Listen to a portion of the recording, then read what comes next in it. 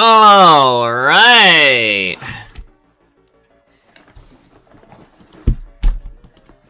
I am here. Neil, what have you sent me? Backrooms director Kane Parsons.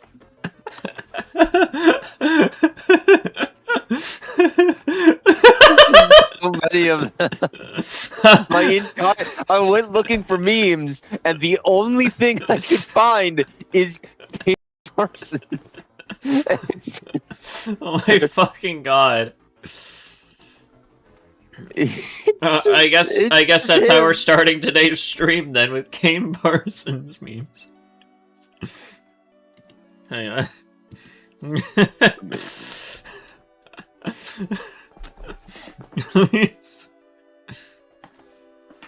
Backrooms director Kane Parsons has suddenly turned red because I can't be placed here, he says. He's 20 years old.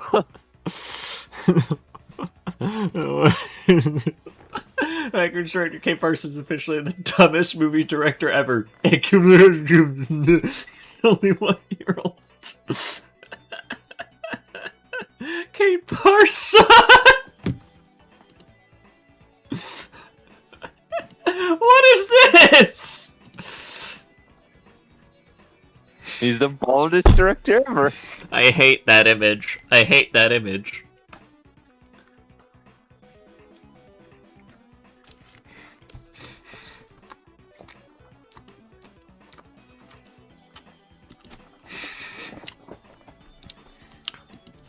Backrooms director Kane Parsons is the hairiest director ever.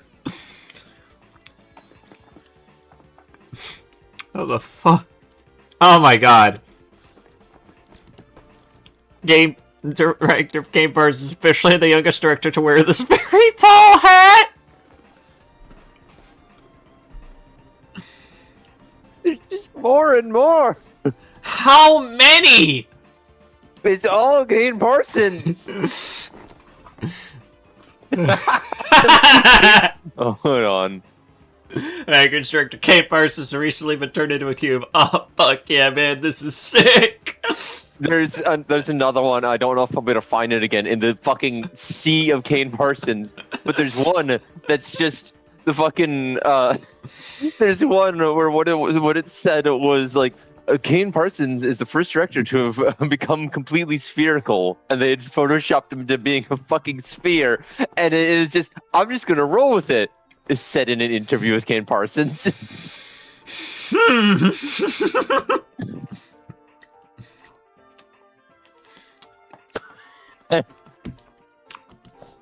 Alright. Yeah. Uh-huh.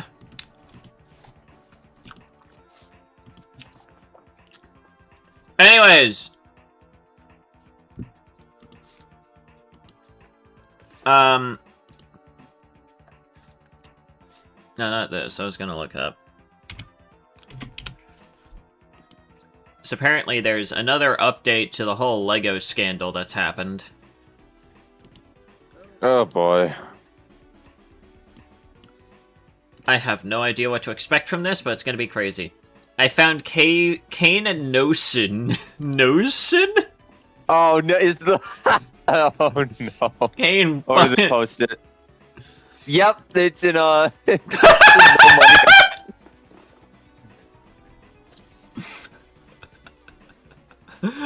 fuck?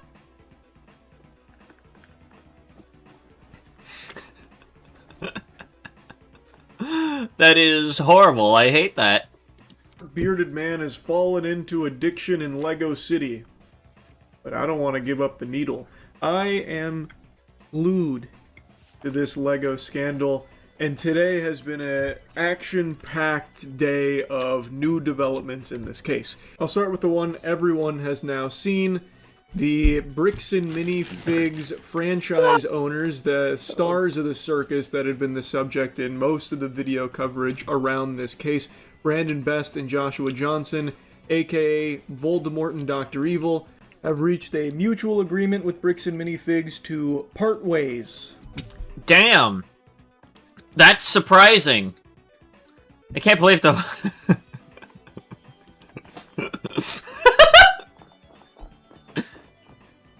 just changed his name to Kaint Pars. That's awful. Oh, I actually do have one thing to say about the bricks and minifigs thing. If I remember correctly, while they have talked about like dropping the lawsuit against the person who actually had their stuff stolen, I don't believe they ever mentioned dropping the lawsuit against Reckless Bet, which is worrying. That is certainly weird. It's either that or it's the other way around. But like people have already pointed out that like they mentioned only one of the lawsuits and not both of them.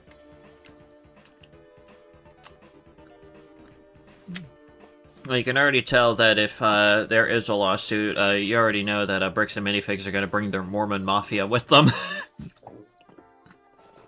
That's the thing. So I don't know if they're all just like around Bricks and Minifigs or just that one store or something. Because I don't know either, but the fact that it took them, but the fact that apparently like two dipshits over here had so much control over the entire thing, and apparently so much pressure is built up to the point where they finally decided, fuck it, we give up, and they've left Bricks and Minifigs is just, I think that's just funny. I don't think they left. Weren't they like cut out of Bricks and Minifigs? The basic said, yeah, you guys have to step down. I mean, I have no idea what it is. We'll just keep going here. They announced the permanent closure of its Salem, Oregon store, the one at the heart of this scandal. They announced this like it's fucking E3, as well as making a mention that there was a mutual agreement reached with the franchise owners of that location, Brandon Best and Joshua Johnson, due to a devastating social media campaign. So they send them out with a sad song on the world's smallest violin. They then immediately speedrun to massaging their sack and trying to put the crosshairs instead on the previous owner. They talk about how there's an investigation that's still... My fucking god. I mean, yeah, they kind of are. What they're doing is they're trying to save face by just throwing the owners of one store under the bus. You'd be like, no, it's all on them. We don't condone this. Then why didn't you stop it earlier? You should have immediately stepped in when you recognized there was a misuse of power. Well, that's the thing. Misusing power is in their middle name. They love doing that. I mean, why else do you think they're perfectly fine with constantly calling the cops on absolutely nothing? They're calling the cops and saying, I'm going to shoot a guy. You need to come arrest him before I shoot him. Yeah, they're perfectly fine with just abusing power. They know that they could get away with anything. Yeah. Which is just fucking gross. depressing. Like, Brandon Worst and Joshua Johnson over here are just, by far, some of the most disgusting and revolting people I think I've ever seen. still ongoing, but their current investigation points to the real bad guys as the previous owners, which are the Gormans. They talk about gross negligence, significant evidence of gross negligence, as well as operational gaps during the transition and subsequent management of document recovery. They then provide a lot of information that they've gathered through their investigation, and some of it does have corroborating evidence that other outside parties are now talking about and providing as well. And I'll get into that in a moment, because it does seem like there was a lot of really convoluted, messy problems here, even before BB and JJ, Brandon Best and Joshua Johnson, got involved here from the top turnbuckle. What I find interesting, though, is that they are immediately going into, it's the previous owners, let's all forget about this. Yes, Brandon and Josh are gone. Okay, we can celebrate, but let's talk about the real villains. When even if Brandon and Joshua weren't immediately responsible for how sloppy everything got off rip, they are responsible for their own behavior. We have oodles of body cams, which I know about the unredacted body cams. I watch those. It definitely doesn't look good for the Bricks and Mini side of things, Bricks and Minifig side of things, but I don't believe I'm actually allowed to show anything or talk about that in depth because I don't know if it's entirely legal how they were obtained. But even outside, I mean, who the fuck cares at this point? Already what the police are doing and what BB and JJ were doing is basically illegal. It's just we're just playing by their rules at this point. Yeah, but unfortunately, since they're also the ones in some kind of power, that does make it so that he still could get repercussions for showing it if it was illegally obtained, which That I'm is going fair. to guess it is, because technically, if they intentionally redacted the police footage, they're trying to not let that stuff get out. I have no clue how he would get the unredacted footage, but yeah, it kind of. Where's the Ultrakill? We'll get to Ultrakill eventually, alright? We got some stuff that I want to talk about and laugh at and, you know, whatnot. We got Ultrakill bricks and minifigures first, and then we can go play Ultrakill. Well, bricks and minifigs, as well as another funny board game related video from the guy that I watched like last week or like the week before. That guy is funny. Side of that, we have the evidence of Brandon and Josh's behavior to Ben on camera and the things that were being said over the phone and how aggressive and vulgar and hostile they were immediately, even upon just a request to try and get this resolved amicably. So again, even if they're not solely responsible for all of the hoopla legally with the consignment and all of that and what was coming from corporate or what was coming from franchisee, they didn't conduct themselves professionally in any way, shape, or form and only served to exacerbate issues. But Johnson, the new owner of this franchise, also claimed that he had the right to that property. Here's the statement that he made to police, quote, "However, due to the claim that Mr. Mansell continues to call the business despite being told not to and encouraging others to do so as well, he does not want to give these items to Mr. Mansell. He added that he also doesn't feel he needs to since the store's inventory became his once he took it over." So he didn't want to give the items to Mansell because of Mansell's phone calls? And why didn't the police order him to return the sets to Mansell immediately? Well, remember, police are bought off by that sweet, sweet Mormon money. I don't think the police would have done shit at all. I guess we'd have to talk to the DA. I wanted to briefly dump that clip from the Legal video in here because I think that is just comical coming from a ghoul like Josh, who is just like the caricature of a Reddit telephone tough guy. He talks all big and strong, puffs out his chest over the phone. "Fuck you, bitch. You stole the Legos. Let's tango. Don't tussle with the muscle." That kind of stuff. Like he's recorded melting down and crashing out multiple times throughout this whole thing. And then he's like, "Oh, well, he hurt my feelings. He kept calling us and that annoyed me, so I'm not giving it back. In fact..." The fact that these are grown men. These are grown men that are acting like this is stunning to me. It's also kind of scary because these are grown men that had positions of power that are, what the fuck is this? Why is Kane Parsons in 8-4? He's the youngest director ever. What does that have to do with anything? No comment.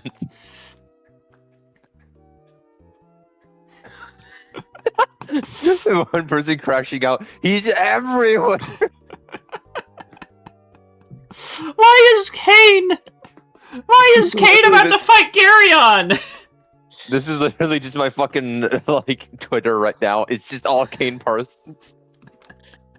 You know, fuck bricks and minifigs for their bullshit. I'm glad that they fucking shut their store down. Yeah, Now we just need the whole of everything in bricks and minifigs to just shut down because I don't trust the entire fucking chain at this point. It took them this long. It took them this long to finally go like, okay, no, we're putting the stop on this. It took them until they lost, like, I think from what I've heard, they've lost, like, one of their, like, main delivery people. A lot of various, like, Lego shops. A lot of various Lego shops from all across the world are clowning on bricks and minifigs for just how poorly they've been handling all of this the entire time. And severing, like, ties with them, too. Yeah, exactly. Ain't nobody want anything to do with bricks and minifigs.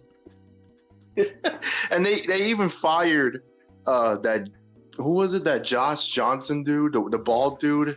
Yeah, Josh Johnson and Brandon Wurst, yeah, those two. I don't even think I need to.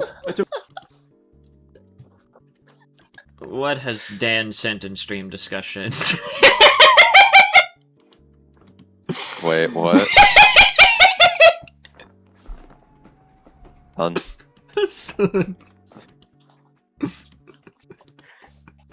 Wait, It might turn up that little big planet.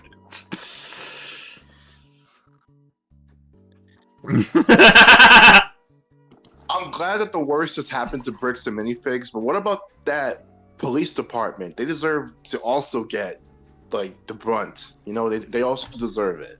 Well, that's the neat part. Police officers never receive repercussions. Well, Yeah, they'll I can't investigate say- themselves I can't and say find they nothing never wrong. do, because there have been, like, rare occasions where there has been.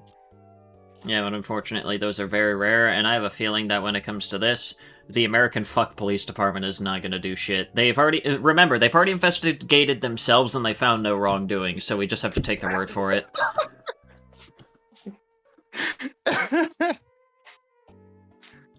Here at the American Fork Police Department, we, our main motto is, trust me, bro. Took over the store, which means everything in it is mine now. Which, in a surprise to absolutely no one, isn't exactly how that God. works. And it's something Legal Eagle goes in depth on towards It the end of just the video didn't about, need to like, go this far. It just did not. It really The didn't messy- have to. All they really needed to do is to either just go along with the fucking consignment or just return the fucking Lego sets. Like, it really cannot have been that much of a blow. Good God.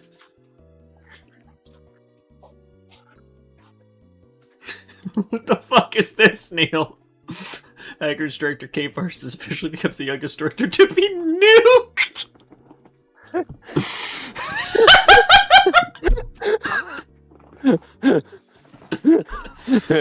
Ow, stop. Ow, this tornado director states. Why is he Also, being shout nuked? out to the person that accessed the database of the police department and Oh released the yeah, footage. I think I talked about that yesterday, the YouTube channel that apparently uploaded all the unredacted body cam footage.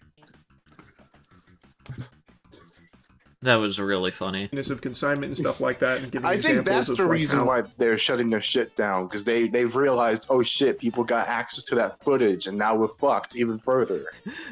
I think it's a combination of a lot of different things. The combination of the unredacted footage coming out, the fact that Patreon effectively came out with a public statement telling Bricks and Minifigs to go and fuck themselves sideways with a Lego cactus, and of course, you know, the fact that basically every single thing has been going wrong for them, and the fact that they've also been hit with exactly the same exact shit that John Johnson has been doing the entire thing, where he's just been constantly trying to, you know, dodge and weave being served court papers. You know, now that same thing is happening to him, and he's just like, no, you can't just do that, you can't use my own trick against me, what is this?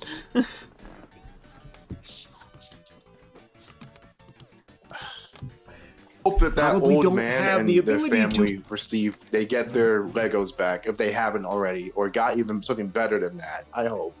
I hope so, They too. mentioned that like some of the Legos just aren't there anymore, but I don't know how true that is because that was back when like they were trying to cover this shit up. So I wouldn't be No, I got no surprised if Brandon Wurst and John Johnson decide to split up the Lego sets and are now hoarding them at their little houses. yeah, but they did also mention that they're either going to get compensation for the sets lost or the Lego sets back, and they did. If I remember correctly, in their statement, they basically said any of the fucking sets in the store, you guys can just fucking have them at this point, because like, was it only the Star Wars sets or what? Oh, it was I- mainly Star Wars sets, if I remember correctly, but honestly, I don't believe that they're ever going to actually, you know, deliver on that. I'm pretty sure, you know, the family is going to come by, ask for those Lego sets, and they're just going to get a nice middle finger because these jackasses literally have no soul in their entire body. That and also Corporate greed. This was all corporate greed. That's what this could be boiled down to. Corporate greed Yeah, and also- blatant police corruption. I know for a fact that Bricks and Minifigs knows just how much some of these sets are worth, because Oh, they knew. a lot of these old Star Wars sets are not worth the same as the newer Star Wars sets. Like, if I There's remember actual correctly, the liberty full behind them, and- collection that was given to that Bricks and Minifig store was like $200,000 worth. Yeah, because a lot of these sets have been completely discontinued. You can't find them anymore. That leads to their price being inflated, and like a Star Wars set from now is not going to be the same as a Star Wars set that was back in the Yeah, Oh, exactly. it'd be like 1990s. Forever ago. To just not give that back. What's really fucked up in this whole but- situation is the perspective of bricks and minifigs compared to the perspective of the old guy and his family. They viewed that shit as like their life savings, their something important to them, something that should be preserved. These assholes just thought we can make money off of this and profit off of it. Who cares if it's from a dying man that we stole it from? I mean, that's just corporations in general. Bricks and Minifigs is just the most outspoken one about it at this point.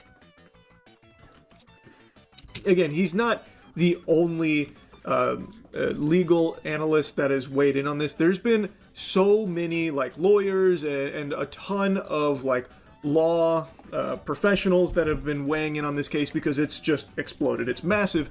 And what's so interesting is how there is so many differing opinions and perspectives from lawyers and experts in law across not just YouTube, but on other I'm glad that the outlets police as corruption well. was blown There is, wide like, open. no Because consensus. that doesn't get discussed that often. And it needs to be discussed a lot more. Oh yeah, agreed. Honestly, I'm just kind of... I just kind of find it funny that you can technically say that Legos helped to expose insane police corruption in Utah, and that would technically be correct. I just can't. I can't Star believe Wars Legos helped to expose police corruption. Legos of all things. It's all fucking Legos, and it ended up exposing effectively a Mormon mafia that exists over there in Utah. This sounds like a South Park episode, just in the works. Well, you know what they say about reality and fiction, right? you know what they say about that, right? It often is quite strange.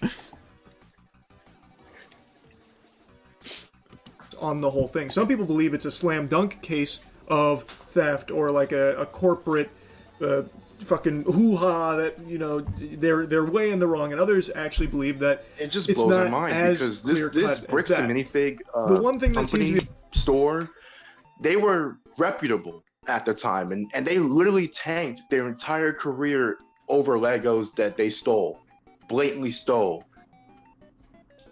They've tanked the entire company because the company itself They didn't has even... already started like losing like people that were the people who are working alongside them who are partnered with their business have essentially started saying, yeah, we don't really want anything to do with this. Yeah. So this company is that's probably the main reason that like they've essentially just fired the people behind this one store, because they've basically just said like we're going to lose too much fucking money. We gotta like essentially toss this one location under the bus or we are fucked.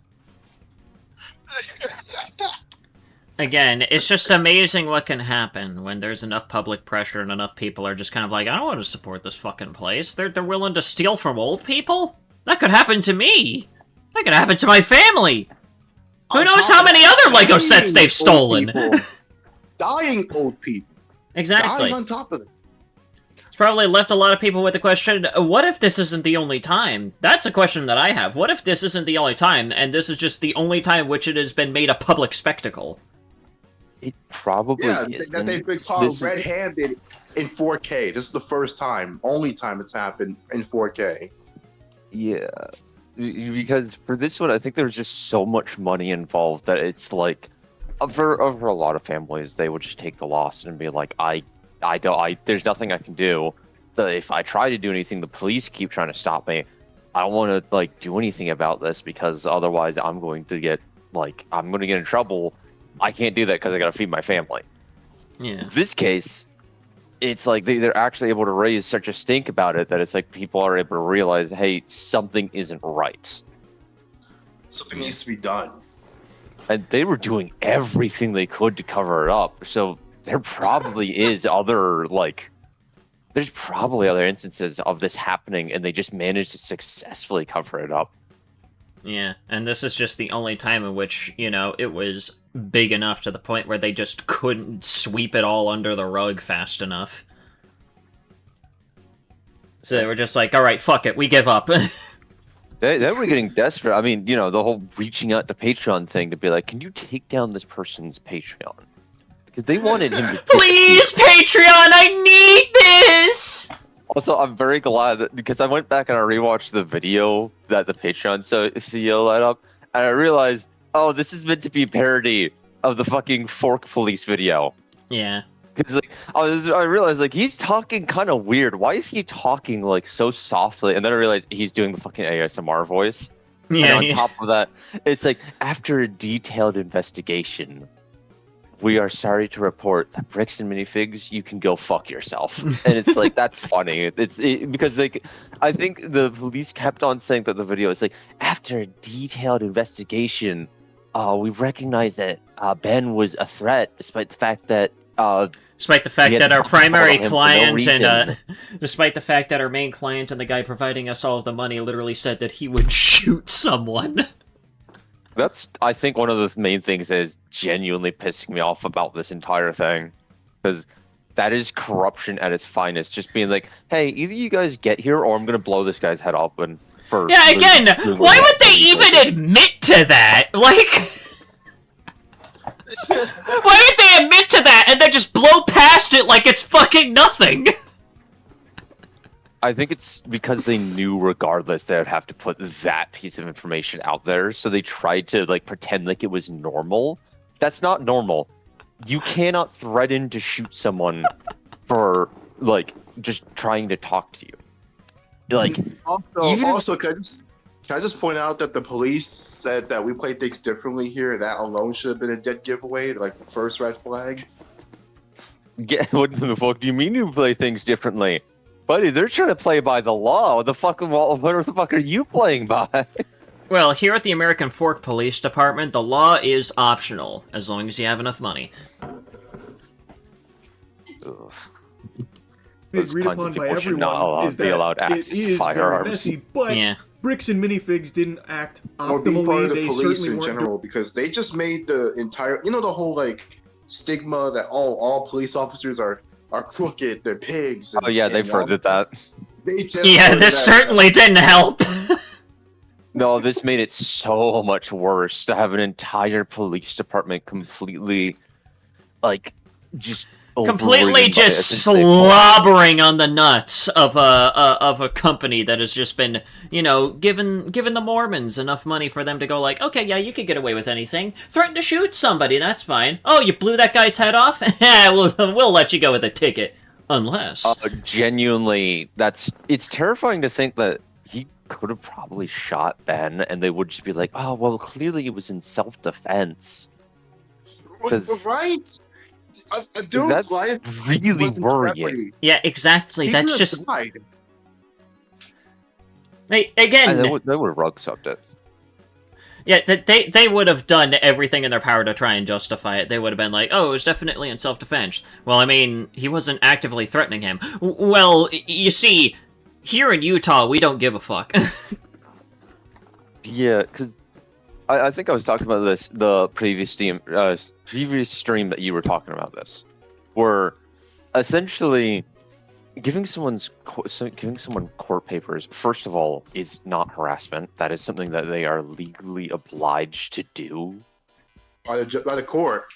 Yeah, Exactly. and on top of that, first of all, harassment is something that is like repeated. It's and like it's unwanted like interactions.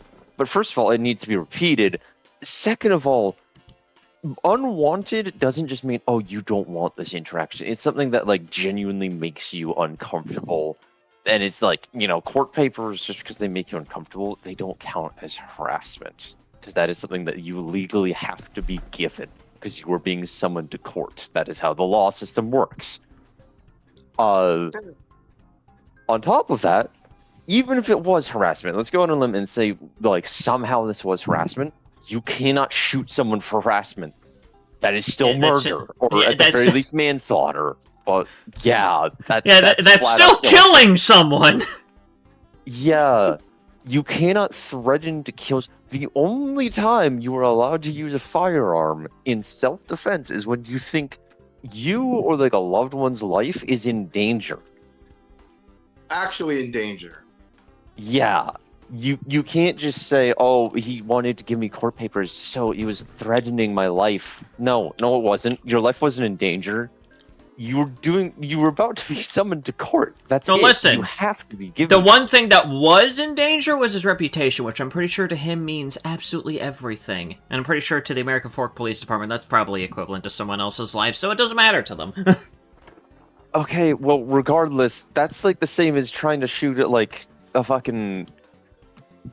Fuck! I don't want to make that fucking equivalent anymore because I was about to say that's like the same as like trying to shoot at like police officers or trying to arrest you and drag you to jail. And now I'm realizing like, well, we're now seeing that like police officers are willing to drag people to jail over something that is completely untrue because they've been given money. Yeah. So that's actually. Oh. I mean, that is So something that's that the really police would anymore. do. Yeah. Doing the best here, especially not the franchisees, Brandon Best and Joshua Johnson. So even if there is like some convoluted legalese that makes it a little trickier, ultimately I still think all this nobody could have been handled prevented it so perfectly, easily had he not which has stolen made it become anything that such didn't a belong to nuclear him. Could have just bomb left of it drama. be. Could have just let it go. You know. Could have just gone their merry way. Yeah, if they had just done their fucking jobs, they would have been fine. If they just hadn't been an asshole, they would have been okay. None of this would have happened. Their corruption would have never been uncovered because the police wouldn't be after these people because there wouldn't be a huge stink about this. But no, they went and did this, and what do you know? They're What do you finally know? getting some fucking repercussions. And what do you know? We're also watching the exposure of a whole bunch of police corruption, as well as the downfall of an entire company, all in real time. How amazing. Now, there has been a lot of new information, like I mentioned, and a big piece of that is calling into question the actual value of the Legos from the very beginning.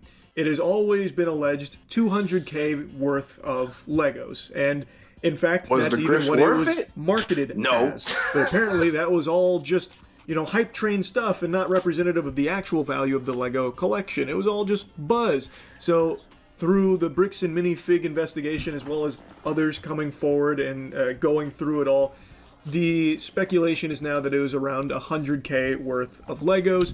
That's still quite a bit! That's still a pretty big chunk of money to be throwing away a company over. Also, a bunch of law tubers have been covering up this situation like crazy. I've been seeing. I mean, so Charlie much was stuff. just talking about that, so yeah, I'm already aware. Also, shout out to that one law tuber who helped Reckless Ben out and interviewed him. Yeah. In that of the remaining Legos that hadn't been sold already, it was as low as 6,200. Oh yeah, there was a law tuber but that interviewed Ben. I wouldn't know. I've been kind of keeping up with this, but not like as diligently as Stella's been. No, Yeah. this I situation, just said. this situation has been fascinating to me.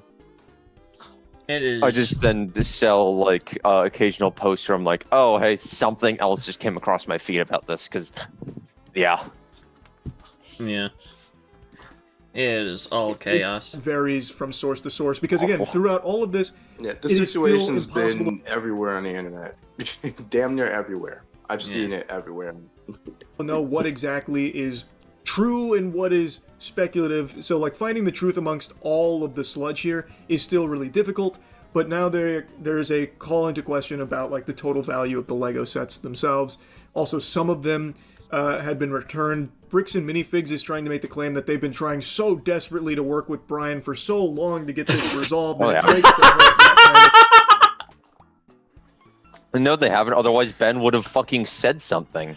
No, the one thing that they've been working hard at is paying off the police! Fuck!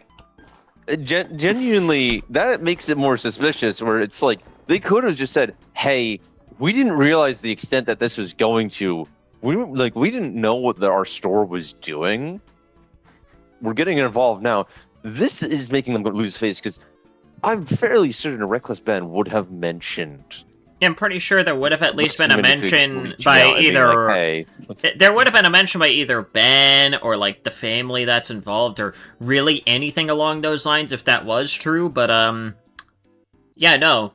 We haven't heard anything about that. So, I don't know what the fuck Bricks and Minifigs is talking about here, other than what's coming out of their ass. I think they're just lying. I think they're lying to save face or try to. I mean, they're doing everything they can to toss this one store under the bus, because doing so makes it so that they can hopefully save their company. Well, hopefully to them, I could care less of a shit. I could give less of a shit if their company manages to survive. But by God, I hope it doesn't. I hope it doesn't either. It doesn't deserve to live anymore. I honestly couldn't care less if No. any of the other higher-ups are supposedly good people. No. No one within Bricks and Minifigs, especially the higher-ups franchisees, they all gotta go. They all gotta go. They all knew. I'm gonna be honest. They They knew. all had to have known, because, again, they already made a previous public statement that nobody was buying before, and now they're making this new one where they're just suddenly going like, alright, we've taken way too much of a reputational hit. Quick, drop these two like hot rocks! oh, wait, hold on. What was the previous public statement they made? The previous public statement was, like, during the, earlier days of the entire situation when it kind of, like, first broke out. Bricks and Minifigs came out and basically made an entire, like, announcement on their main page, basically saying, none of what you guys are hearing online is even true, and you guys are only getting one side of the story. So clearly, you guys are all wrong and we're the ones that are actually in the right. Oh, that came from like the. Oh, I thought that came just from the one store. Oh no. Nope. Those No, that came from Bricks and Minifigs themselves. Yeah. Oh yeah, then 100% they knew. They're completely trying to change their narrative and just say, okay, if they're going from hey, you guys are only getting one side of the story to realizing, oh shit, our corruption's been uncovered. Oh, quickly, just like toss the one store under the bus and make it seem like they're the ones for everything. Yeah, no, They oh, knew. This is worrying because that also means that probably sort of stuff happens in just about any of their stores, and probably not just Again, this like one. like we mentioned earlier, this probably isn't a one-time thing. They've probably done It something isn't. similar before. Well, I know it wasn't a one-time thing, but I didn't know if it was a one location thing, because I know that paying off the police has got to be fucking difficult. Oh, so I guess I won't fucking know. Well, I mean, this is Utah. They're some bumfuck nowhere state that's mostly populated by Mormons, so I mean, like... Yeah, but you'd think we'd be hearing more about this if they're not able to pay off the police in other areas, because probably they would get the police called on them. And Yeah. yeah, but makes you wonder if they're using different tactics in different areas, or what. Because I doubt that this is a one-time thing. Yeah. And considering that this seems to be an like issue with corruption, the higher ups, it likely happens just about anywhere, and not just in Utah. Like, this has to be a thing that spans the entire corporation of Bricks and Minifigs, not just this one Salem location. The thing. When on camera, you can watch the CEO Ammon, who just did an interview, by the way, that I want to show you some clips Steal from. from old Just dying, outright old refusing to decrepit, even almost engage deceased with people. Ben about it, or even entertaining the idea of trying to get things solved, instead wanting to go scorched earth off rip, rolling up his sleeves like, okay, let's get after it then. And now all of a sudden he's, you know, the Zen master. You know, I he's just realized fucking... this Bricks and Minifigs is like the supreme of the Lego community. I mean, I wouldn't fucking know. Probably because I'm not really too deep into, like, the whole Lego stuff, but, like, the fact that this is just another instance of, like, oh, this is the first time I'm hearing about these guys, and they're corrupt. It's like, these are supposedly massive guys that everyone knows about. I've never fucking heard of them. First time I'm hearing about them is them paying off the fucking police to basically arrest someone looking into their blatant corruption. So, I mean, like, fuck them, I don't care. trying to find the one Impression of this picture. company is that they're corrupt. I'm trying to find that one picture of the fucking that Reckless Ben made of like he took their logo and then just put "We steal from old people" over it. I'm trying to find that. I can't. I can Yeah, and find especially one, but like it's just a his, picture. I still remember the one from when he was responding to like the American Fuck Police Department's public statement where he put that over the main seal of the police department, which I think was really funny. Oh. Hold on. Fine. This one better. That one's better. That one that I just sent you. Alright, hang on, let me... That is not what I wanted to do there, Discord. There it is. There it is. We steal from old people. Hey. No, it should be we defile old people's life savings. Like that. Wait, what is this? What?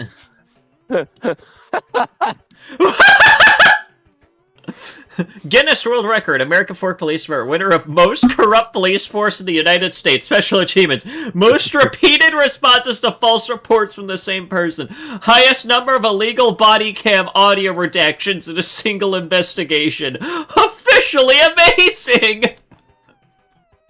That's fucking great. I was not expecting that. Okay, that's funny. That's funny. Peace on earth, why can't we all be friends kind of guy. Like, so he's really changed his tune now, even though on camera before all of this blew up, he was really adamant Of all about, things to expose police guess we're gonna have to go corruption. to, Legos, have a fight about it. Legos Yeah. did So it. now all of a sudden, Bricks and Legos. Minifigs is like, we just want to help, we want to make them whole. When all the evidence points to the contrary for the longest time. And another big piece of this is still about consignment. That has been what the huge part has been for a long time. I'll get to that in a moment, but another thing is about, like, the Gormans, because another thing that's come out is that Crystal had actually had some of Brian's father's Legos at her house, not at the store, which is pretty odd. There was also multiple bookkeeping, which made things even more shady and weird. So there was already a lot of moving pieces here. Now they're also saying that Brian wasn't Ransacking coffers since 2003?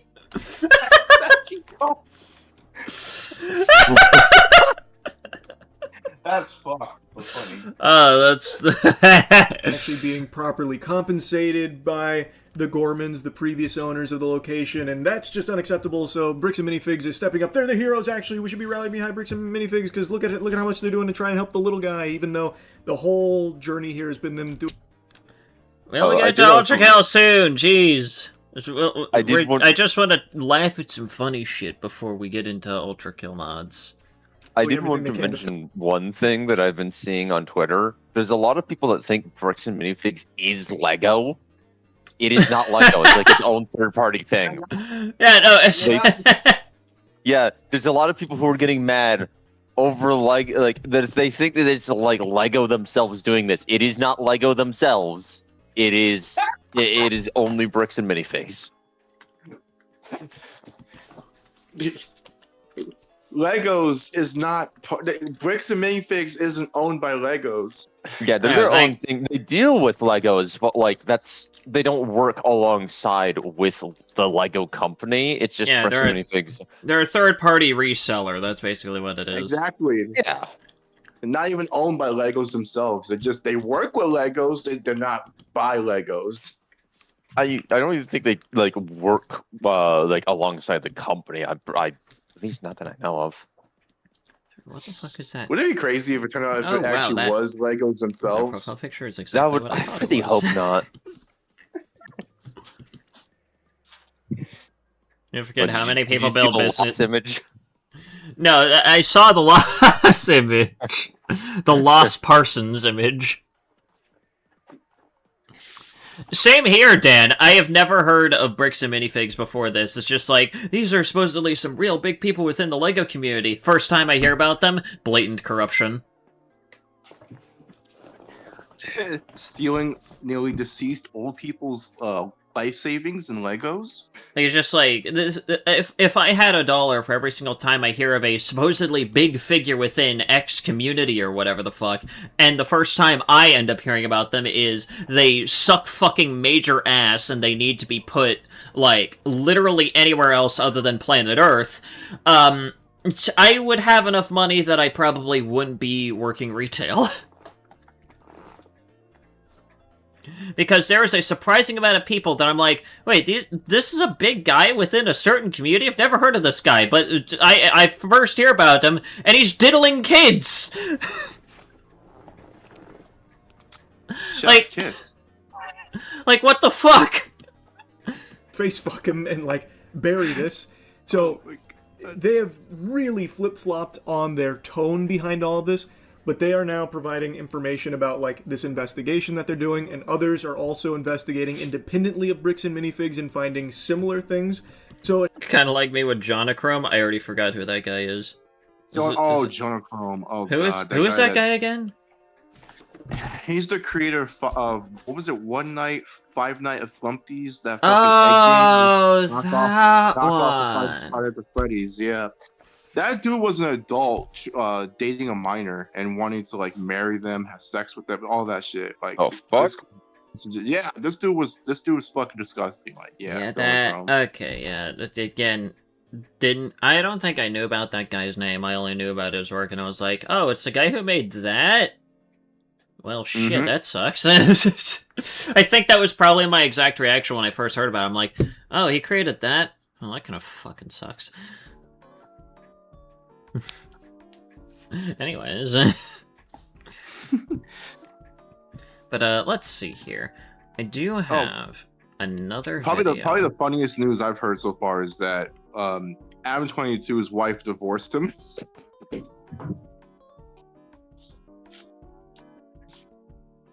But let's see here. I do have another video. A bit of a sillier one, a bit of a lighthearted one. No, not that one. Not that one either. How far do I have to scroll down to find what it is I'm looking for?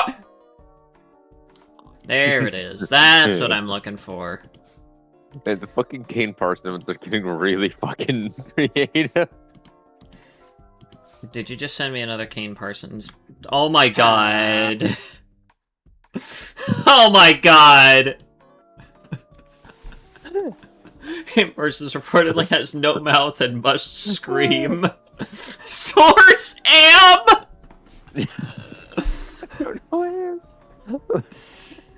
16 Kane Parsons, in quotation marks, hi. I love this response here. It's just like, background director Kane Parsons says his dream is to make a film adaptation of Portal. He's looking into if it's possible with a lot of curiosity. Kane Parsons reportedly has no mouth and must scream.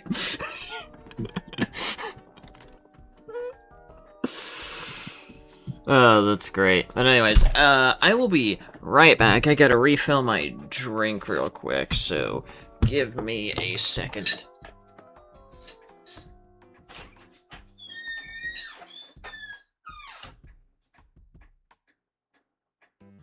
Purple purposes. Yeah, his favorite detail about directing purple rooms. Yeah, no, it's gotta be the part where we made everything purple. It was fucking awesome.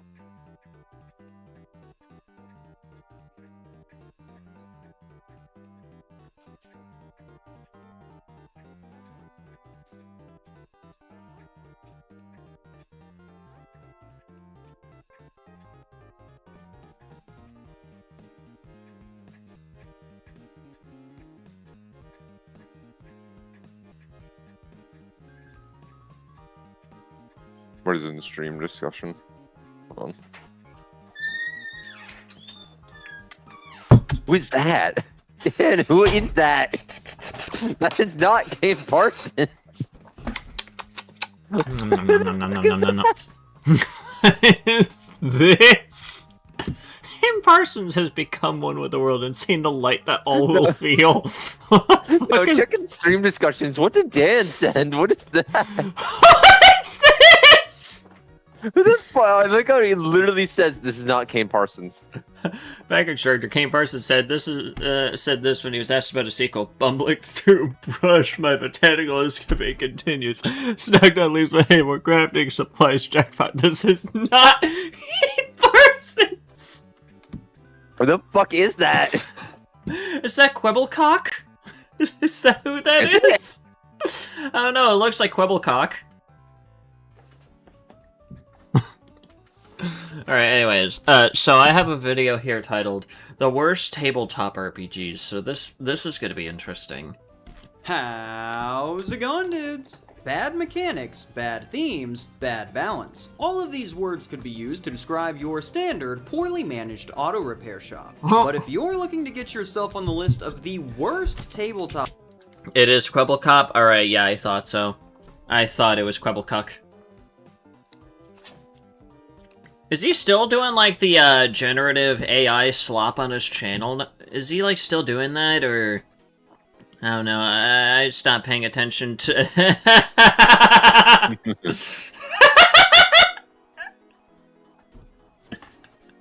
Director K. Parsons, wait, that's not him, that's just a fox. Oh!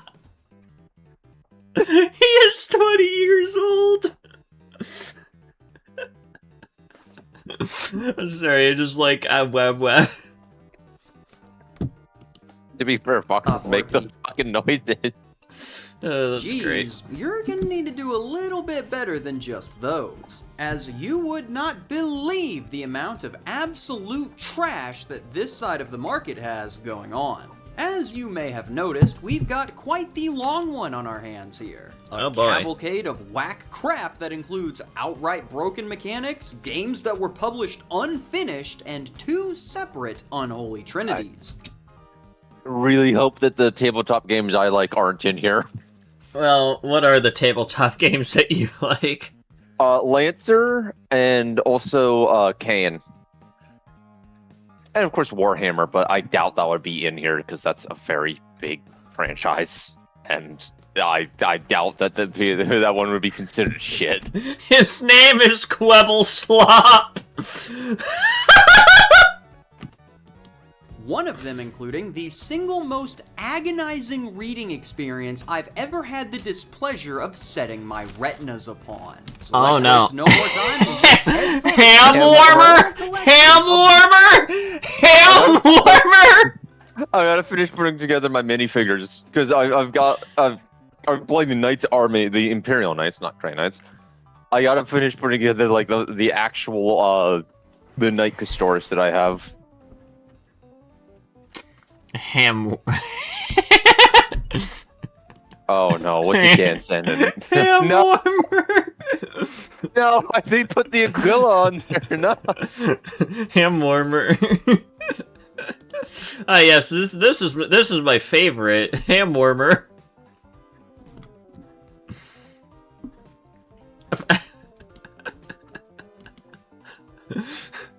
Records Director Kate Parsons has stated he is currently fighting the Great Papyrus. I am blue.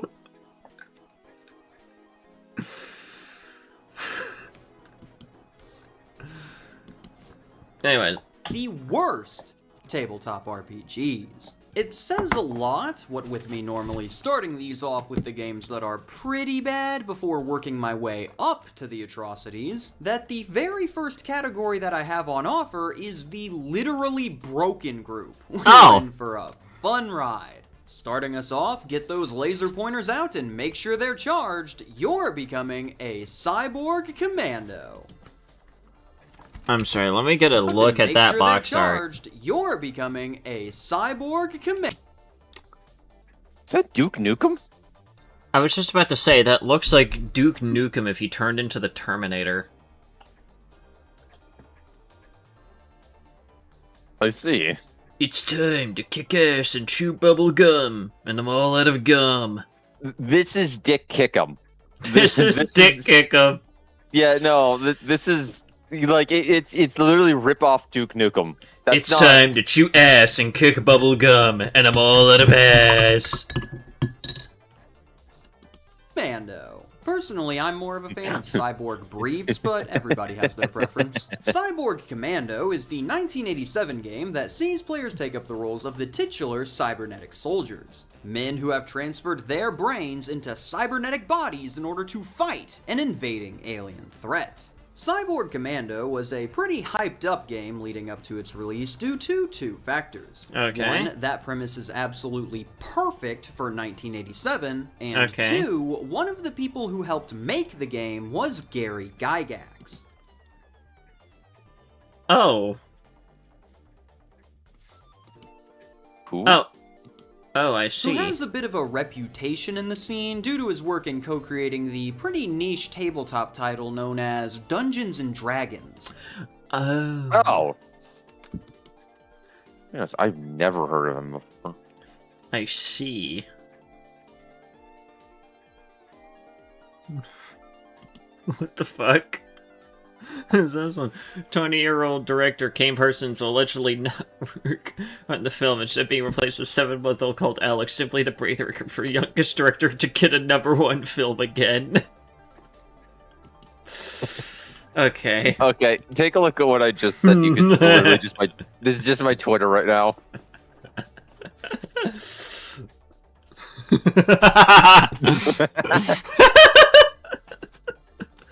It's such a breath of air between thousands of Kane Parsons. Snane Starson. Snane? Snane Starson. Snane? Yeah, it's Snane Starson. He's a fucking snail. That's awful. This bad boy's got a lot going for it, and with such stellar reviews as Cyborg Commando isn't the worst game written, and this is a product that should be held up to designers as a lesson in how not to write a game, there's a lot of potential here. Oh yeah, that is, those some glowing reviews right there.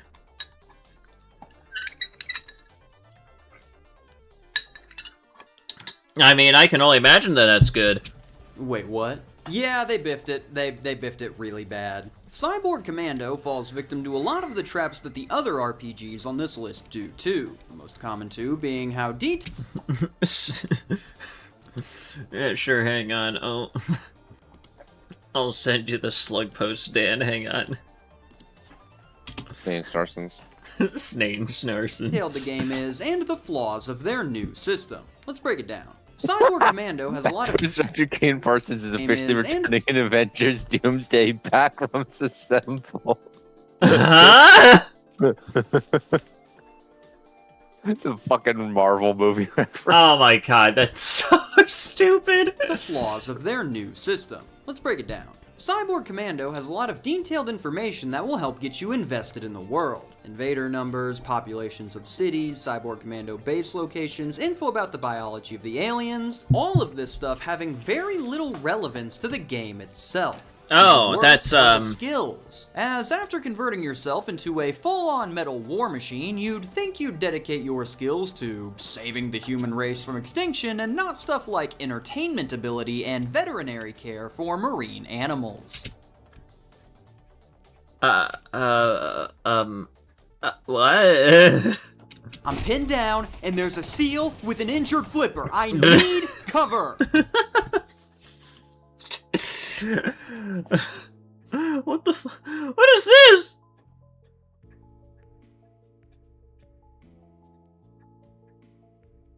There's what? Wait. Huh? Bank instructor Kane Parsons has successfully achieved mitosis. There's 4 of me now. This person saved 4 different images of Kane fucking Parsons. Their fucking profile picture is Kane Parsons!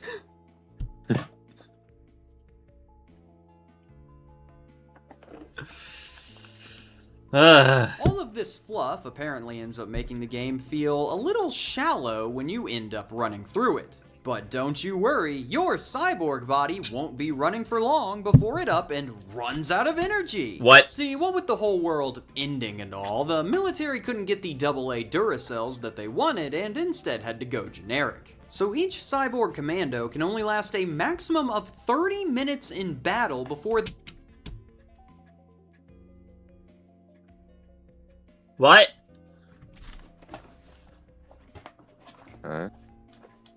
Cyborg commandos only lasting 30 minutes in battle. That's it. That doesn't sound annoying at all. Damn, so they got the lifespan of like a fucking 40k guardsman. Nice. Shocking news today is LeBron was caught trying to parry with the knuckle blaster. They run out of juice. This is not a great time, what with the globe-spanning war going on, but it gets even worse if the Borgs use their main weapon, a laser that shoots out of their fingers. Every shot uses some of your battery life, and it is your main form of attack. Oh! If you decide to shoot your laser once every round, as you would expect to do, you are going to be powering down in less than 5 minutes. Fucking what now? Yeah, that's very annoying. And you're telling me John D&D himself helped co-write this? And didn't see the problems?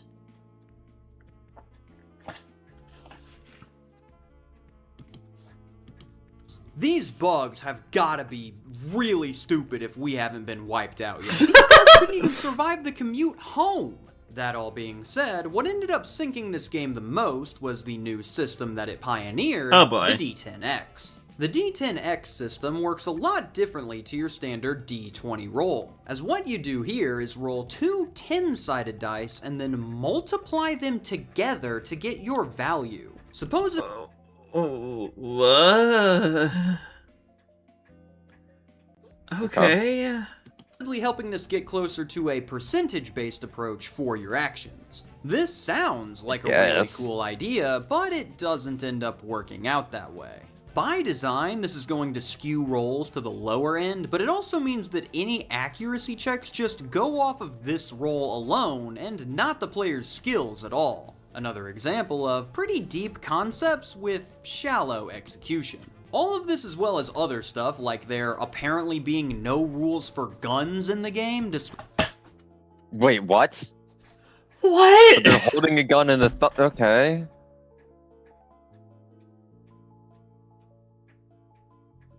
What were they thinking? What is this, Neil? Oh, I said ignore that one. Why did you send me this?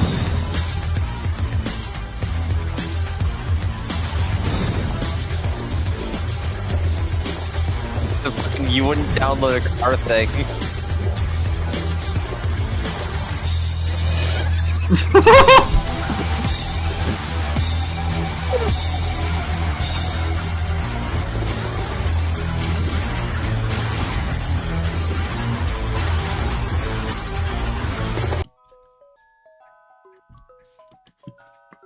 Fucking doofuses. Pop. I don't think there's a brain in there. There's I nothing don't going care. on They're up there. horrible. There's nothing going on up there. despite, you know, the cover, led to this game getting Yeah. pretty poor reception overall. And while 2 more sets were planned to be released, those never ended up seeing the light of day. Yeah, and the company would I go can on only to imagine. But at the very least, Cyborg Commando was able to get some praise as people saw the D10X system as a really cool idea that just didn't end up panning out. And if you're getting any praise among this crowd, then that's a big accomplishment. That stuff is in short supply here. Case in point, our next game. Wander the post-apocalypse and try to survive your journey on Dead Earth. This cover is, that is. It's still not worse than the last. Certainly. Wait, why does the radioactive symbol look like it's like on a ball? Like it's not just like a circle. It's like Why, it's like trying to make. It why, look like why is the 3D. radiation symbol on a sphere? Fuck? Is it the demon core? The fuck is it? I don't know. What in the Fallout ripoff? Oh god. A game so messed up by radiation that the first letter isn't even capitalized. Ugh. Dead Earth is the 2000 RPG that tasks players with attempting to survive in a brutally realistic wasteland setting. The game is meant to be hard, but simple. As it states, Okay. "If it seems too easy to die in Dead Earth, That's because it is.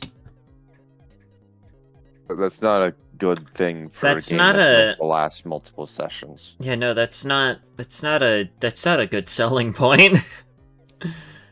Matter of fact, it makes me want to play it less. A game being annoying to play just for the sake of like, oh, it's realistic. Okay, I don't. That's not the point of a fantasy game.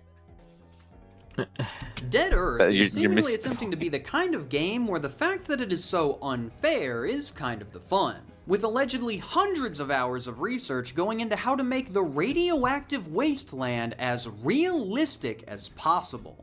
Oh, by the way, if you absorb enough radiation, you can literally fight death in order to save someone's soul. What? Fucking what now? I second that statement. What? Hang on, that can't be right. Absorb enough radiation, you can literally fight death in order to save someone's soul. Realistic game, right? I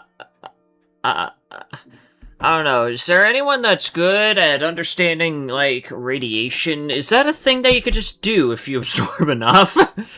Hold on, I'll go give it a try. I'll be right back. If No!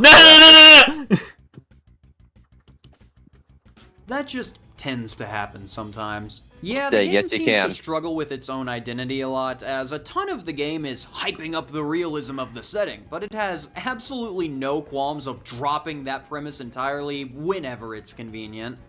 It ends up being convenient quite a lot. For instance, the combat of Dead Earth allows you to attack one of a person's 18 individual body parts, Oh which my all God. come with their own varying levels of hit points. After all, hundreds of hours of research has come to the conclusion that your head is going to be able to take a lot less punishment than your chest. However, Okay, sorry, just witnessing him getting bapped over the head is funny. your head is going to be able to take a lot less punishment than your chest. However, the game does not include any type of penalties for going for one body part over another. So Oh. you are equally as likely to hit someone in the neck with an attack as you are to hit them in the chest. And Oh, yeah, huh? That- So it's like it's trying to be like the VAT system, but it doesn't actually do a good job of it because there's not different percentages for hitting different body part. Yeah, I guess. So there's no incentive to go for anything other than just the head. Yeah, how do you fuck it up that badly? Dyson Logos points out in his rundown of the game, the damage of a sword is enough that the average human with a strength of 1 will automatically kill someone with a sword blow to the neck. To be fair, I think I would also die if a sword struck me in the neck, but I didn't know it would be that easy. So the realism has already tanked the balancing, but don't you worry, as there's a lot more realism to— Hold on, let me. The fuck? Wait. In a flash balance. Every time you enter an intense situation, roll a d6. On 1 or 6, your character is compelled to noisily. Okay.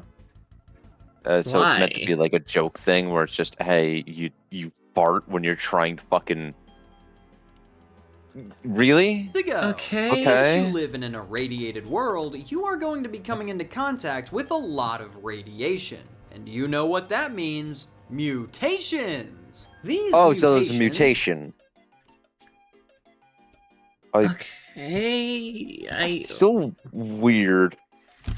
as well as the more science fiction parts of the game, are all Fish. based around real scientific data. Oh, And yeah, pop up sure, both alright, when let's see creating how your realistic it character, is. Or if you manage to come into contact with a particularly large dose. There are 1,000 possible mutations that can pop up when this happens. So Oh, I'm gonna boy. read off a few of my favorites, and any radiation specialists in the audience, be sure to chime in with how perfectly spot on they are. 15 Sloth. The radiation makes you both lazy and pathetic. Oh, the radiation did that? 70, Gamma Knife. Allows you to shoot a burst of radiation from your hands. That's,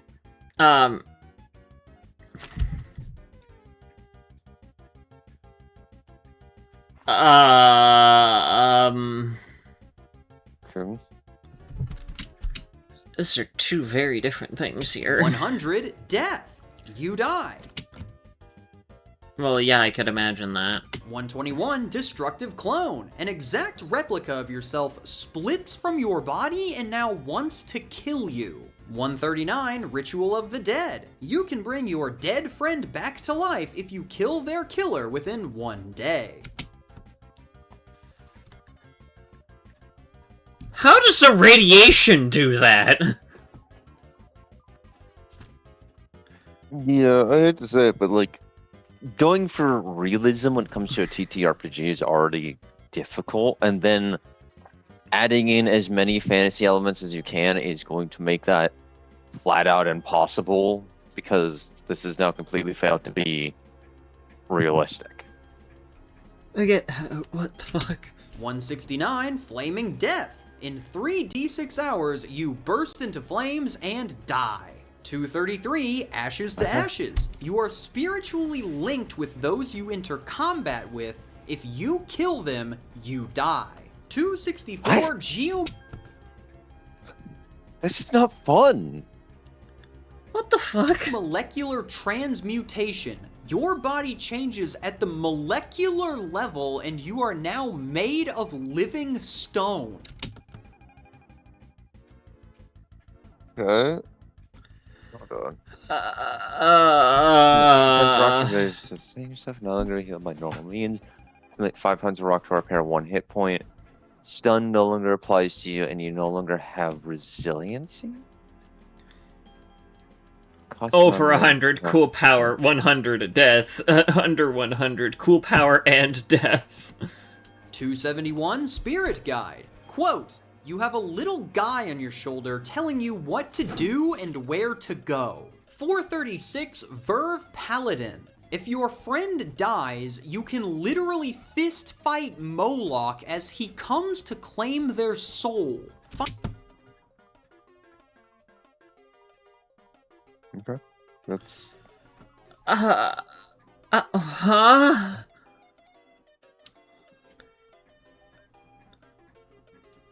How does that even... Okay. 536 Embryo. You start aging in reverse like gosh dang Benjamin Button.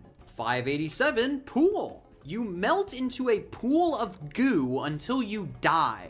735 Zero. Nothing. 822 Empty. This means there is nothing. 823 Not. Nothing. 824 Not. Another spelling of nothing. 825 Nix. This means nothing also. 826 Perish. You die.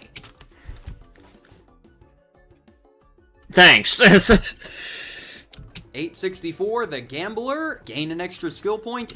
Okay.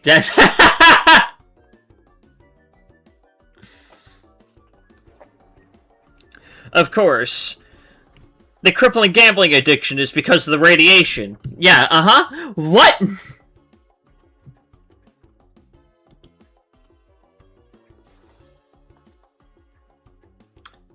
Hey, Neil, you said you were looking for the spherical Kane Parsons? Oh, there it is.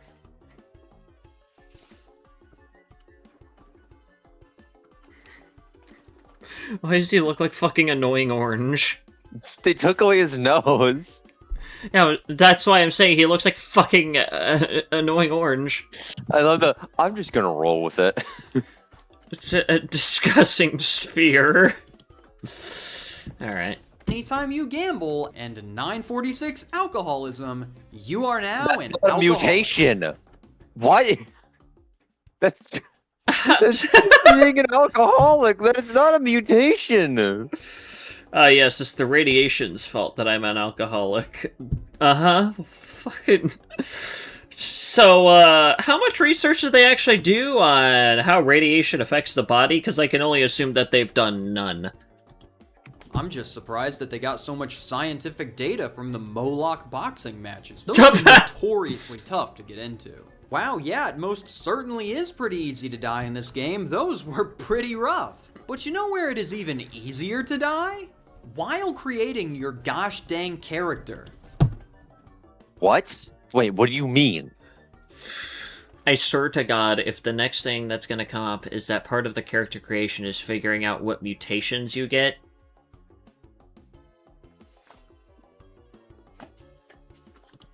When determining your character's age, you will also be determining how many radiations they start the game out with that number being able to go as high as 24.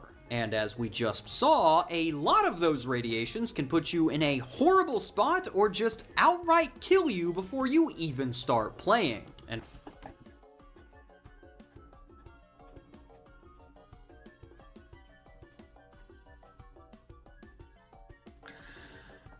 Oh.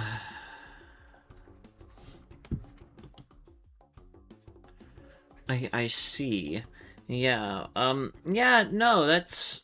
And what's even worse, this game is one with a character cap.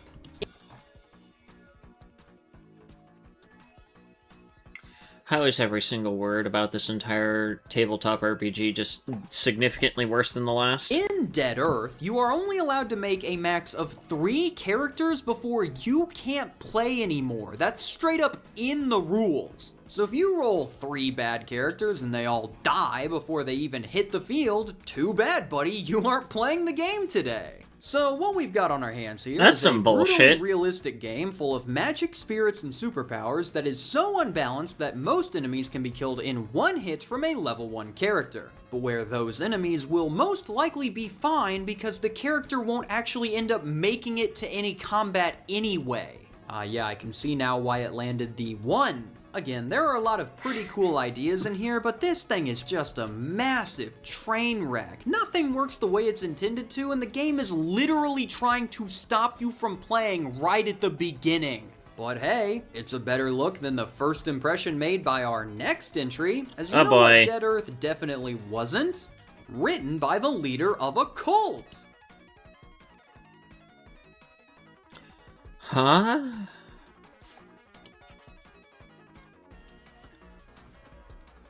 I'm sorry? Empire of Satanis. Yes, we are on game number 3, and we've already reached the cult entries. That has got to be a new record. Empire of Satanis is the 2005 RPG created by Vinger Satanis, or Derek if you want to be less cool, who is the founder of the Cult of Cthulhu, a belief centered. Every single sentence so far has been a hard left, and I don't know how to handle that. That revolves around Cthulhu, demonic power, magic of some form, and probably a couple of other things tossed in there for good measure. We know that there is at least a little bit of magic involved somewhere in the system because after the game got torn apart by reviewers, he went into the forums of the site and tried to place an actual, I kid you not, curse on them.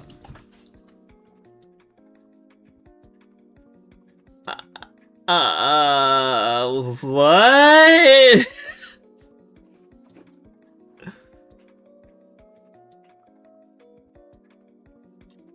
A curse.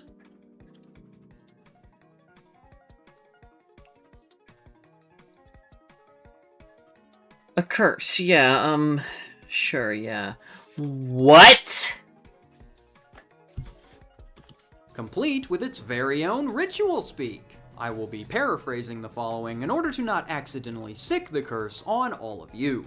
Master of the Abyss, I open the unknowable doorways and touch the violet flame, drink the revitalizing blood, and break the skulls of those who cross him or his brothers. From this night forth, you will be plagued by self-doubt, weakness, failure, hopelessness, hunger, pain, loss, insecurity, and envy. Nothing can save you, and no one will come to your aid. All who have befriended you will now desert you in your hour of need. In the name of the Ancient Ones, I curse those who tear down Empire of Satanis.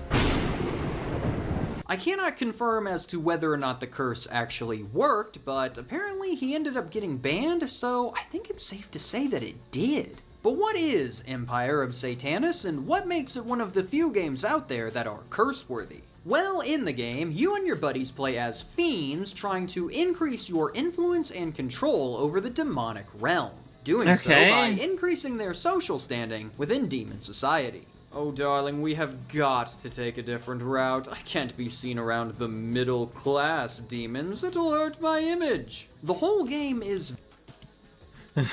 Oh, my game is bad. I summon an atom and split the atom in half. very strangely organized, both in terms of the layout of the pages and the game itself. As I don't think I've seen a game where your level of social standing determines the amount of spells you can cast? What? Also, there's an entire subset of magic called Candyland magic, which must be just the most vile and heinous spells you've ever laid your eyes on. War crime material there. The major system that Empire of Satanis uses for its skill checks is a dice pool system, where based on your stats, you will get to roll a certain number of 6-sided dice and take the best 2 dice from that group. A little Okay, that just sounds confusing. bonus though, if you roll a 6, then you get to re-roll that die and add that new number to the total as well. This is actually a really cool mechanic, and I love it when games let you do this. Another major mechanic is what I refer to as the switcheroo. Whenever entering a new scene for the first time, you, the player, can request a major change be made to the direction of the story. You then roll 1 6-sided die, and if it lands on a 6, then that story change is now canon, and you become the new DM. That's, okay then. That sounds like the opposite of fun, actually.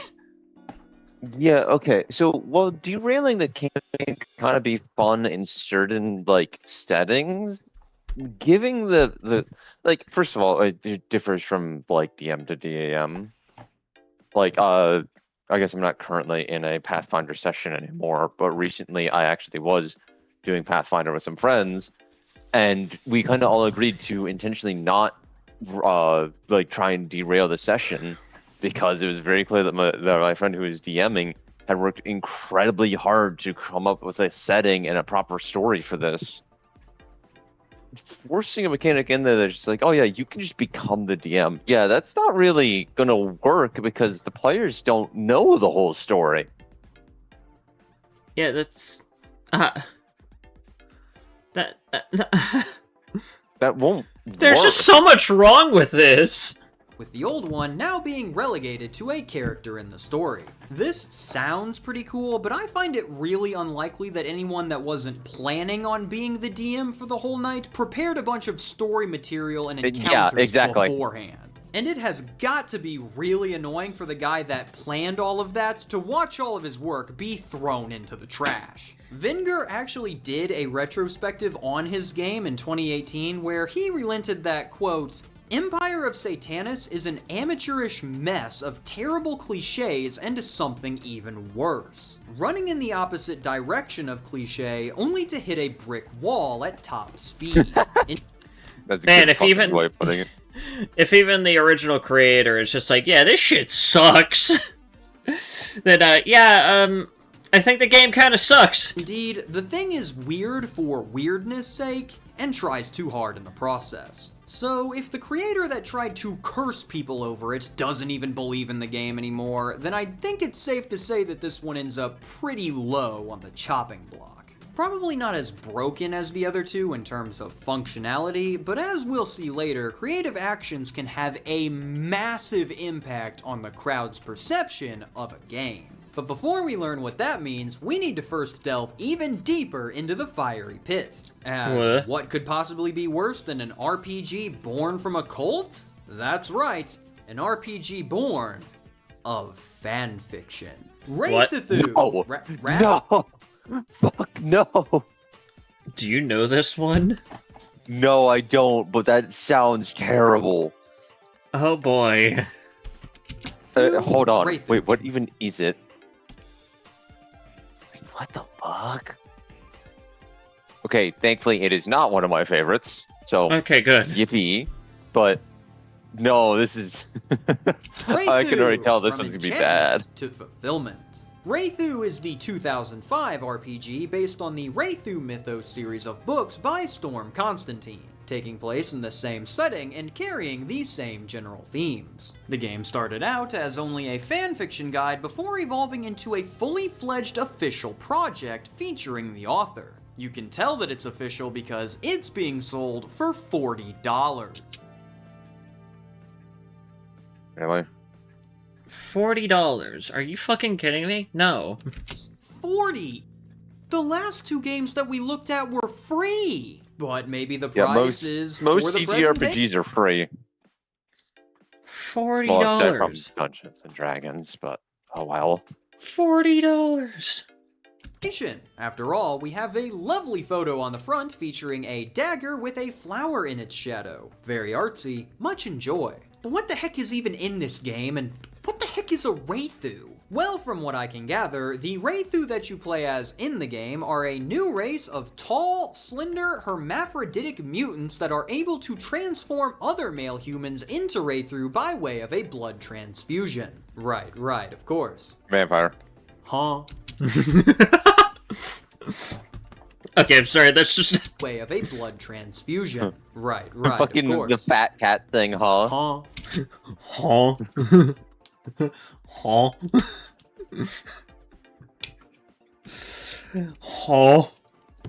This setting video, an I will entire Tell what I can about like Lancer and Kane, because those two actually are really cool, but like nobody knows about them because they're very small little TTRPGs and they're not for everyone because they actually focus more on the combat aspect instead of the RP aspect. I But see.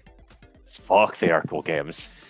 process is conveyed in the prologue story when a nerd character is bullied by some jocks until one of these hair metal looking morons kills all of the jocks and then turns the nerd into one of these Wraithu, where I think he then hooks up with his old best friend who was also turned into one a couple weeks ago. Right, of course.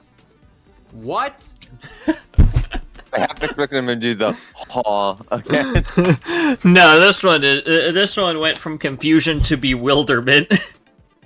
Basically what is going blame on 'em. here is that humanity is in decline and the Wraithu are slowly taking over. And instead of playing as the humans fighting against the threat, you are playing as the Wraithu trying to finish off the last of the humans. What? Also, the Wraithu are super special awesome and like the humans totally don't even stand a chance. Also, the Wraithu are constantly hooking up with each other because they totally don't mess with any commitments. Also, the Wraithu are like so much more advanced even though they live in tribes and huts. Aren't these guys super cool? You know, for how awesome the Wraithu are and how much cooler they are than these stupid little idiot humans, they're kind of extremely unlikable. They're rude to each other, they're extremely flippant, they don't care about anything, they're lazy, they're annoying. Why in the world would I want to roleplay as one of these things? I mean, for real, do you want to try and guess one of the Wraithu's biggest weaknesses? Nihilism.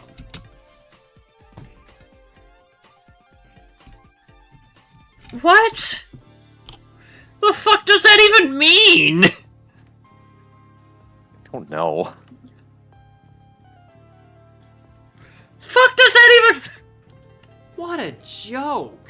This is a group of beings that is actively trying to exterminate the human race worldwide. How did you make them so lame? The game itself is nothing special. It's your standard D20 system that bases actions off of stats. But there is one interesting part, which is for some reason the amount of magic that you can have is directly tied to how much you weigh. But since okay. all Wraithu are very slender by their nature, your total magical power is going to be determined by how tall you are. Huh?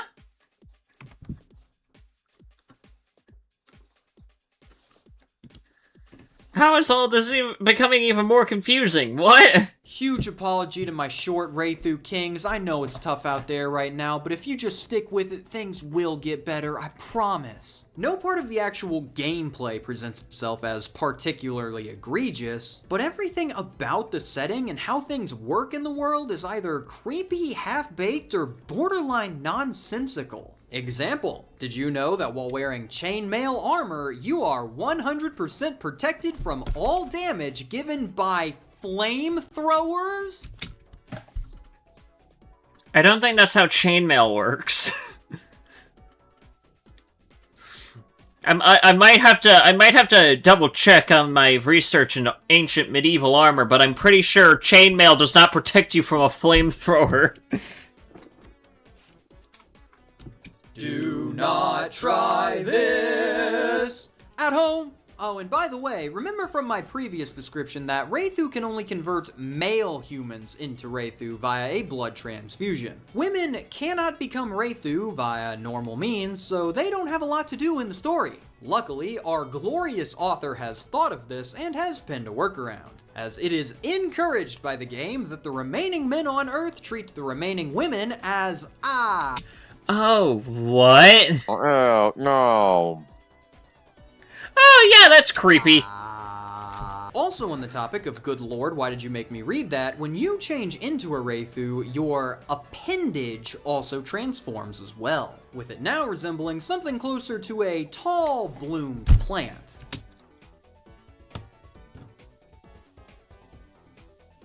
Why does it need to focus so heavily on the sexual aspects of things? What the fuck?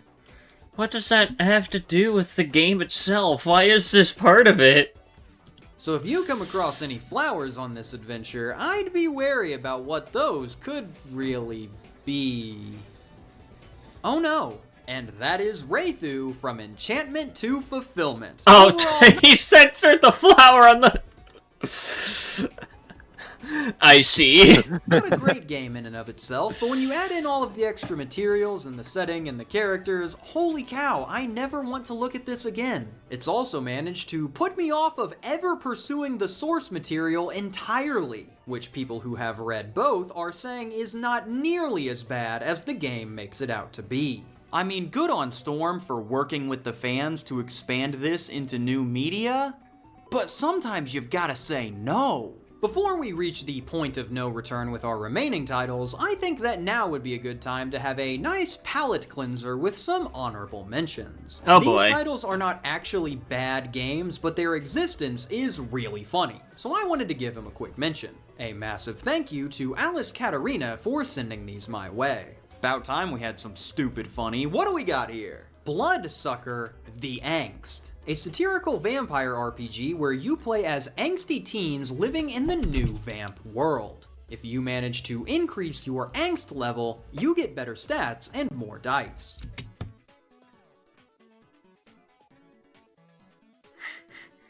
Okay, that's kind of funny. Kill puppies for Satan. Fucking what? Okay. Satirical dark power RPG where you play as a bunch of Satanists trying to accomplish a goal for Satan, gaining power along the way for being cruel to cute things. The characters that you play as in the game are portrayed as massive losers, and it's implied that Satan gives them power out of pity. Included in your table is a stat for how many people hate you. Macho Women with Guns, a satirical sci-fi RPG where you play as either buff bat-winged demon women or warrior Harley-Davidson nuns, both of whom wield large firearms. The Okay. game was designed in under 2 weeks and immediately became the publisher's most popular game. Oh, come on. You know, there's probably a reason why. And finally, Maid, a satirical maid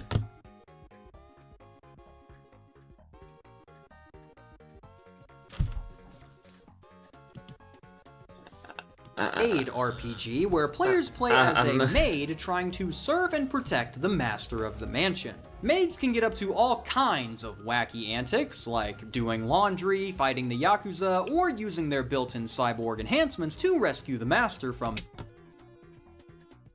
Wait, what?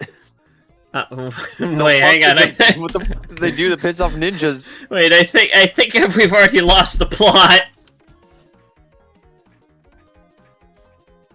Fighting the Yakuza, or using their built-in cyborg enhancements to rescue the master from the Netherrealm. This was the first ever Japanese RPG to be translated and released in English. And I think that covers all of the honorable mentions. Anybody else? Nope, okay, I think we're good then. Wait, what was that one? What was that? Mentions. Hold on, what was Anybody else? that? Huh? Okay. What a fucking amazing title. Hang on, we gotta see that one again. That covers all of the honorable mentions. Anybody else? Let these mermaids touch your dick, maybe? I love the maybe. I love the maybe at the end of it. Which, maybe. What the fuck? What the fuck is that? No.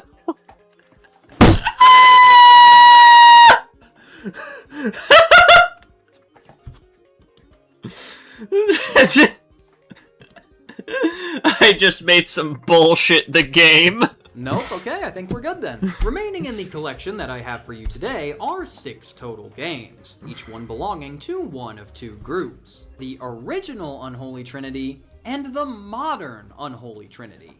Oh boy. The power dynamics within the worst TTRPG hierarchy are constantly changing. The original Unholy Trinity held power for 6 years until it was usurped for the title by the current triumvirate in 2002.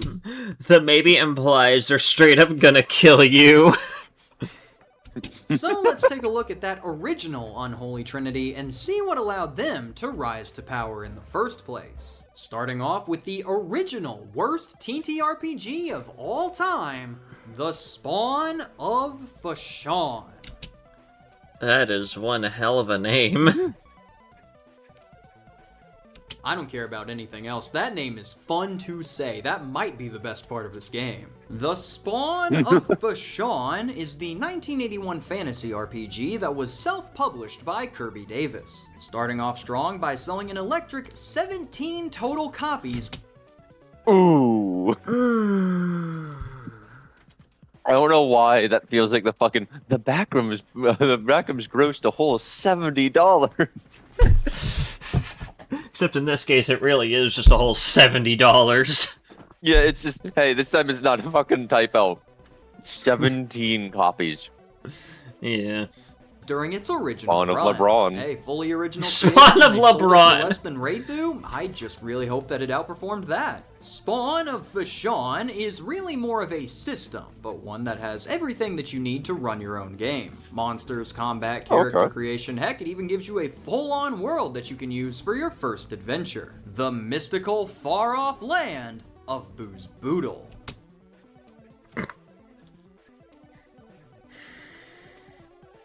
Okay. I don't know what people are complaining Don't laugh about. These yet. Give it a chance. Give it a chance. I'm sorry, but this is really funny. are the greatest names I've ever seen in a game. Well, let's try to look past the awesome naming scheme and take a look at the game itself. Starting us off, the organization is horrific. Oh no. Every sin you can imagine is taking place in this book. References are only made to generic terms, references to rules include references to other rules, and none of the tables are numbered or placed in a cohesive order.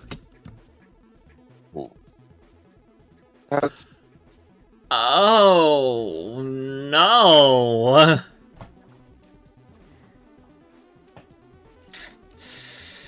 Oh no. There is also no table of contents or index. My guy really said, oh, you want to see a rule?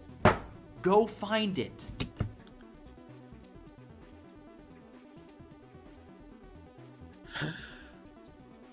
I can see how that could become annoying real quick. This makes doing anything for the first time extremely painful, as a lot of actions reference other rules and how they connect, but they won't provide a page or section number. Just a name for what it is referring to, and with no guide at all on where that rule can be, it is going to be an entire adventure to learn how to set up your time in Booze Boodle. Once you do figure out how to figure out the rules, then you can start making a character. Pick a boy or girl. This is an important decision to make, because female characters will automatically start out with half as many dice for their strength, constitution, and hit point rolls.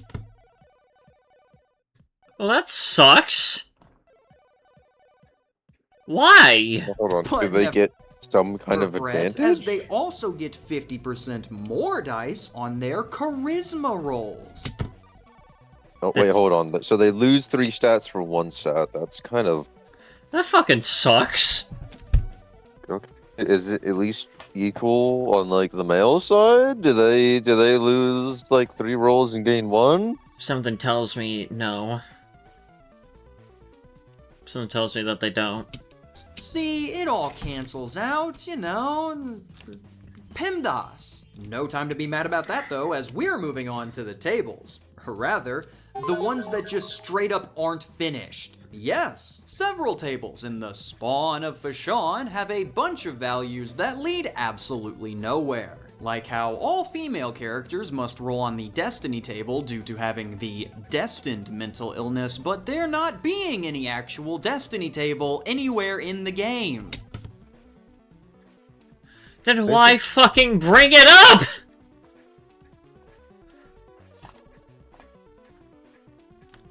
Why is it in the rulebook if it doesn't fucking exist?!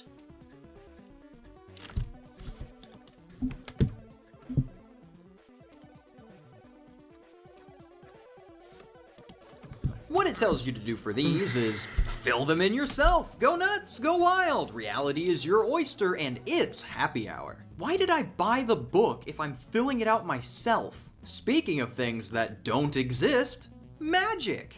There is none. No spells, no effects. There is just straight up no magic in this world at all. Hey, Cam, That's give boring. me a fantasy RPG. You got it, Chief. And hold the magic. Hold the magic. And hold the adventure. Hold the Hey, give me a fantasy RPG with nothing.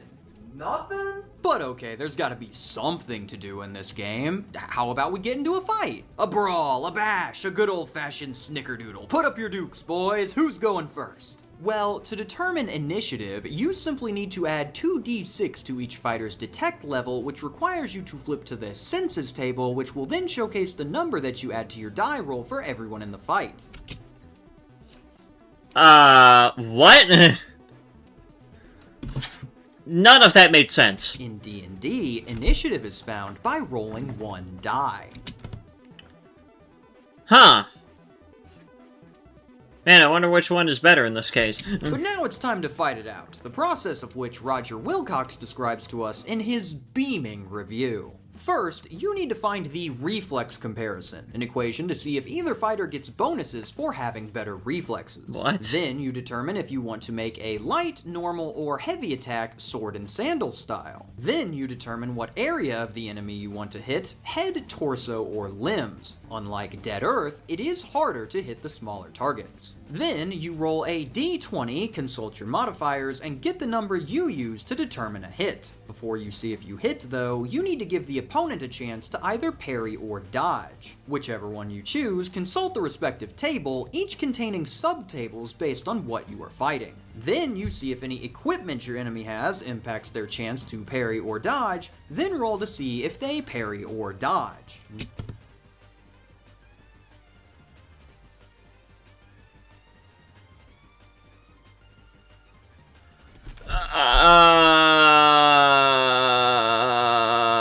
What? Now you can determine if your strike hit by cross-referencing the weapon with the opposing armor class on the combat results table to get the number you needed to roll to hit. Add your reflex modifier to increase or decrease that hit number. If the number you rolled is equal to or higher than that number, you hit the target. I refuse to cover damage calculation. Go read the review if you're up for some more brain melt. You have to go through all of this every single time you attack or are attacked.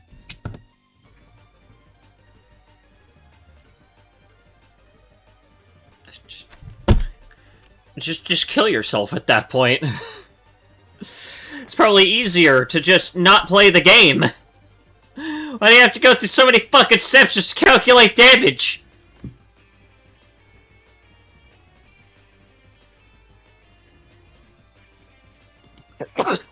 Why?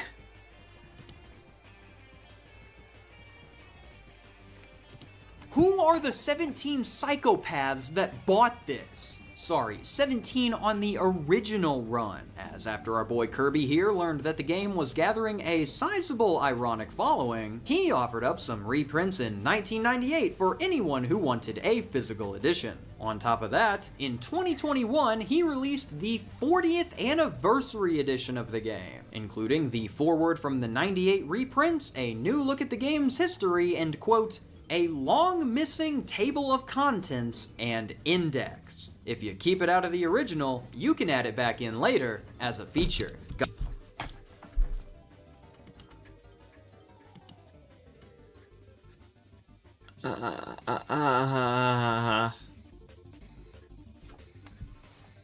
Gosh, doesn't this entire experience sound like a freaking blast? Well, good news. You can still buy this gosh darn thing straight off of Amazon. I cannot believe this thing is still alive. Most of these vanish off the web within the same year they go up, and yet here's Spawn of Fashawn still selling physical copies 44 years later. That right there, that's the power of a great name. But not every member of the original Trinity was able to survive for this long. Oh boy. A perfect example of fleeting power comes from the youngest member of that group, Sinzar. Dude, what is up with these names? The Spawn of Fashawn, Sinzar. They are tearing it up out here. Sinzar, role-playing for the next millennium, alternatively titled Sinzar Break Through the Dream Barrier If You Dare, is the 1996 fantasy RPG where you attempt to have a lot of fun by being really cool. Okay. How did they fuck it up? No joke, that is the main aim of the game. The center goal behind Sinzar is to become as powerful as you can possibly be, becoming both stronger and cooler until you one day ascend to the level of a god, who then goes on to become so powerful that he can best other gods. This entire thing is pretty much just Power Fantasy the game. They even make it a point to insult other fantasy role-playing games where, quote, that's how they fuck it up. That's how they fuck it up, by insulting others. Alright, that checks out. Your character begins as a total dweeb, unable to survive even the most basic encounters. Look, I'm not saying that I agree with them, but I've played a level 1 wizard before, so I'll just say, I get it. The cover conveys this thought process pretty much perfectly. I mean, take a look at this fine, upstanding young gentleman. Why, he's on his way to help out at the local soup kitchen. Looking over the rules, they could be better. The language is confusing sometimes, and they fall victim to the introducing terms before explaining them trap, but the mechanics seem to work pretty well together, all things considered. There are also no massive ruling holes or unfinished bits like the other games on this list. And while the endgame after becoming an immortal can get dull after a while, there is a general emphasis on doing whatever causes the players to have the most power and the most fun. So with this in mind, why is this game hated so much? Well, one reason that most people take a disliking to Sinzar is that it's just so dang full of itself. That total dweebs line from earlier doesn't quite sit right when a lot of the people you're looking to have play your game are the fans of those other RPGs, especially when you back that zinger up with, well, that's not the case at all in the Sinzar system, where no wimps are allowed. Yeah, that could probably cause a couple of issues with, the player base that you're trying to gather.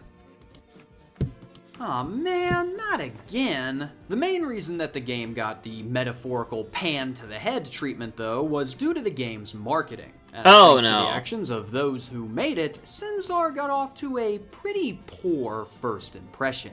See, when you make a new game, you gotta find a way to get some eyes on it, or else it's just going to fade away into obscurity. And in their attempt to do this, the creators of Sinzar pretty much turned their entire target market against them. Going back many a decade, there was this thing called Usenet, which was a place that people could log on to in order to post chats or threads about specific topics. That is the best description that I can give. There's a lot more to it, but I wasn't alive at the time to use it. We're focused on Sinzar here. One of the communities on here was rec.games.frp.misc. which was basically a group where people could discuss tabletop games and, most frequently, the burgeoning TTRPG scene of the late 90s. Okay. Sometime in 1996, a bunch of the creators of Sinzar would get onto Rec.Games and start talking about their game.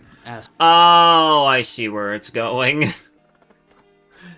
I see where it's going. They pretended like they weren't the creators or some shit like that. They're just going like, hey, have you guys heard of this cool new system called Sinzar? I think more people should play it. Is that where this is going? Is that where this is going? Asking if people have heard about it, played it, liked it, bought it, and Yeah, I thought so. Yeah, I fucking called it.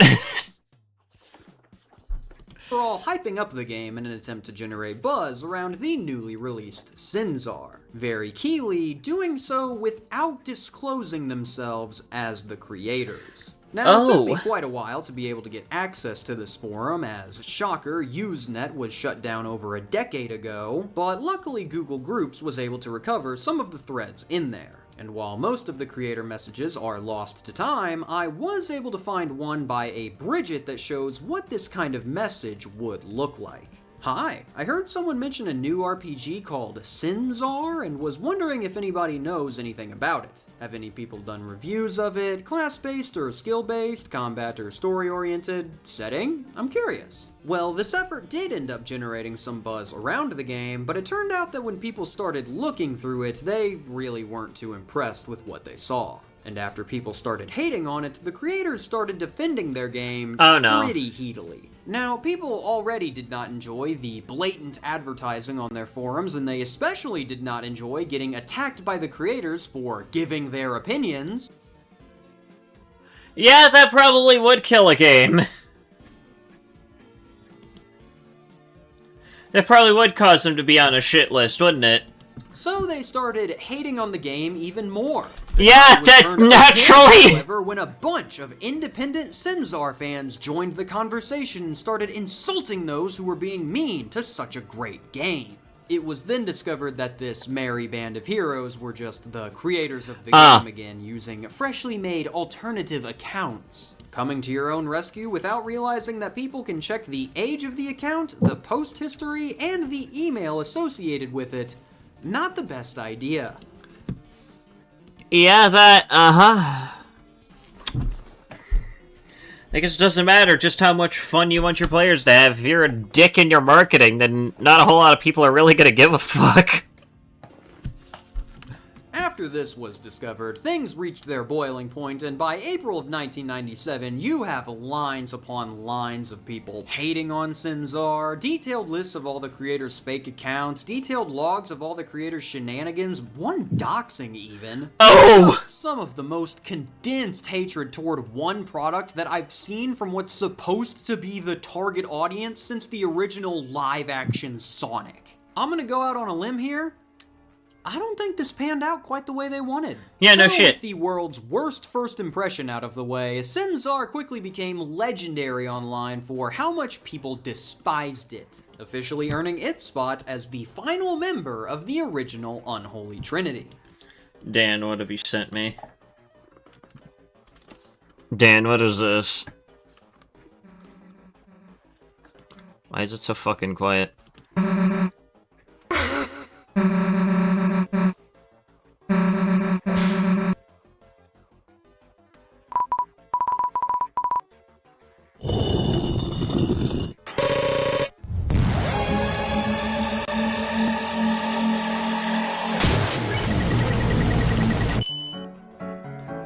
Huh. Okay. Okay, then. I see. Did the game deserve this distinction? Probably not. Did the product deserve this distinction? You could certainly make an argument. Overall, Sinzar is a less than stellar RPG that was dragged down to the depths due to the actions of its creators and them alone.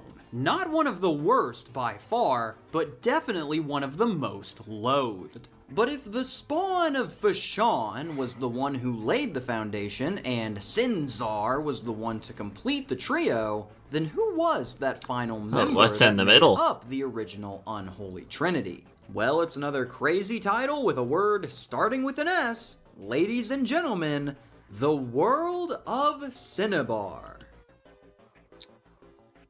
What the fuck is up with these names, bro? I guarantee you, don't know. the World of Cinnabon. The World of Cinnabon. Did you guys play the World of Cinnabon? Okay, why not? Would have been better received. The World of Cinnabar is the 1991 science fiction RPG that sees people travel the stars, undertaking glorious adventures, and is best described by Darren McLennan as, quote, an endless, hideous rant that's written in a language that's indistinguishable from English, but which is not English.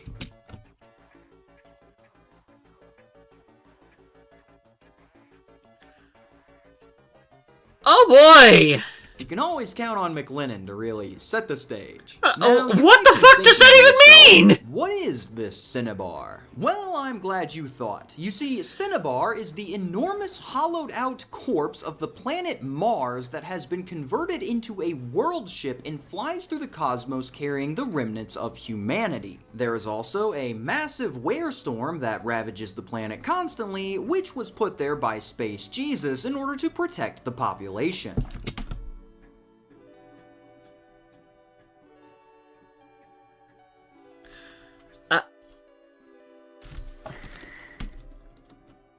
Fucking what? You think this is two truths and a lie? They lead with that. That's your introduction. You will find that there are a lot of strange goings-on in Cinnabar, Space both the world Jesus! and the game itself. For example, did you know that a It's the lot of the Emperor. story elements on your adventure are determined by the DM rolling dice to see if something happens? Not them planning out the story ahead of time? Yeah, the guide gives you a percentage chance of 2 outcomes, you roll to see what happens, and then you just have to make up the following events as you go. Oh, that sounds like something Scientology would gatekeep behind one of their super expensive rank ups. Hope you've been sharpening up those improv skills. But this is just a chance for the game to allow you to use your imagination. The game is very keen on allowing you to use your imagination whenever possible. It even asks you right on the back of the box if you are, quote, frustrated with gaming systems that limit not only your imagination, but your character abilities as well? Well, come on down to the World of Cinnabar, where we'll make you even more frustrated by doing that exact same thing! Oh! The most characteristics for your character are determined by rolling dice. We wouldn't want you to have to come up with any of your own character's features. That would limit your imagination. This dice determination is especially true with the classes that you can choose from, as Oh, no. most of the classes in the game are locked behind stat prerequisites determined by your initial stat rolls.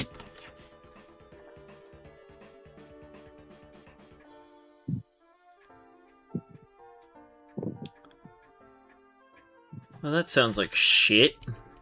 Didn't hit the right numbers? You can't play as that class. Want to play as that awesome biosynthetic warrior that you saw in the book?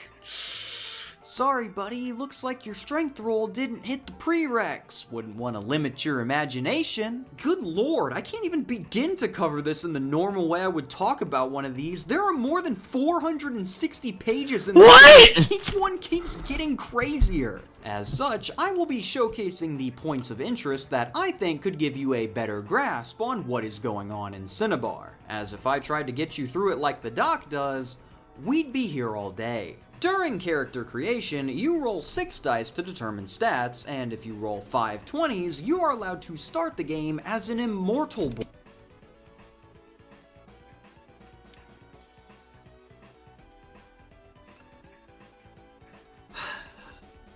Why? Why? beginning the game as a type of being that cannot die in any way that matters. Congratulations, you get to play as a fungus. Alright, yeah.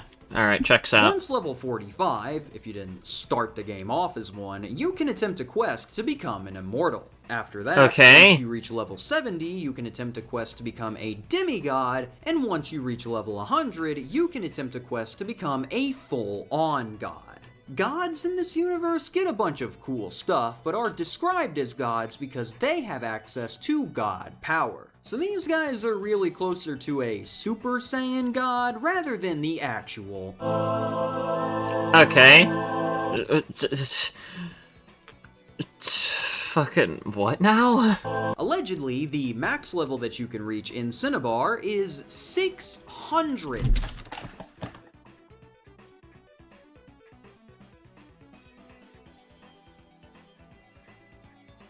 So there's an entire possibility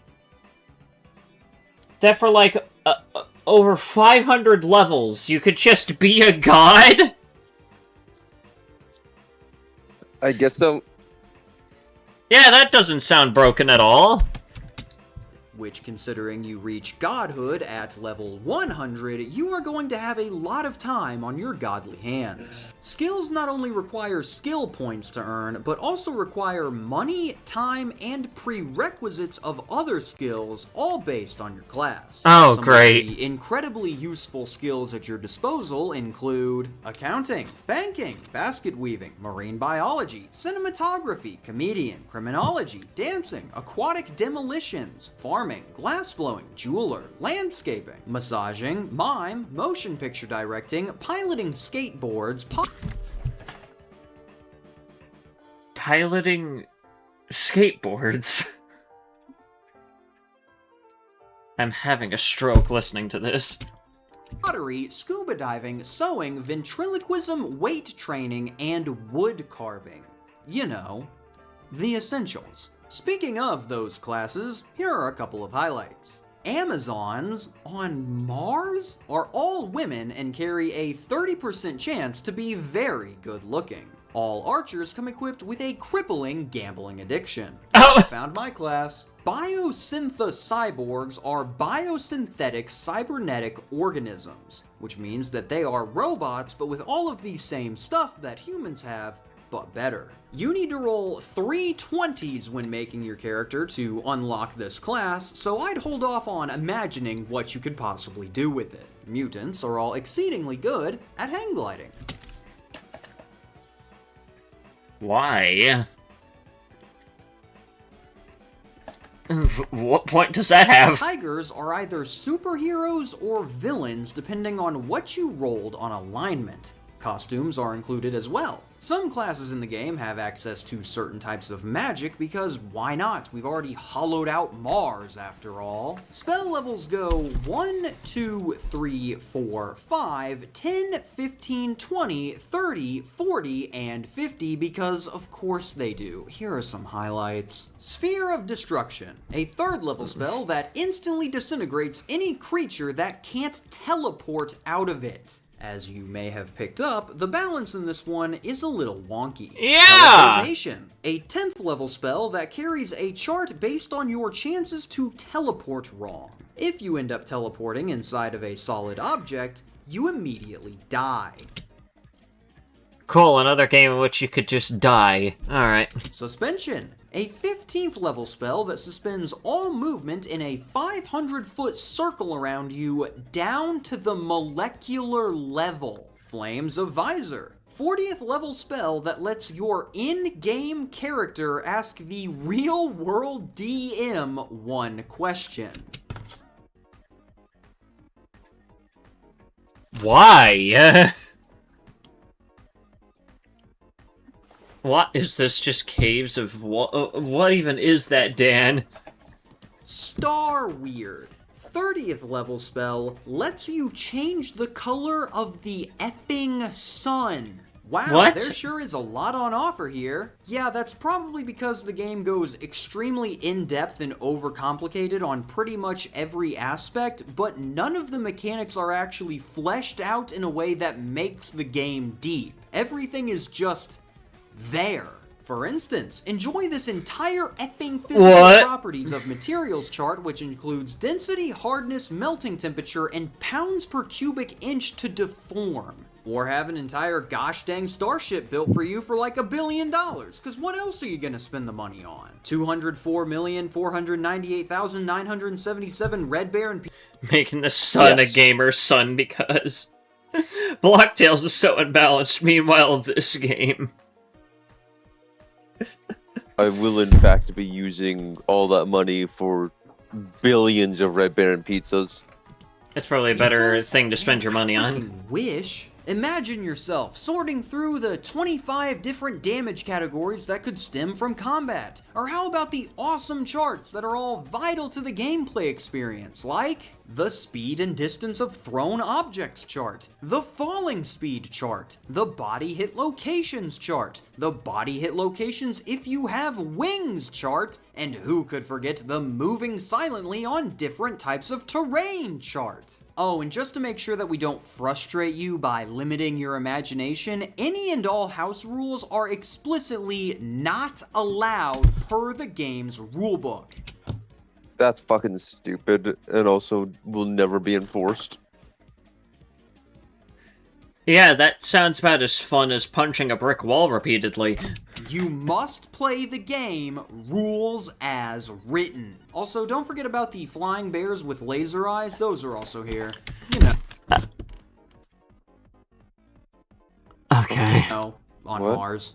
Can't believe I forgot to mention those. Now, as much as I am dogging on the game here for the complete mess that is going on, there is a lot of stuff in here that does sound really cool. But believe it or not, despite how expansive everything is, what with all the things transpiring, it ends up becoming pretty shallow due to none of the stuff really operating together at all. They've thrown an egregious amount of spaghetti at the wall in the hopes that a bunch of it would stick, but they forgot that when you do this, you are still left with a ton of spaghetti on the floor. What you end up with is a document with a couple of cool ideas and a game that hardly functions in any enjoyable way due to all the bad ideas still being in there. I tried my best to showcase why this is, but if I couldn't get it done, then this quote from McLennan should sum it up pretty Oh boy. He took the worst aspects of every game ever made, threw them into this game, and then turned up the suck meter until it broke off.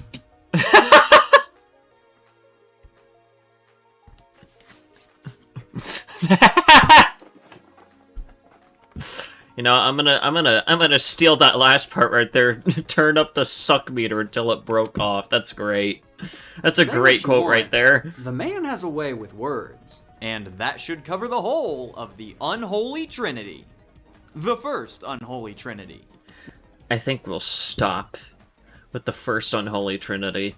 If I feel like it, I might get into the second one next stream, but I want to get into some gaming. It's game time.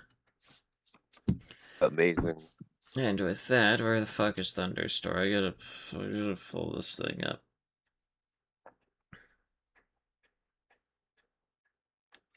I gotta I pull shall this up. leave to go hang out with Tail, so I will be back later, maybe.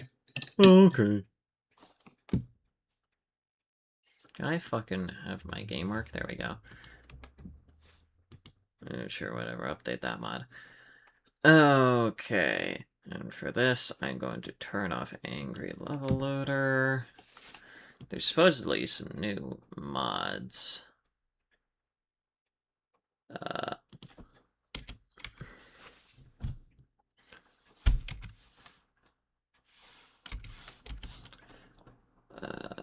Level Death.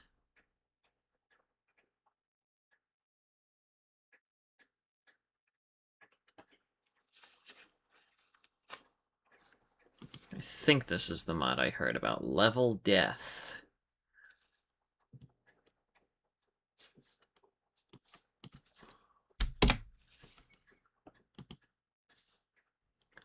So we're gonna see what this has to do. Or what this does. And I have no idea what to expect from it. But I'm gonna safely assume that it's gonna be interesting no matter what. I swear to God, Overwolf, I'm going to strangle you.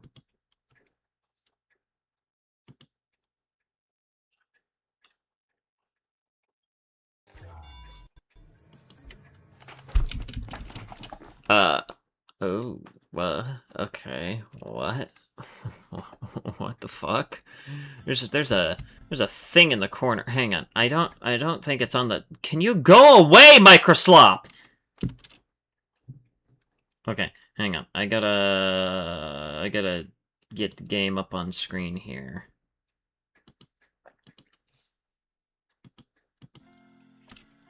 Okay, did it pop up correctly? Okay, cool, it did. I don't know what to expect from this, but I see this off in the corner. I don't know what this means, and it's concerning me. But, we will just... I guess we'll just go into... We'll just go from beginning to end and see what it does? The description of the mod didn't really give me much, so...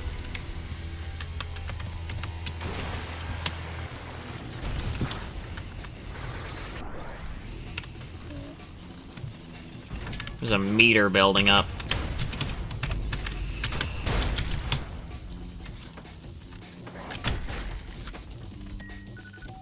Level 2 enraged. What does that mean?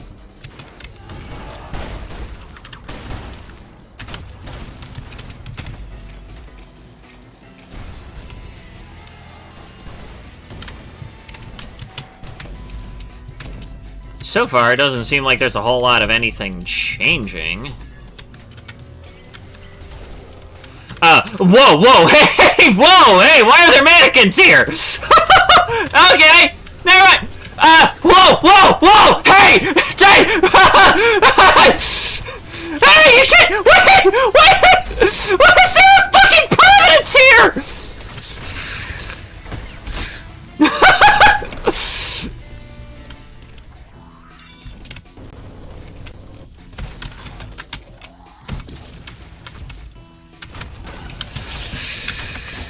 Oh!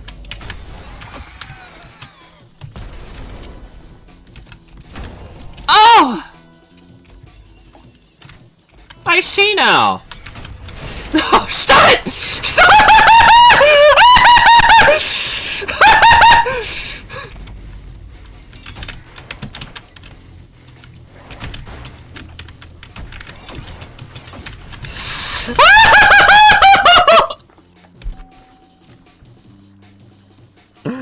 Oh, I see! Oh, God! Whoa! Hey!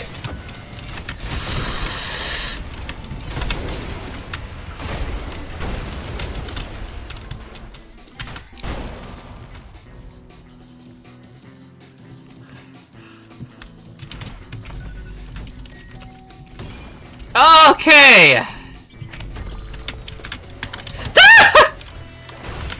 I see what it's doing. So it's basically like a randomizer, but it just gets more chaotic as it goes. I see. Okay. That I could get behind. We're already on Radiant levels, so this is probably going to be very interesting.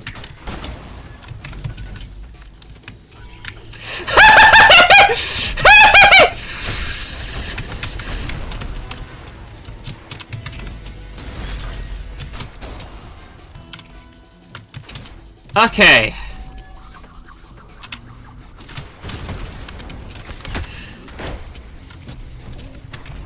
Okay. Alrighty, this is, getting chaotic. Oh, and it just keeps going. It doesn't reset. Is there a way to, like... Can I configure it? No, there isn't a configure thing for this. Oh boy. Well, this is gonna be interesting. It's gonna be one of the few mods I don't have much control over. Whoa! Where?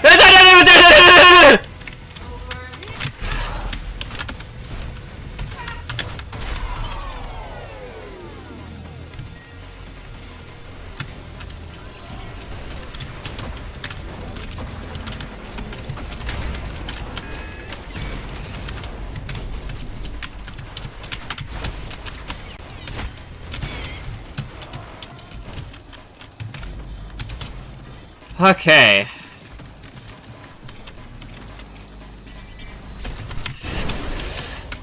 There's just a regular ass swords machine in here!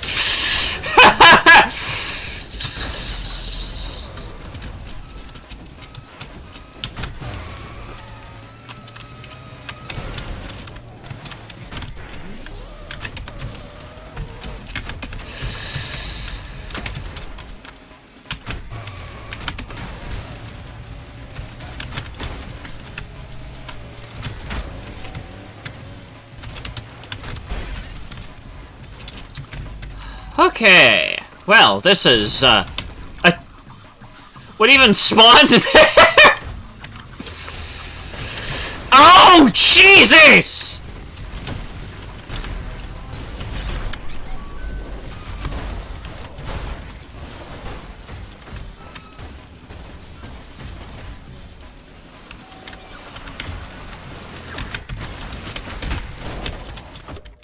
Oh, and I accidentally killed myself. Oh, and it's back to normal. Okay, well, at least I get a moment of respite. Before it decides to fuck me again.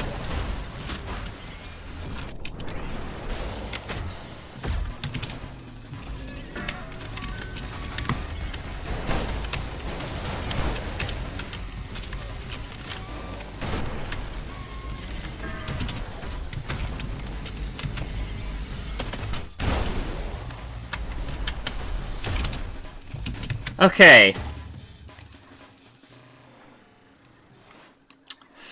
Well, this is gonna be crazy. This is gonna be interesting. Wait, how the fuck am I already on level 3 again? You know, whatever. Let's just at least make that.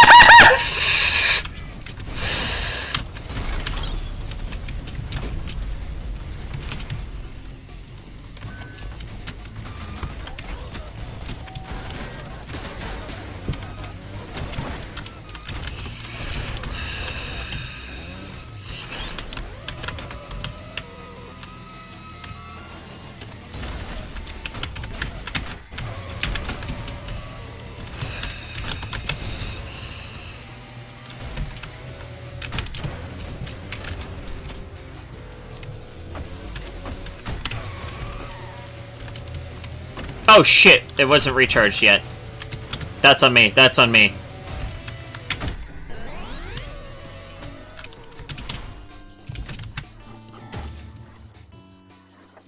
Okay.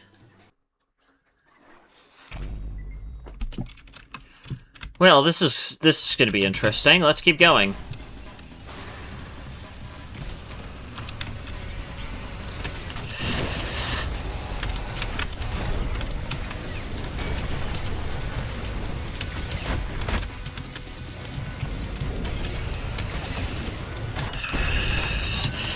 Oh god, there's so much bullshit on my screen!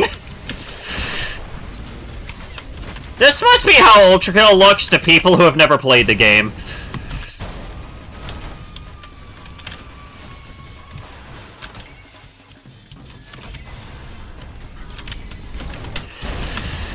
I'm sorry, did I just hear an insurrectionist die?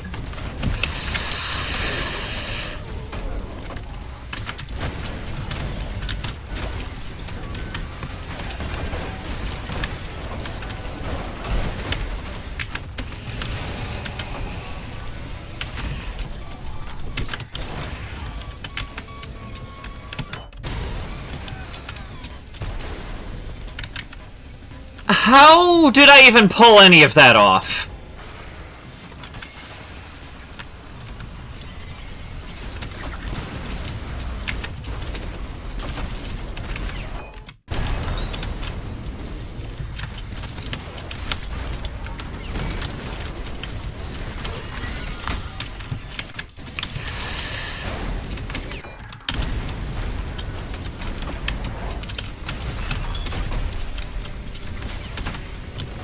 Oh,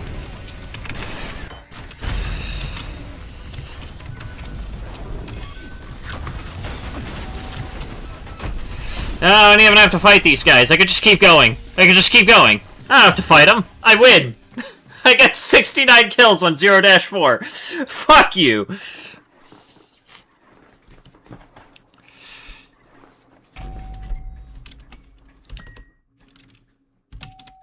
Alright.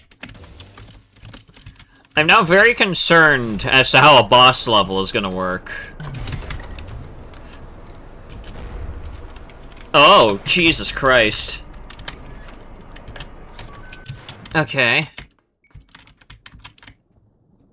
So what will you do?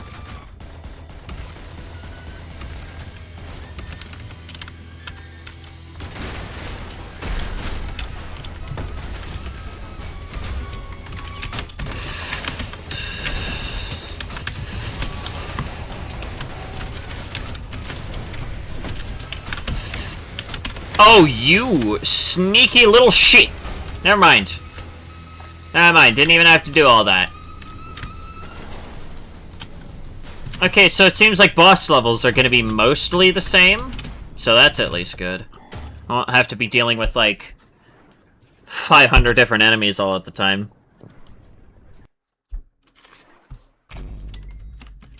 But, now I'm very concerned as to how this level's gonna go.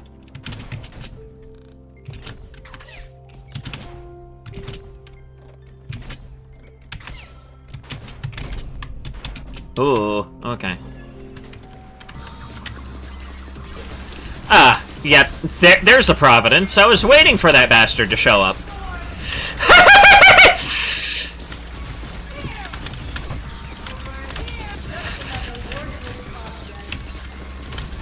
I just wanna... Oh, God, have mercy!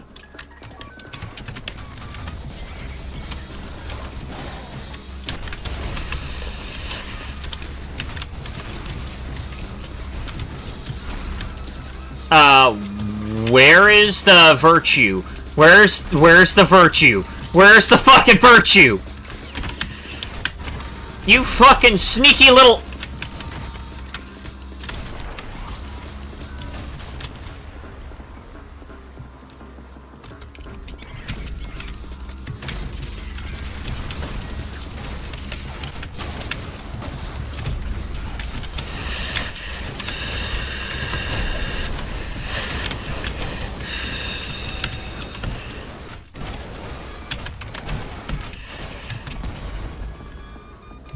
Okay.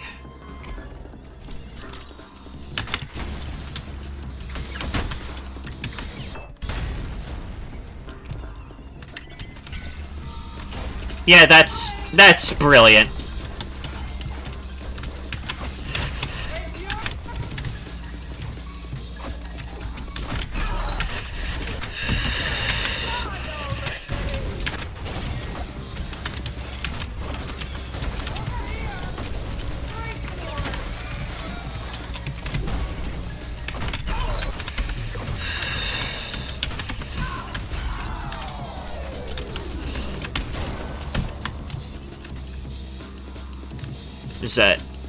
Is that all of them?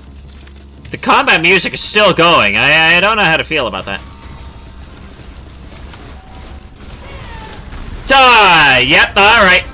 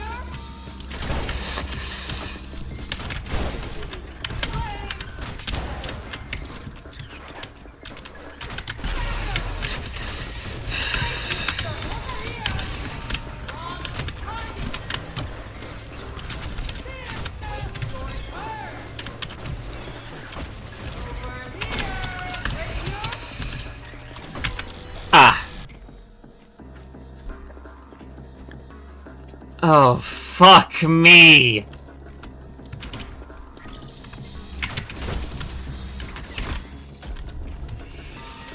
Oh, Jesus!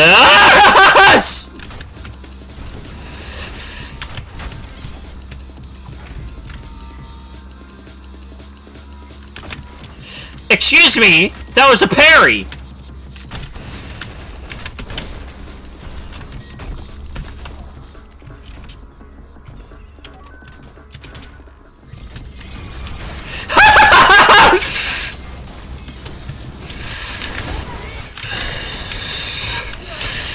Yeah, I'm surprised with all the enemies it's throwing at me. It hasn't thrown a single.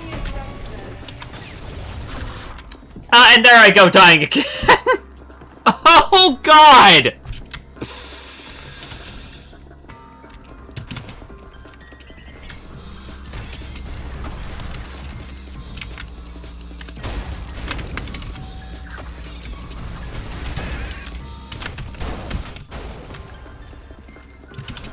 You know, I don't even have to fight these guys. I don't even have to fight them. I can just move.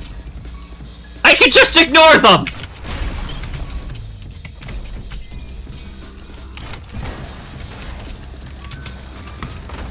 Whoa! Why is there a Craven? Why the fuck is there a Craven there? There's a... Oh! Okay! What?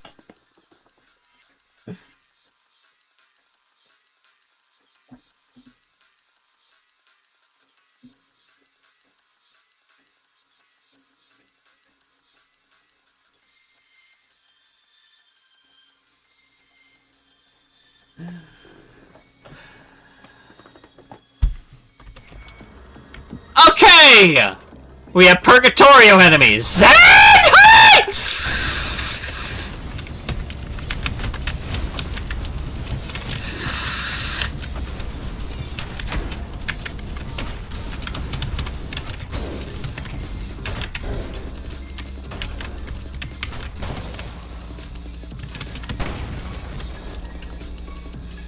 I'm having 2 strokes watching you play this mod. I am suffering. I missed! I missed! I just want to live! I just want to live!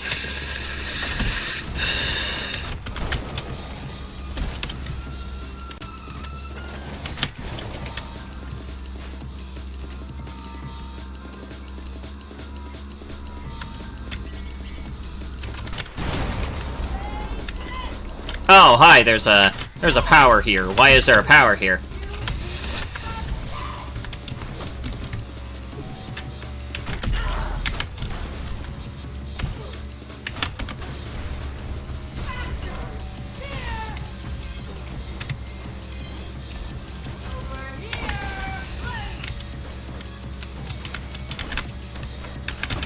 I parried.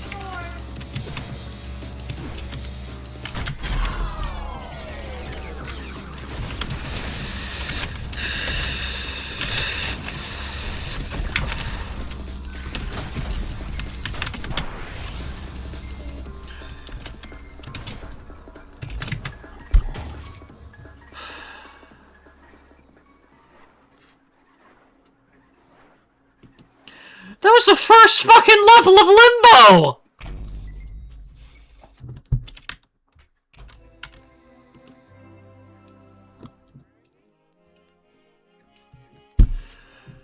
That was the first fucking level of Limbo!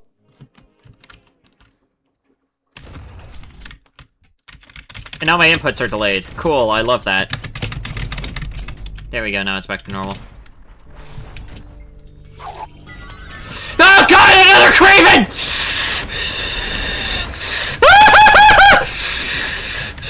What you do? Stop it!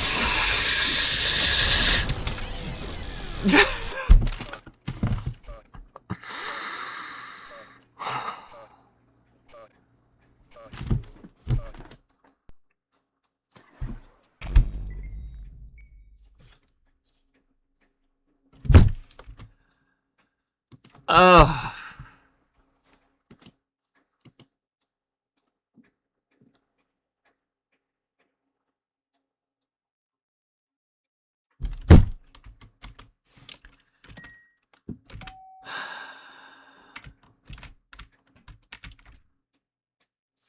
Oh my fucking god.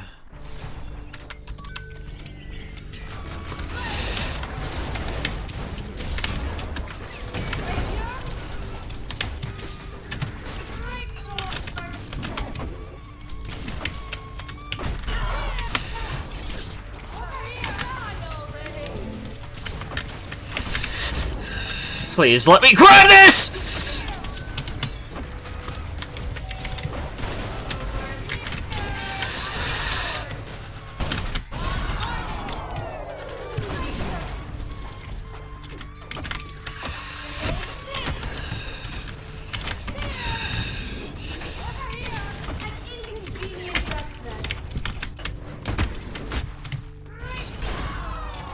Oh, I don't even know what killed the malicious face.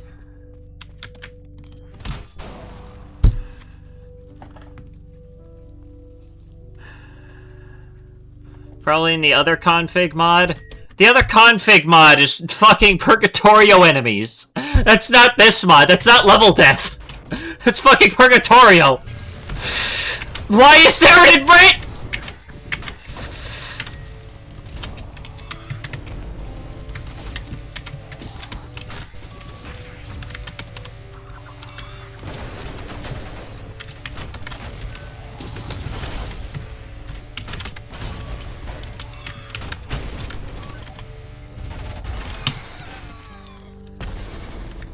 Okay, it's dead.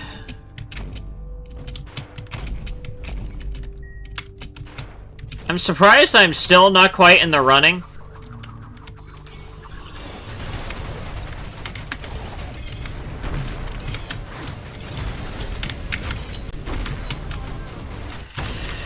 Oh god, where's the fucking virtue? I just want to kill the virtue! Son of a bitch!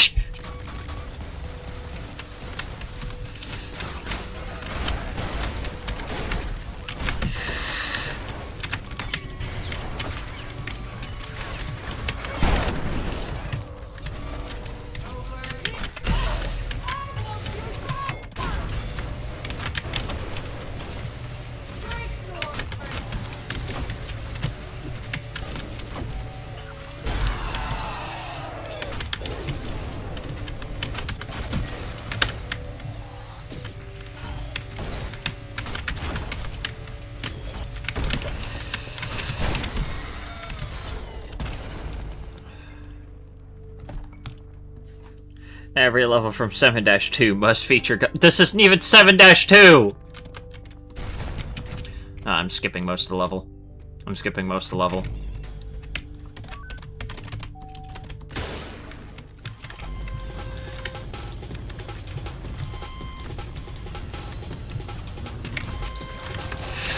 How is there a mind flayer that died fucking instantly?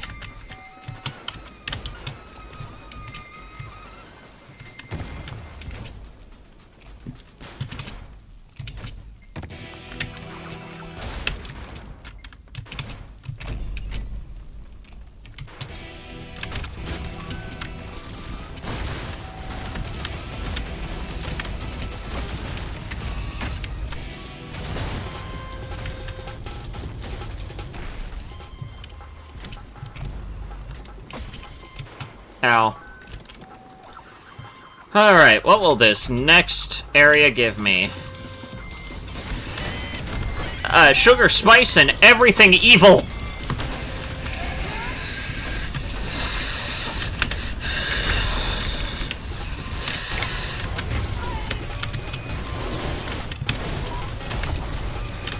Oh, now I hear a gutter tank! Oh no!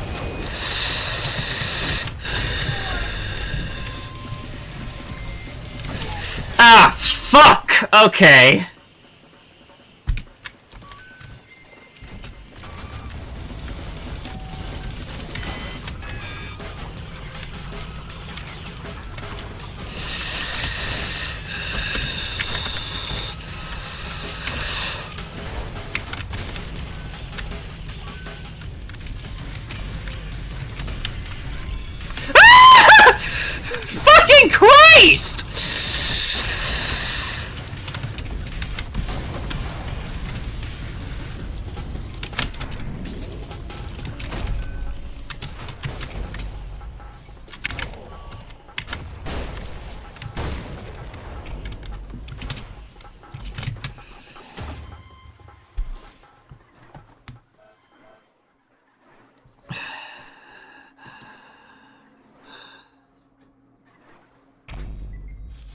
Oh. I'm not excited for this. You know, we'll just go through the easier path first. Oh fuck, of course become radiant.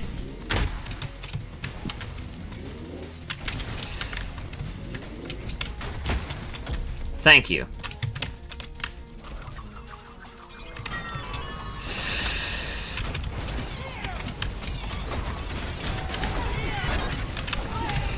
Fucking...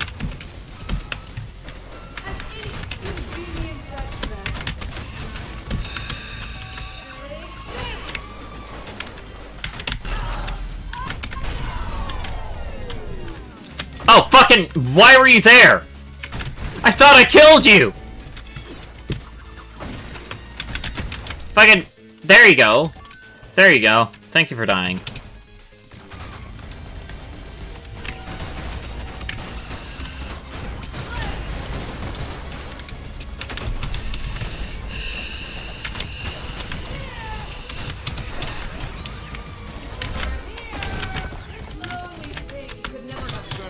Ow, okay, that just wasn't even remotely fair.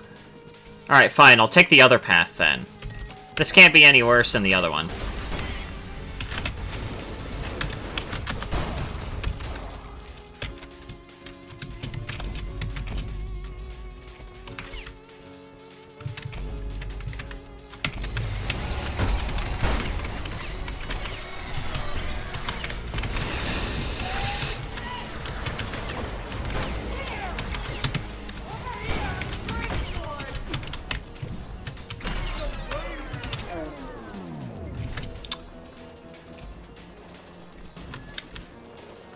Oh, right, I can't carry this with me throughout the entire level. I forgot, because I need my hand free for the skull. Put that back there for right now.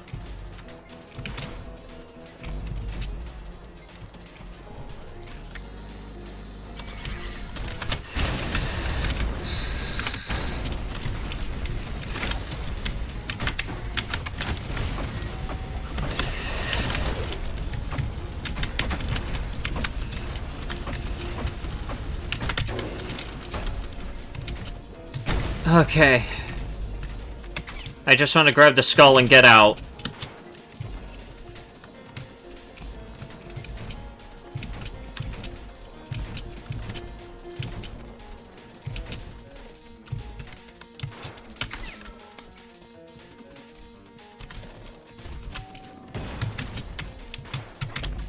You know, game, that's like the complete opposite of what I want you to... Thank you.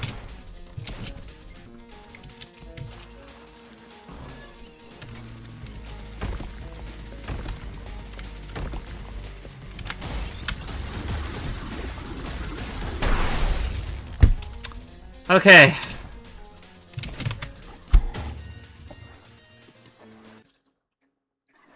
Well, that was rough. At least we're finally on number 4, so it shouldn't be too bad.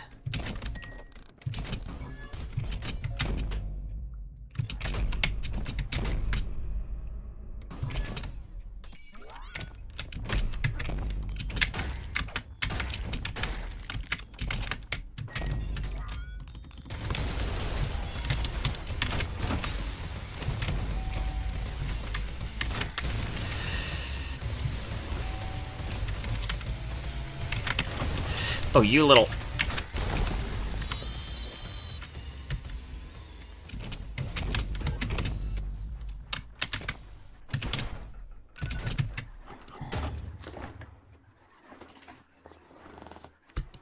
Oh, that was an easy P rank.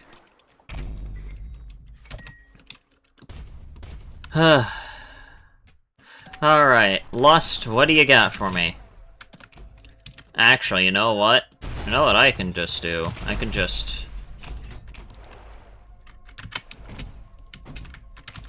I could just skip the whole level.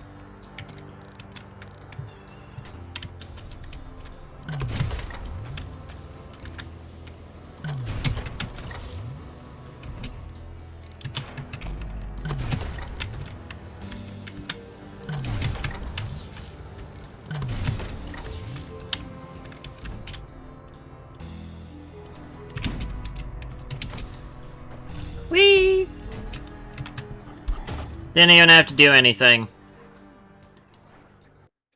Have apparently beaten it faster. Damn it. Alright, well, that's unfortunate.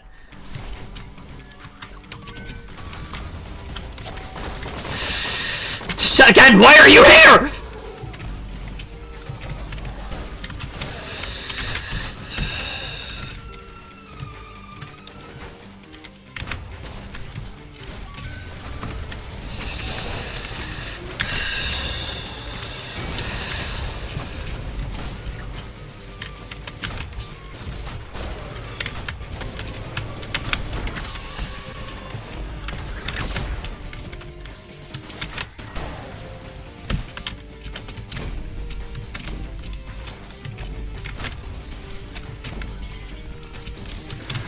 Holy shit!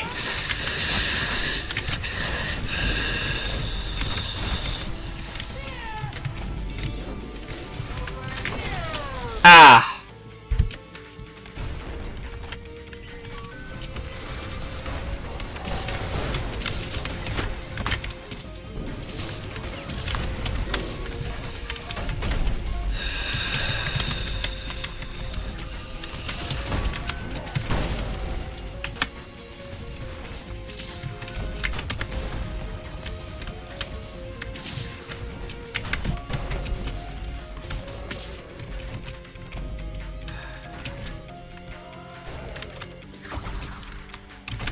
Why are you...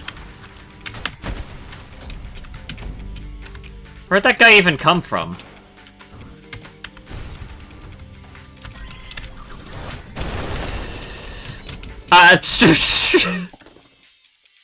What?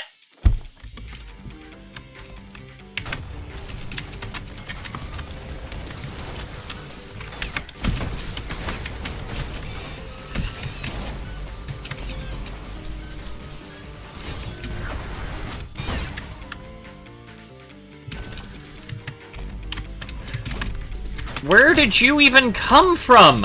Who invited you?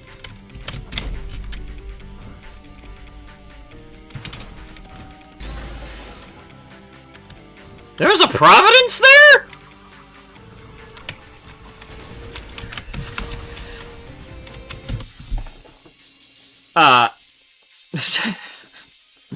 I'm sorry. I need a minute to process what I just witnessed there. Did a gunnerman just spawn on top of a Maurice and send him away to the abyss? I just want to make sure that what I saw was correct.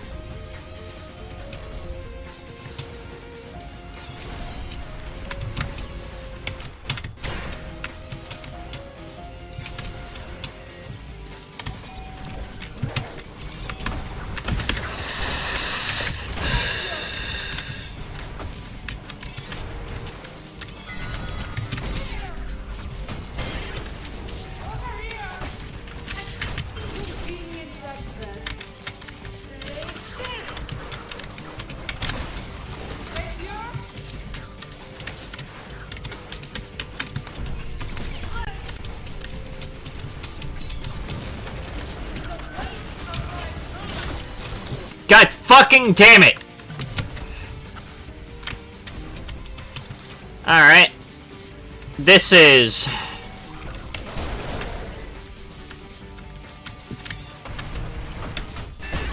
Fuck off, please.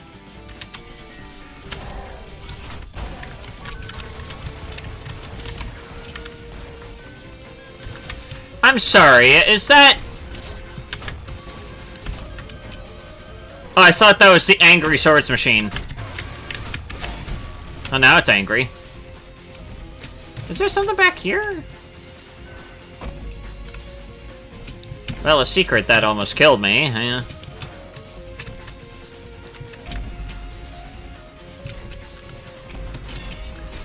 Oh, shit.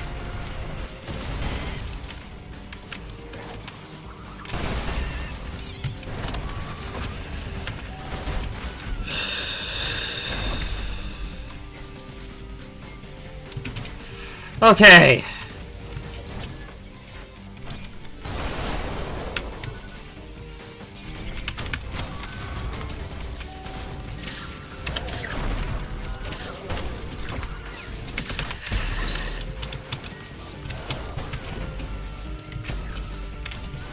Oh wait, I just remembered. I don't have to fight anything here. Fuck! Break that.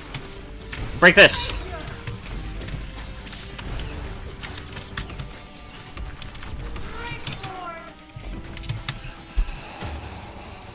An inconvenient breakfast. Spare!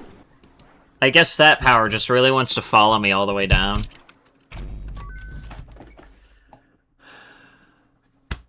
I want to quickly refill my drink before I go into Panic Betrayer. I'll be right back.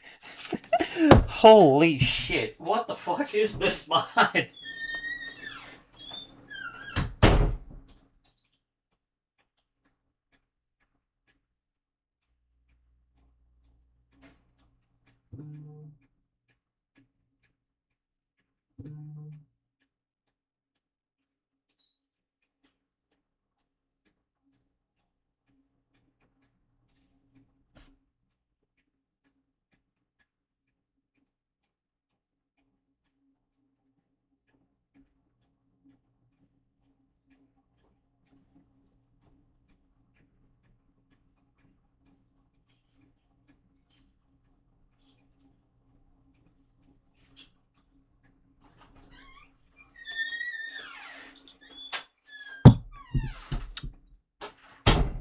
Okay. I have returned.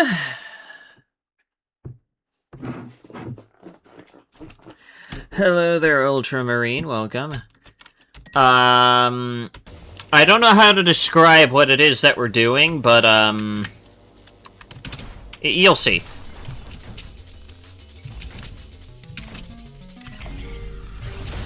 Yeah, there it is, already. Radiant and Enraged! Yeah, that's a beautiful combo. And I'm already instantly dead! Yeah, alright, that checks out. I'm sorry, the boss Mind Flayer is already here! And it's Radiant!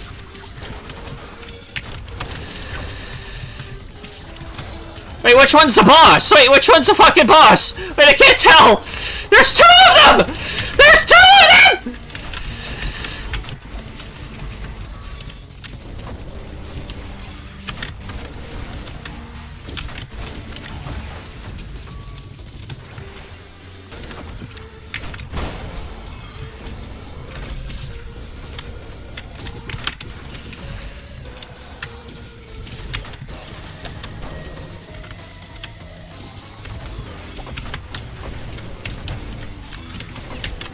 Ah.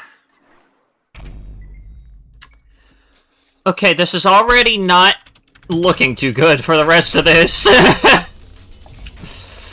Uh-oh. And there's Ferryman. You know, this one seems to have a particular liking to either Gutterman or Ferryman fucking me.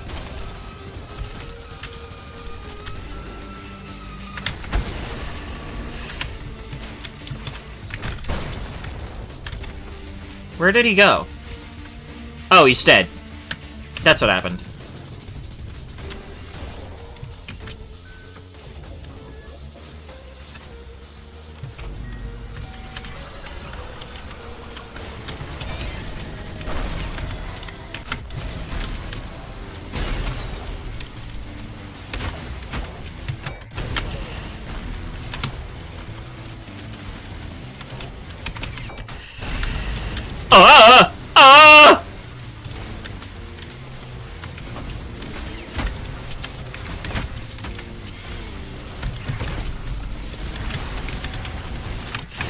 Oh, Jesus!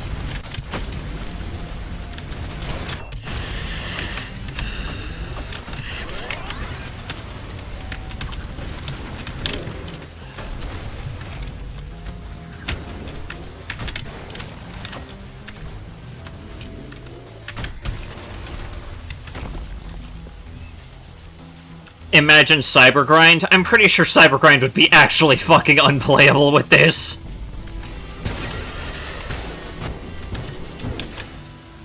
What?!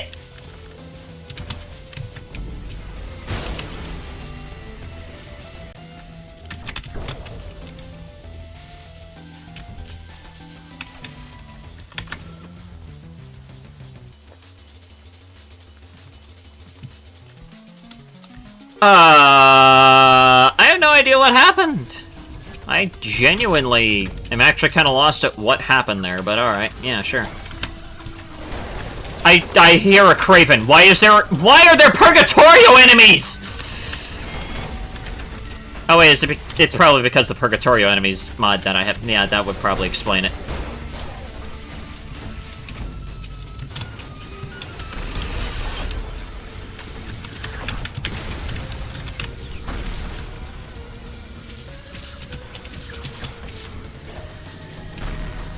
Why is there another virtue?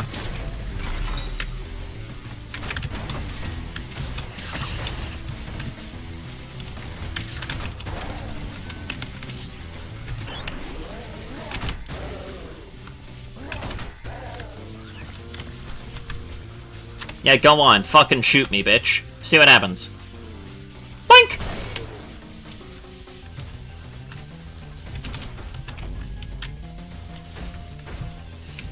Alright, here we are. Grab that, and now we have the Mind Flayer mini-boss, which is probably gonna come with, like...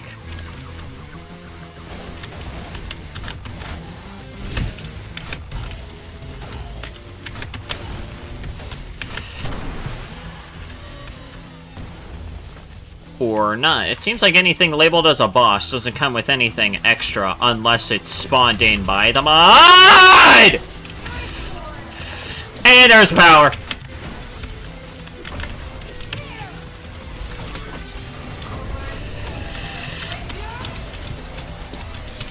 Ah, there I go. Alright.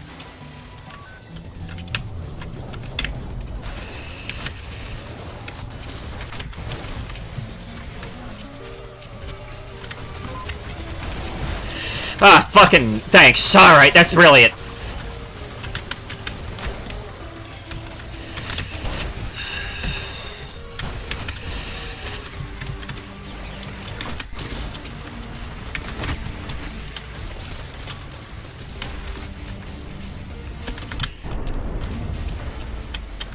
Oh, Jesus.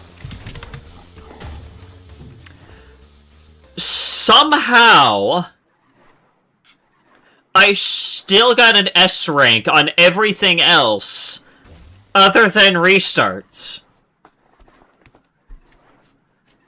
Think induction was still going earlier and that's how you died? Probably. I wouldn't be surprised. Alright. Boss level. Thankfully, there shouldn't be anything additional added. Although the hand isn't really classified as a boss, so does that mean there's going to be extra shit added on with the hand? You know what? We'll find out when it happens, right? We'll find out when it happens. Boink!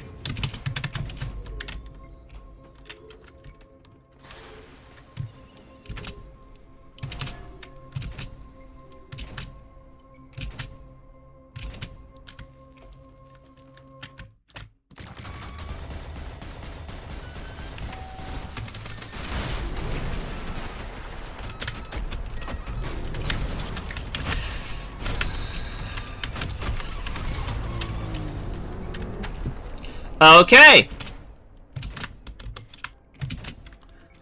Alright, good news. Nothing additional spawned in with the hand.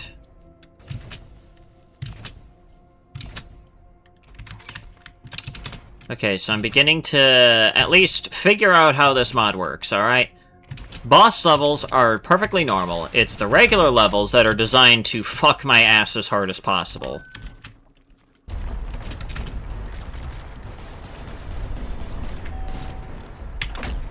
Ow.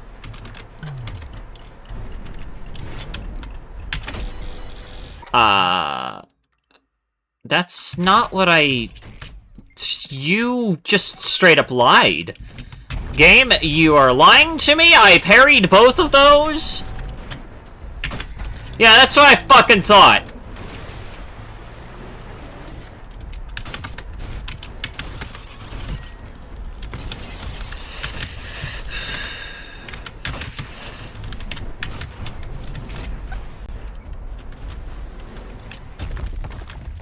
Yeah, fuck you, Corpse of King Minos, for fucking me over that much.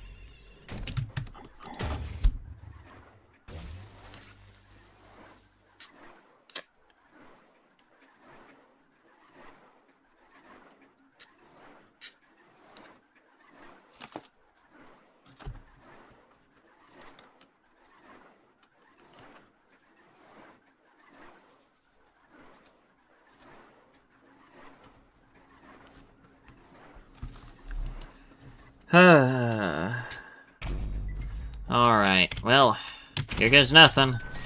Here goes gluttony.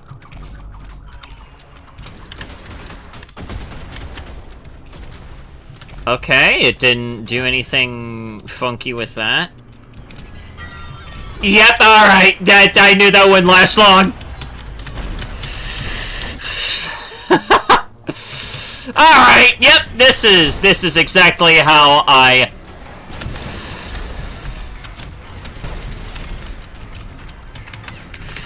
Oh, get the fuck over here!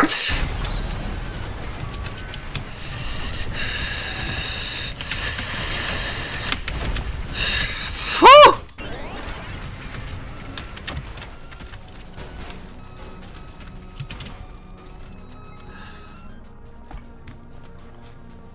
Config thing should be in the pause menu. What the fuck? It's configured by this? Why?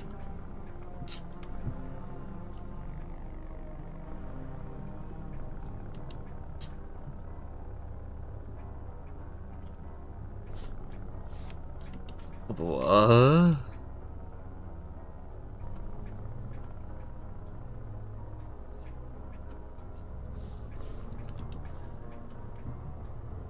What? General, let's see here.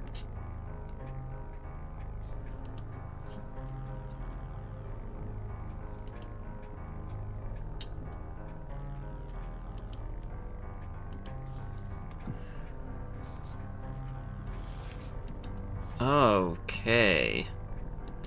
Advanced safety. Allow unknown enemy types. What does that mean?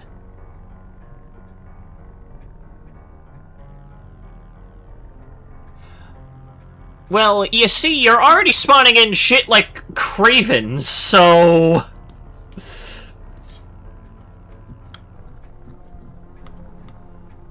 Oh god, all this is so confusing to me. I don't know what this means.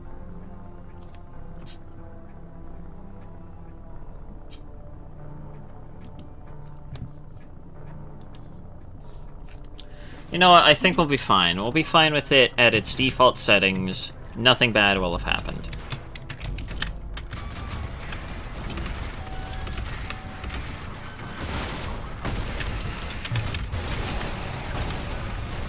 Oh, there's a whole bunch of extra Cerberus!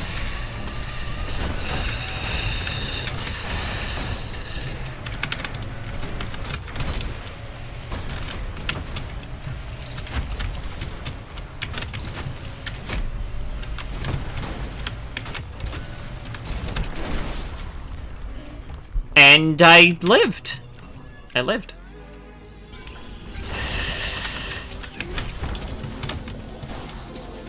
Know what?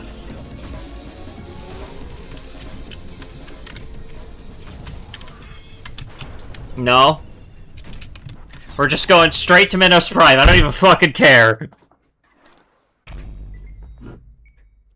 But what if it spawns Minos Corpse? I don't think that's even on by default. And plus, it hasn't spawned in any bosses yet. So, I'm gonna safely assume that it only spawns in regular enemies, and nothing bad happens beyond that.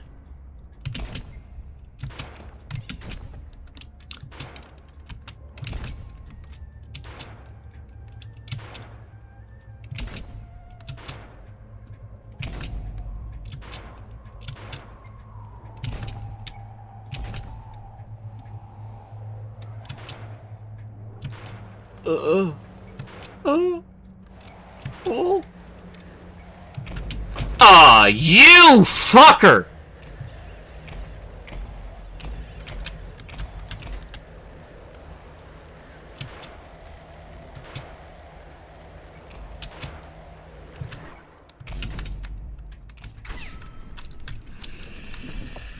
It'd be funny if you enabled it.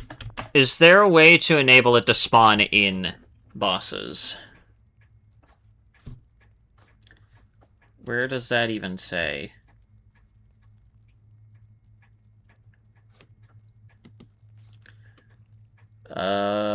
Director... No. Would it be the unknown enemy types? Or... no, you know what? I'm not gonna mess with it anymore.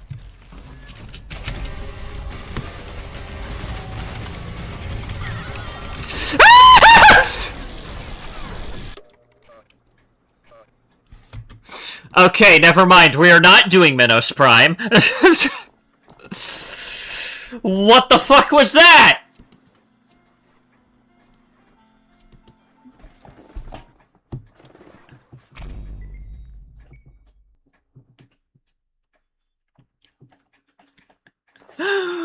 Oh god. Okay. Note to self, don't touch the Prime Sanctums.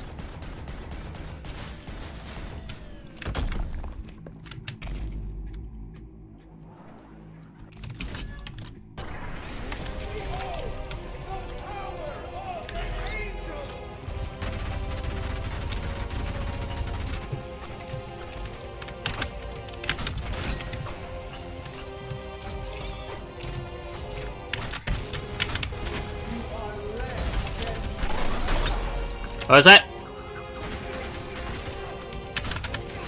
I fought your kind before, Gabriel!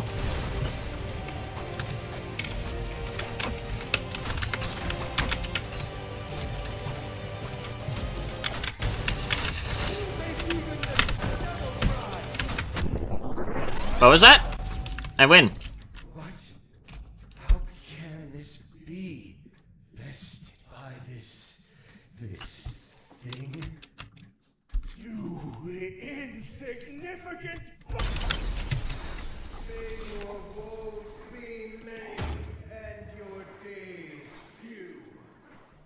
How the hell did I beat it in under 30 seconds? You know what? I'm not even gonna question that. I probably figured it out somewhere before the revamp. Skip. Okay, I already know what to do here in Greed. We're just not gonna do this first level.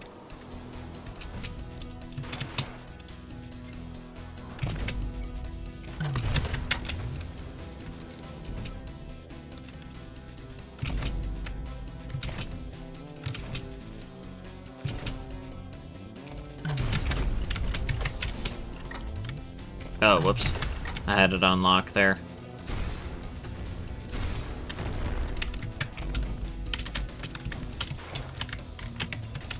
Oops.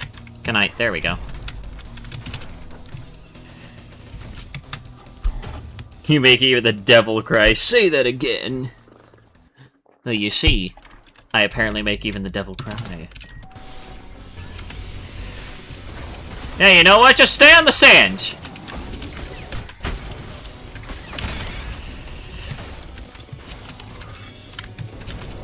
Ow, that hurt.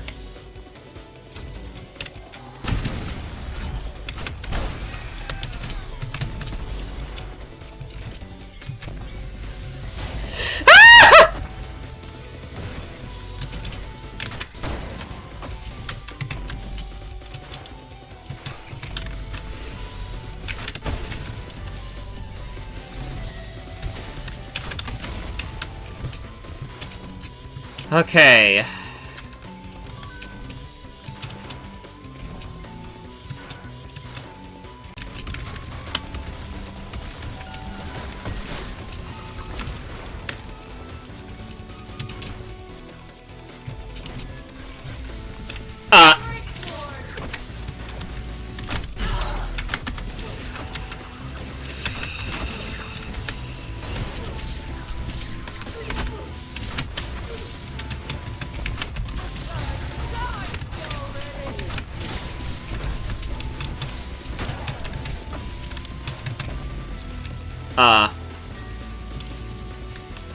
Did I get everything? Did I get everyone? Why is the combat music still go- you know, I'm not gonna complain, I just want to move.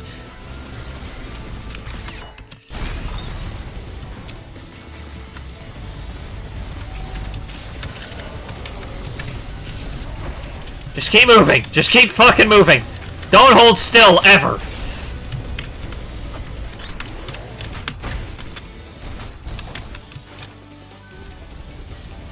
I apparently moved up so high that everything disappeared.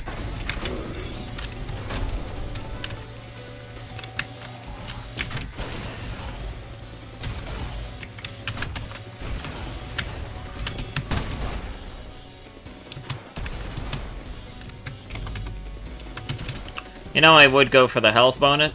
Actually, wait, hang on.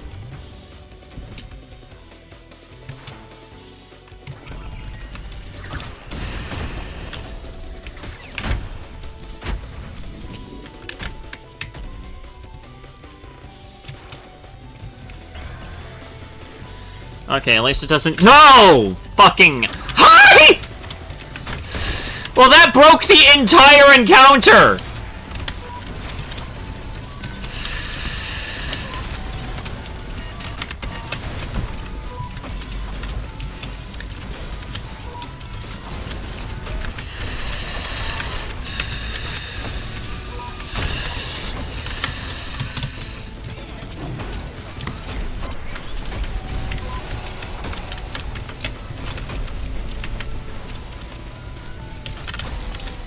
Ow. Alright.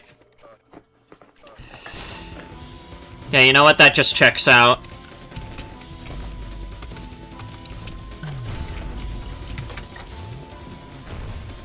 Yeah, why did I— Whoa, hey, that's, oh, God!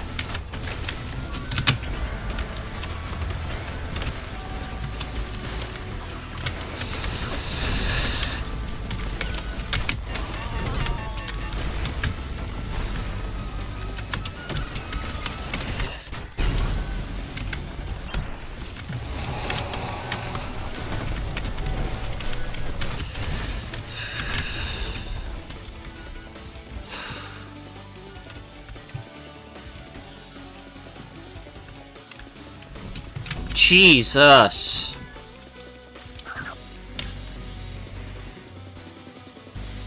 The fuck sound was that? I'm gonna have to go through both of them anyways, so.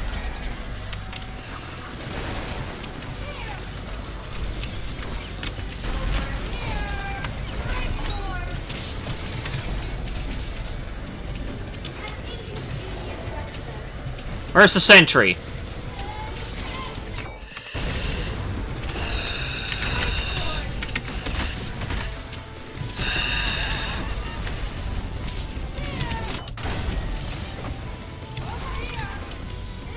You know what? I'll be up here just to take care of the power, at least.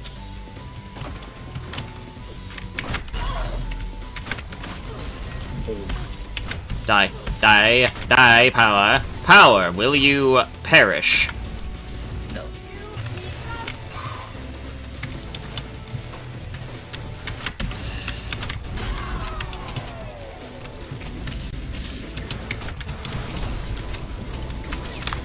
Oh, hi, Gutterman! I didn't know you could open doors! That's real good to know!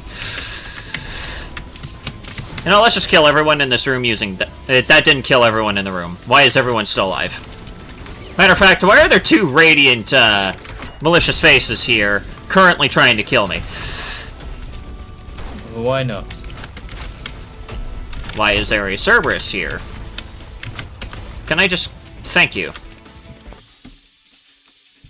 Holy shit, okay.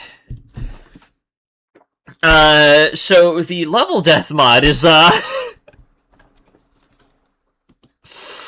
don't know. Fun with it. I don't know what I was expecting from it, but it wasn't this. Yeah. By the way, you want to know something funny that happened with me with it? What happened? So I think I was playing 1-1 with it, and I think because I have like Purgatorio enemies on. Oh, that happened! Craven. That's happening to me too! I'm getting jump scared by random Cravens appearing. I'm just surprised a neutralizer hasn't shown up to, like, blow everything apart. Yeah. But I guess maybe that one's a little bit too specialized or something, or maybe it's just a little bit rarer in the pool, who knows? Who knows?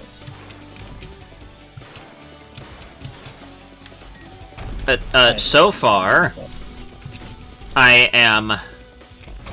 Having fun? It's pretty good, mod.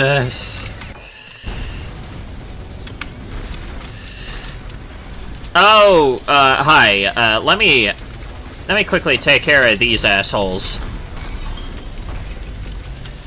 Okay, assuming that I can even live! No. I didn't get any checkpoint. I didn't get any fucking checkpoint. Did it even... I mean, it should have saved the skull. Should have Why saved the skull. did it save the skull? Yeah, looks like it did. Yeah. Okay, cool, it did. I don't It have usually saves skulls, at least. I just realized that since I died with... Oh my fucking god, just let me... Oh wait, no. It does save the power-up that's here. That's It's only good. like if you've, like... checkpointed, I think.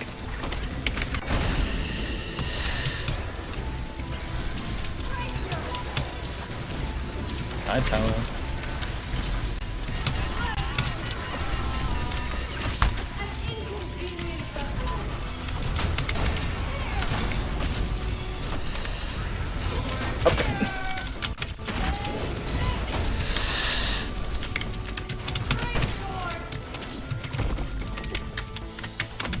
Just another worthless object. What was that? I know there's like one enemy left. Or are they just gone? I guess think whatever enemy was left is just gone. That means I have to fight the insurrectionist without cheesing it. Boo! Alright, whatever. It'll be fine.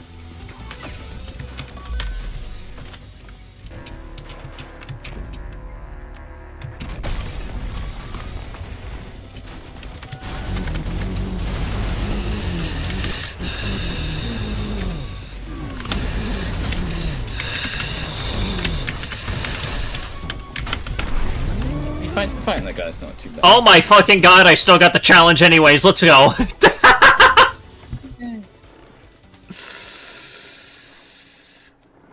Why is Sky not on stream? Wait, hang on. Is my OBS... Yeah, I'm not there. I'm just not there. I'm gone.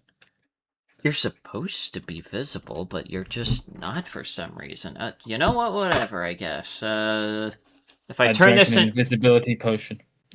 If I turn this into a video editor, put in something funny whenever Sky Biscuit talks or something, I don't know. Yeah. And now it's time for a level that's probably going to be even more of a pain in my ass than it usually is. I'm sure it'll be fine. And now my inputs are delayed again! There we go.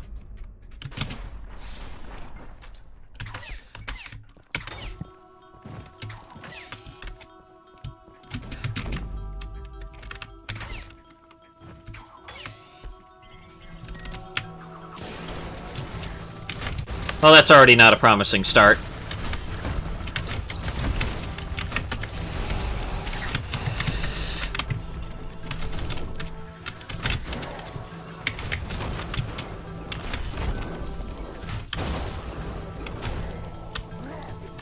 Hi.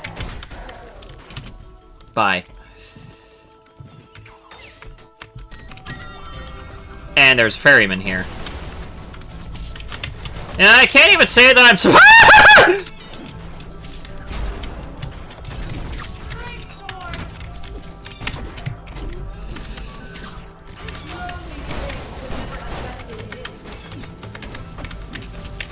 I also remember seeing in like the P-1 section, there was just an unusually large sentry. I think I saw like an unusually large sentry and an unusually large mannequin. Yeah.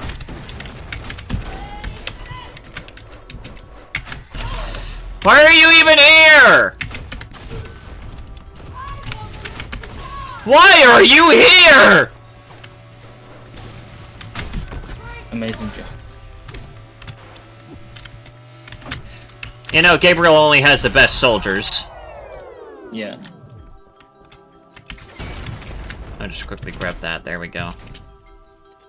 I just realized that this next room segment and the last room in particular are going to be a pain in my ass. They're going to be awful. They're not going to be fun at all.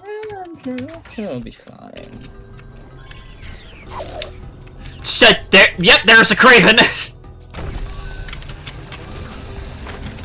And it's a Radiant one! I don't know why they're specifically spawning.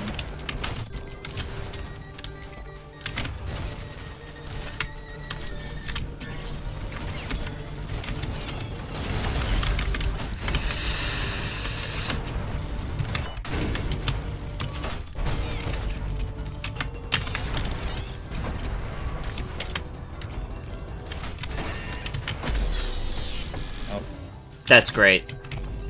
Well, at least it's toned down for now. For now.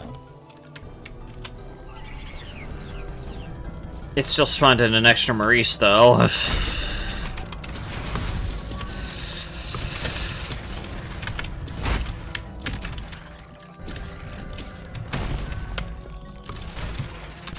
Also, this mod is helping me learn a little bit more about how this game works.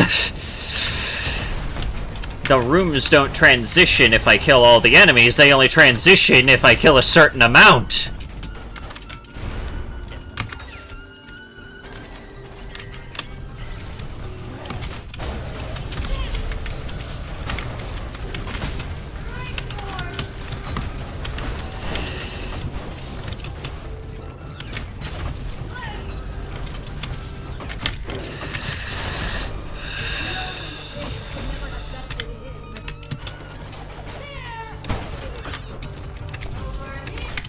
Gotcha, bitch!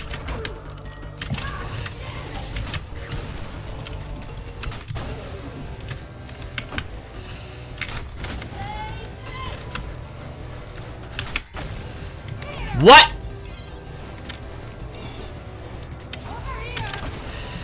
What was happening there?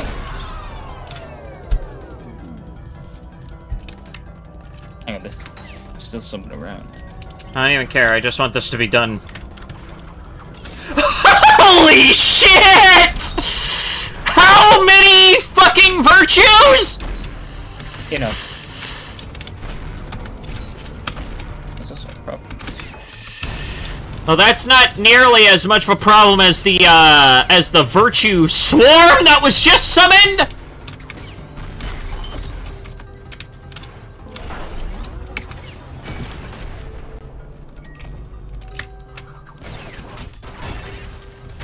Up.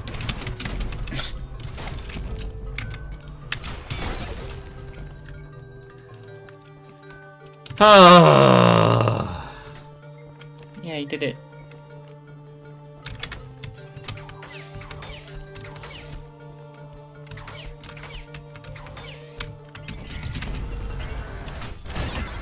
Why did that one spawn in midair?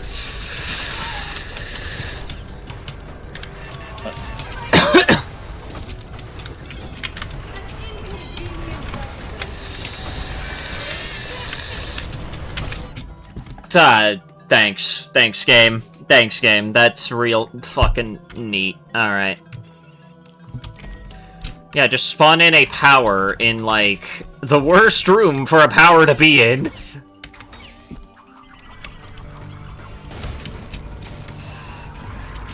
I did watch. I forget which one. I forget which is which out of the. Yeah.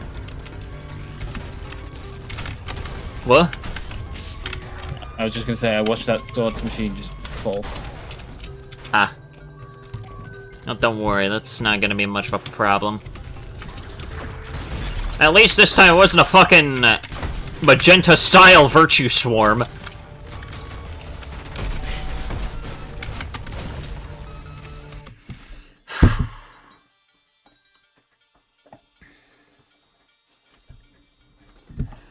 Before I enter the last room. Before I enter the last room, I'm gonna quickly mentally prepare myself. I'll be right back.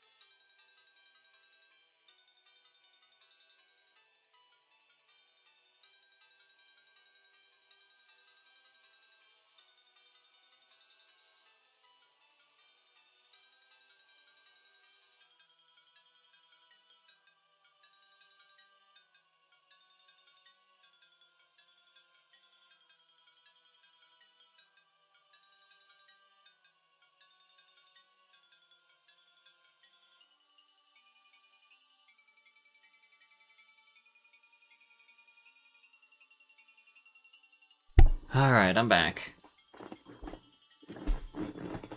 Welcome. Have you prepared thyself? I'm about as prepared as I can possibly be for this. I just already know it's gonna whip me. And I already hear... Why are you not dead? Thank you for dying. You fucker! Oh, well, how did the... Okay.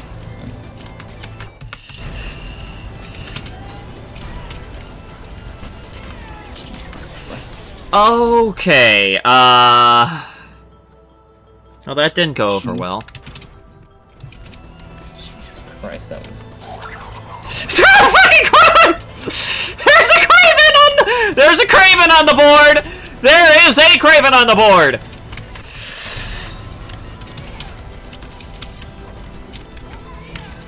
I would love to be able to understand my screen! Average cyber grind wave. At least it's back to normal. For now. Finally, I can just endure a regular round of not being railed by like 500 different enemies at once.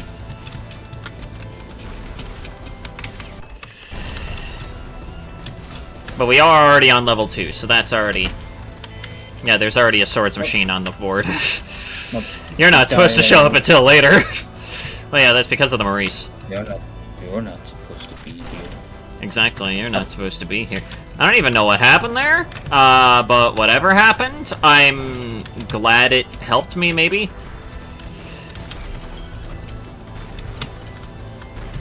There's 2 virtues. I should have saved my rail cannon. I'm sure you'll be fine. Oh, wow, yeah, I was fine. By pure coincidence, I am fine. Whoa, hey, hey, hey, that ain't cool. Hi. Oh. That was it. You know what, that helps. Fair enough. 4 restarts.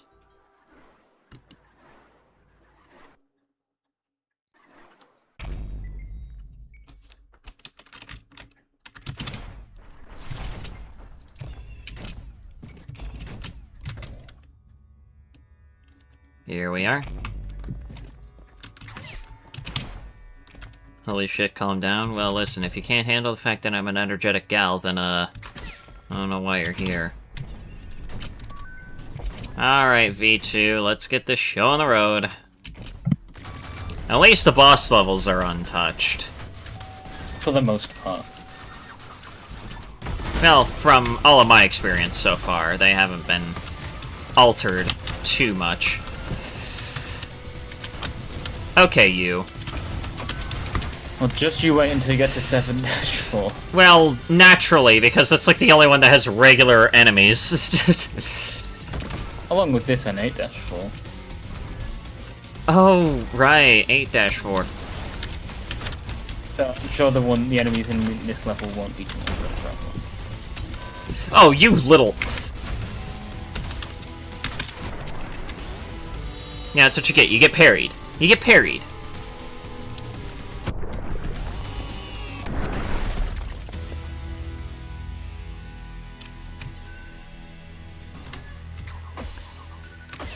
Well...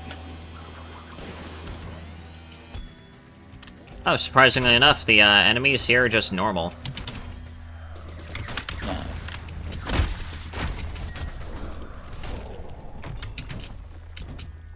Does it just not touch anything if it's a designated boss level or something? Well, I mean, if that were the case, then P-1 wouldn't have been, unless it's just a weird thing with Flesh Prison, specifically. I think it might have just been, like, luck. Maybe. Maybe. Are the little eyeballs in P-1 and P-2 going to be random too? I've already went into P-1, and yes, they are random. they do in fact randomly spawn other enemies alongside with the regular spawns, which is terrifying. Which is why I'm probably going to avoid the Prime Sync. Well, actually, I maybe Couldn't could hurt do... to check out P-2. I could do P-2. I could. Because at least a Flesh Panopticon fucking kills itself, right? At least with P-2, I don't have to kill the Flesh Panopticon. It's just encouraged to get its, like, weird meter down as fast as possible, basically.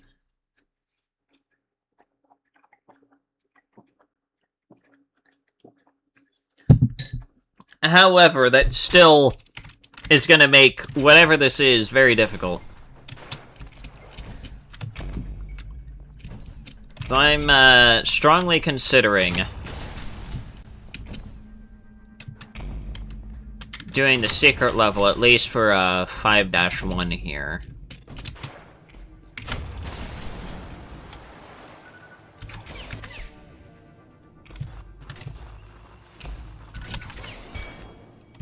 Just so that way I can at least have a break, you know, with some good old-fashioned fishing.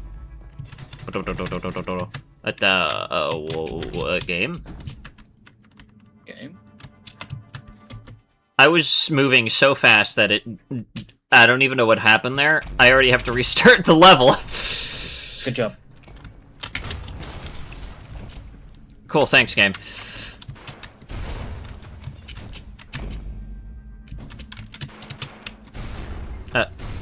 Bitch. Alright, there we go.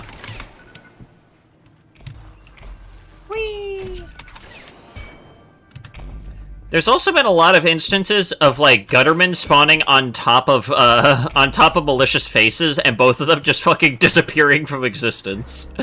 Have you experienced that at all, whenever you played? I don't think I have. I'm not sure. Well, I can already see that,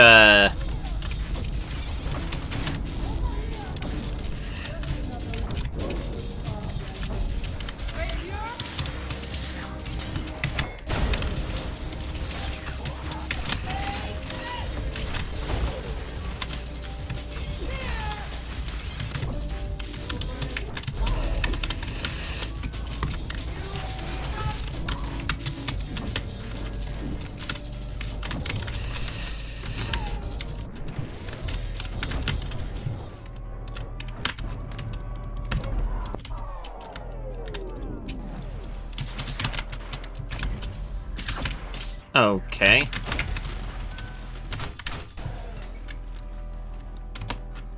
Okay.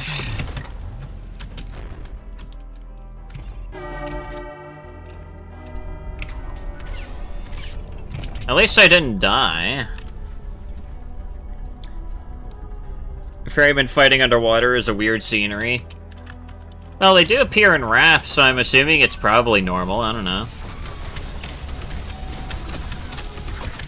It ain't any of my business to, you know, dictate how the ferrymen are supposed to fight me. If they wanna... okay, thanks. Speaking of ferrymen wanting to kill me. Speaking of everything wanting to kill me.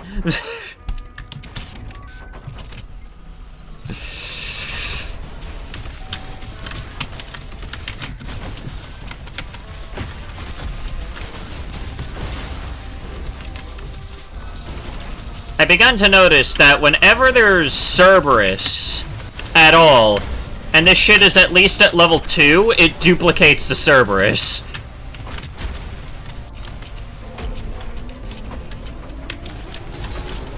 Please let me have the Providence Orb, I kinda need that. Thanks. No. Holy shit. Can I... oh, whoops. Nope, there we go. Can I... game, I swear to God.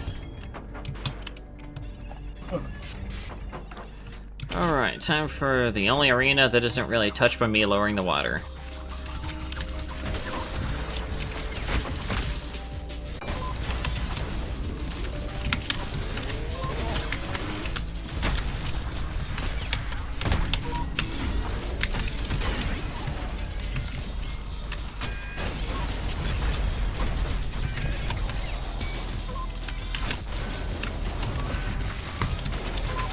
You know, Gutterman, you're here a little bit early. And I died. Cool. Alright. Yeah, I think that fishing level is starting to seem more and more. Why are there 3? Why are there 3? Well, they're dead now. At least they all killed themselves, but...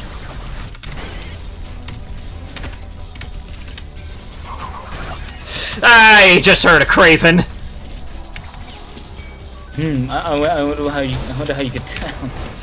Yeah, sure. It certainly isn't the loudest fuck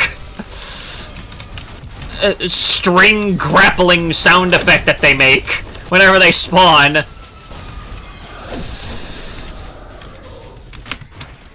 Thank you, mind players.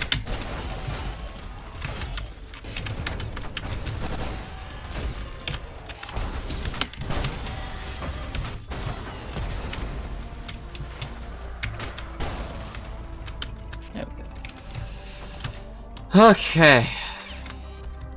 Thank you for the skull. I'm going to get moving now.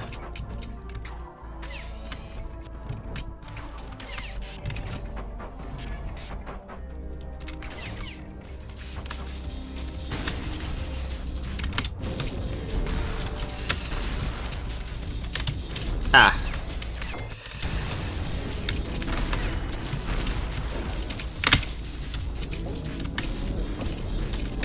Ah, okay. Well, there wasn't really a whole lot that I could have done there.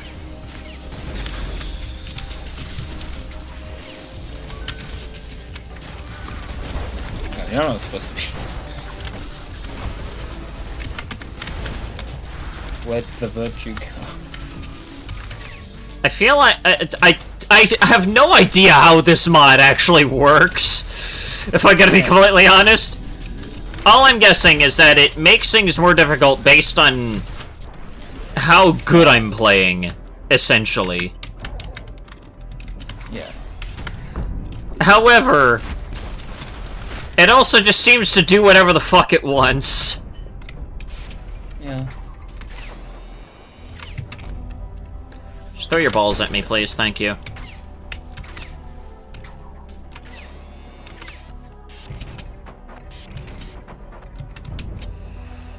Alright, I just want to go fishing, bro. Just let me have that.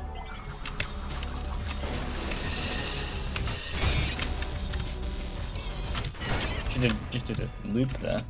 What was that about? I have no idea. Whee! It took me 6 minutes to get through half of the level. Amazing job.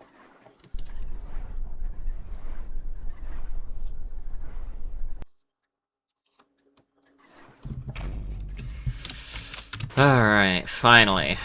Fishing.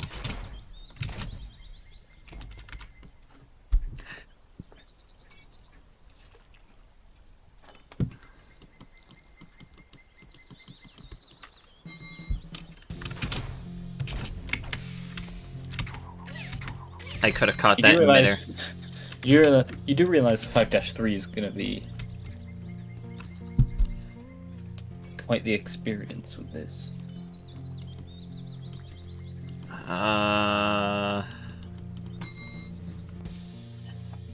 We'll cross that bridge when we get to it.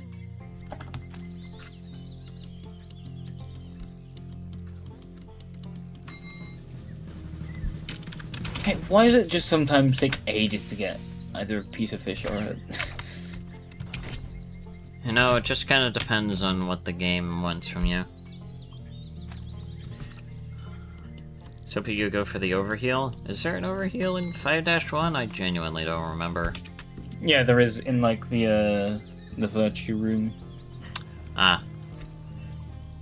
Oh right, the one with the 2 Cerberus. I almost forgot about that one.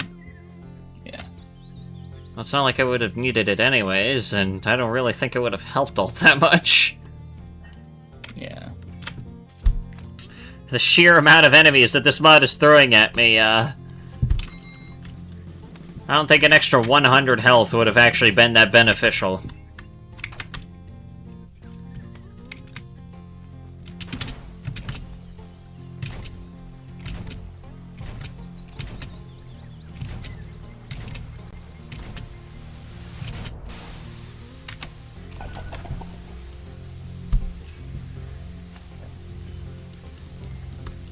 Calamitous fish. Clam tits fish.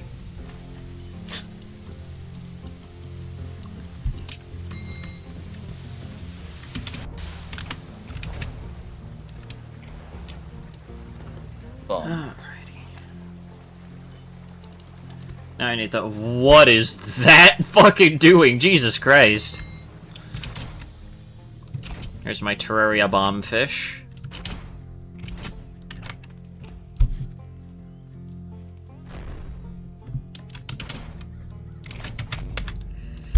Boink.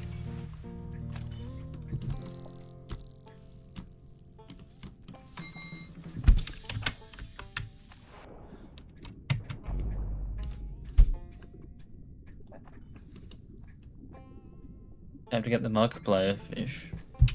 And now it's time to sacrifice Markiplier. We're sacrificing him to get a shark. Yeah. True. I'm sure it's a worthy sacrifice.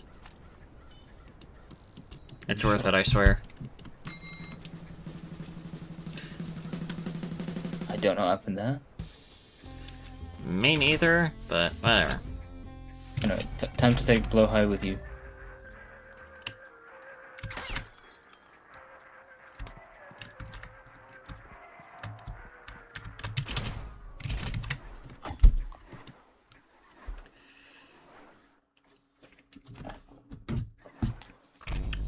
Market pliers. Alright. Well, here goes nothing. How will the level be right off the gate?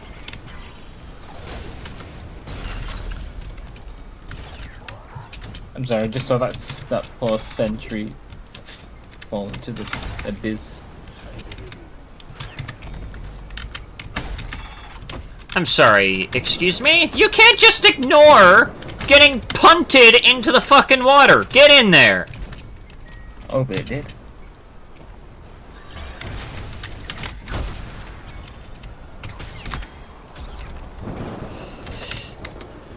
Hey, man.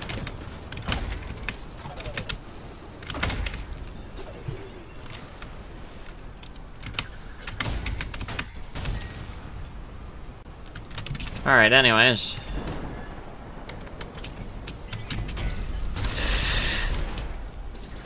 Thank God I was able to kill both of those! However, there's a Providence here that's trying to... Dead.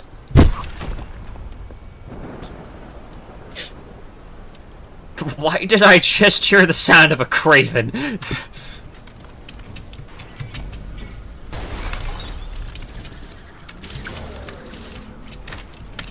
It is dead set on sending a Providence after me.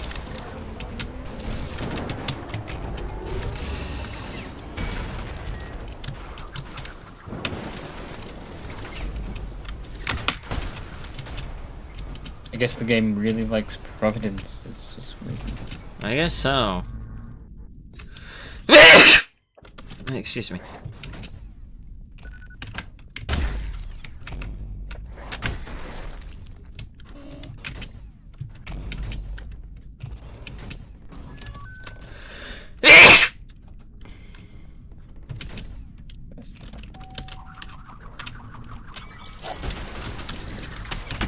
And there's one.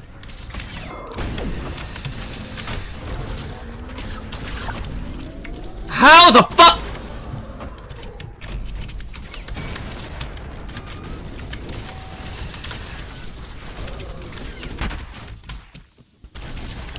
Is this what the Wrath Encore is gonna look like? Maybe.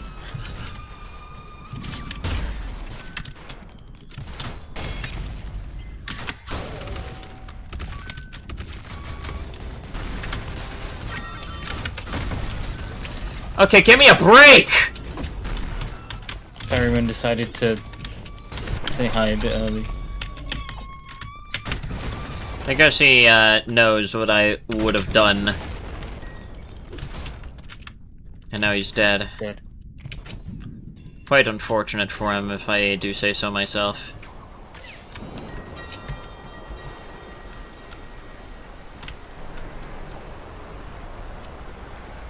Beg of you, don't skip Ferryman. But what if I do, huh? What if I do, huh? I mean, I doubt anything will happen if it is Ferryman, considering the past two bosses. I say past two, even though it's just like all of the past two bosses. Ah, and there I go. Alright. That's cool, game. Thanks, game.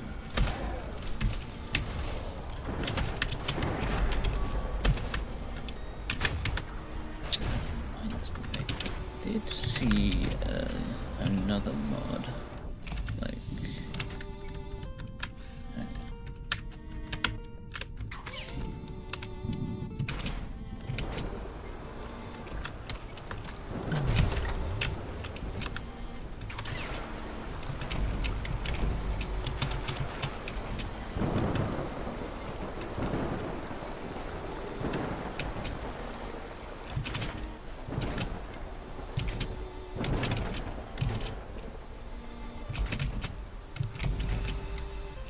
Alright, here we are. Ooh. Here we are.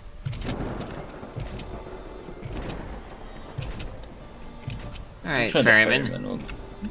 Do I fight you, or do I... Yeah, you get in the coin. I already technically fought you earlier, so it doesn't really matter.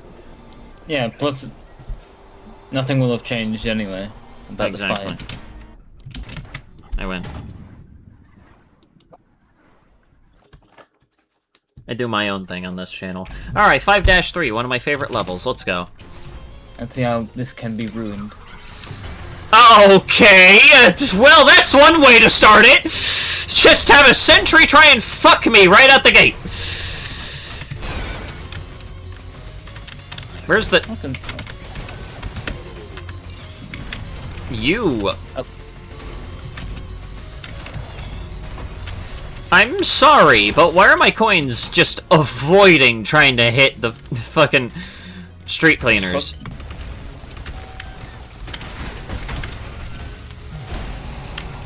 Oh, cool. One of the Cerberus got replaced by, Not actually seen a power actually exist. I Marised a power? I didn't... Okay, yeah, uh-huh. You know what? I can now say I've done that.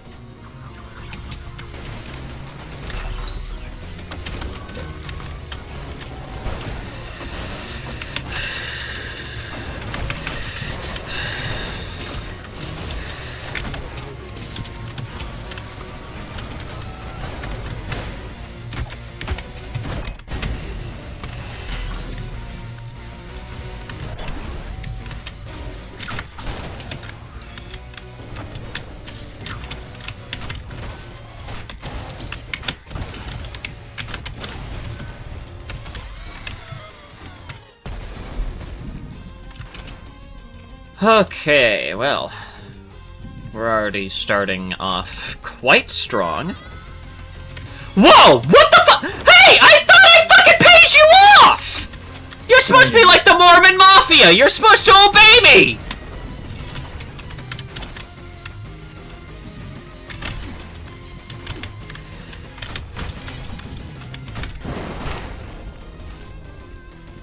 The fuck are you doing here? Did I shortchange you or something? Fuck you!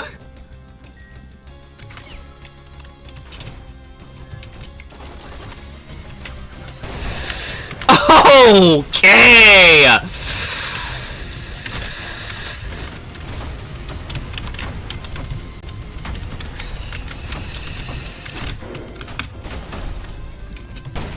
Radiant Guttermen are,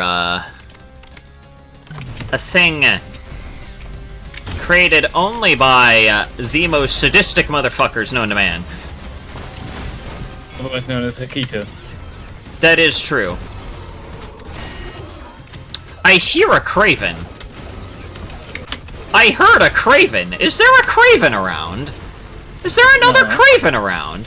Or am I just going crazy at this point with just how many Cravens have shown up? You're going crazy. I wouldn't be surprised at this point. Playing so many Ultrakill mods has led to me to develop some form of Ultrakill mod psychosis where I start hearing random shit. I thought powers can avoid being released like Gabriel. I guess not. Oh well. I guess not. Not like I'm complaining. Makes dealing with that bitch a little bit easier, I guess.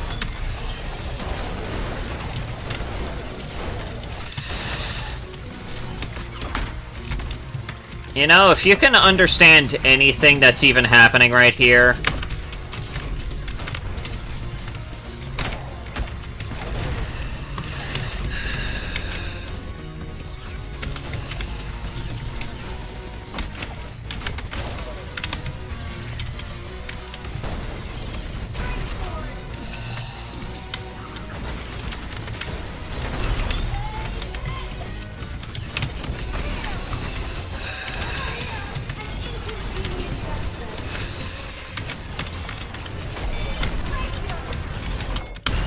Oh, fucking... How I'm still alive is a miracle! Never mind. You were saying? I thought I could have pulled it off. The game decided no thanks. Which is probably better. Probably better for my I heard the sound of a Craven getting hurt.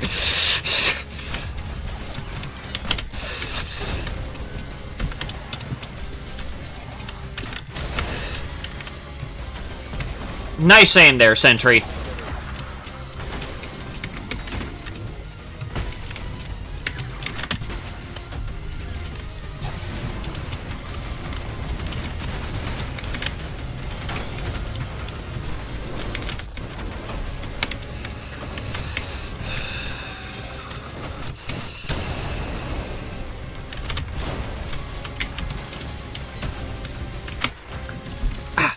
My arm is itchy. Ferryman, listen to my prayers. The game should stop listening to your prayers, because that was not what I expected. Yet there's the Craven. I was wondering where you'd be. You're a few levels down, aren't you? Matter of fact, you seem a little... You know, whatever.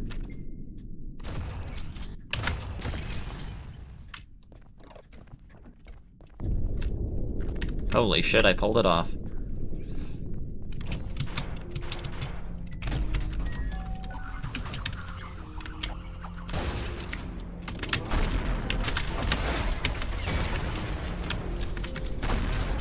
Okay. You suck. Get out.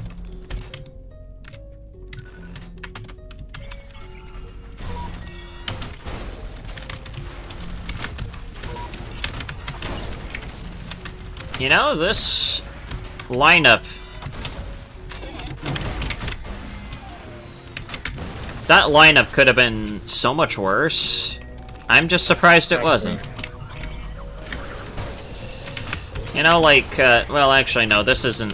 This is actually better than whatever the fuck I got before. Well, assuming the mannequins will, cooperate with me, which of course they won't. Why would they? It's a fucking mannequin, of course it's not. Can you hold the fuck still? You're not even supposed to be here!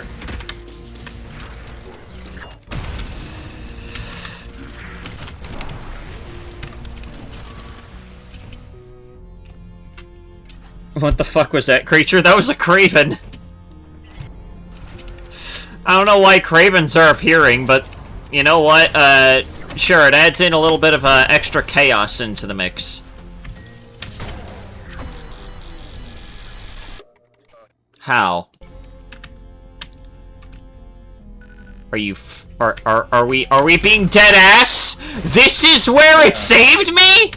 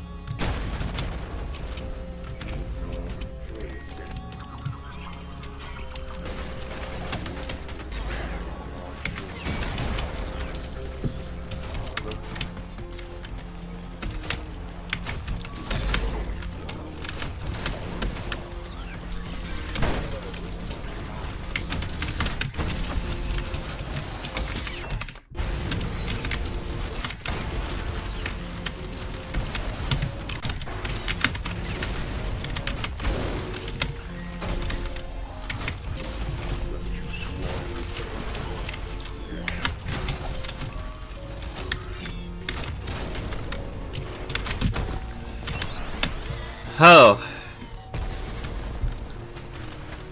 Okay.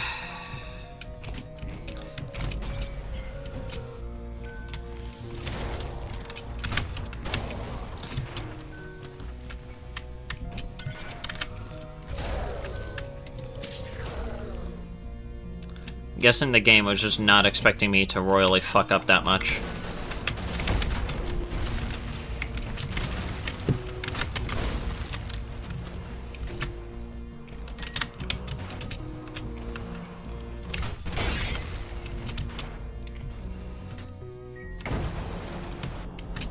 Alright, don't be difficult on me now.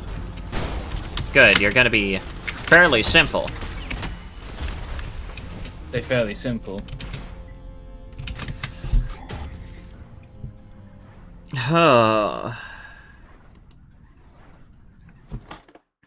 This is stress-inducing.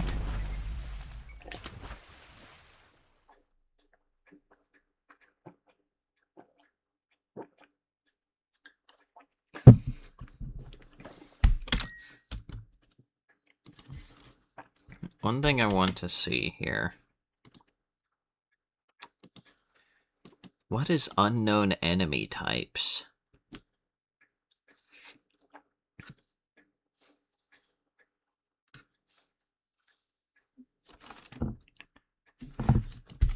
I will enable that after this.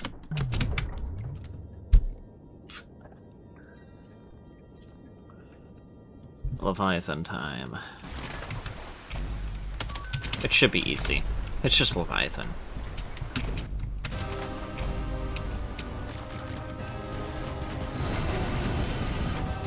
Come at me, dickhead! Gotcha, bitch!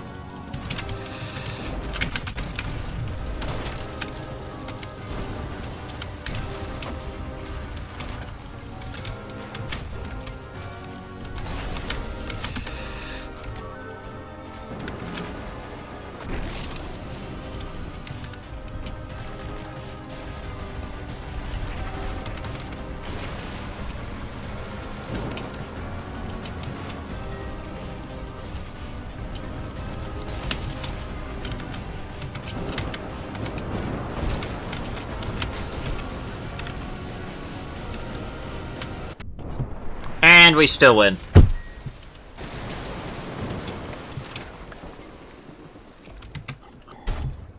P rank, baby. Easy P rank. Is burning in water? Well, yeah. You know. You know how it is. You know how an oil spill is, right? Alright, I'm gonna see what unknown enemy types does. If it breaks things, I'll turn it off.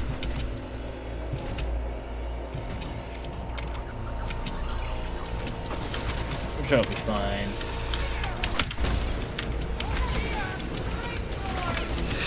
This is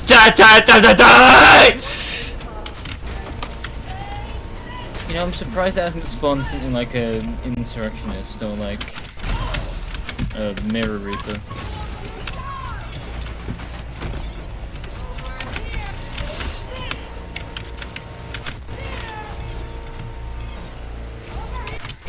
Gotcha, bitch! That's a great start. Let's see how long that lasts.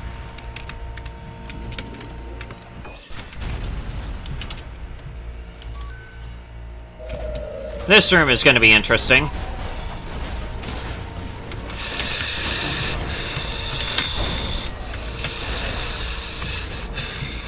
Hey. Alright.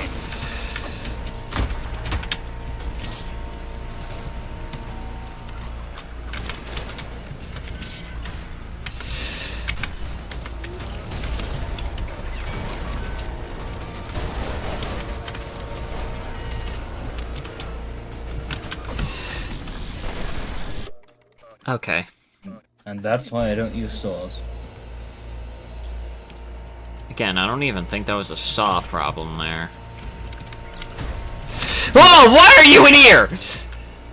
I'm telling you, that definitely was a saw. I have been able to parry through saws, I swear. It's just that on today's episode of How Will the Game Fuck Me, it has decided to fuck me in that direction.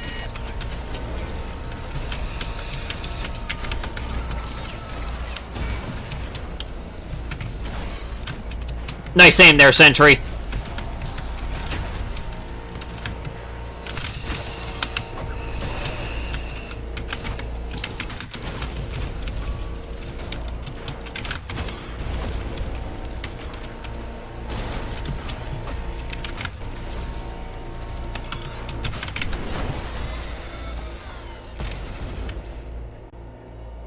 Let me have your blood.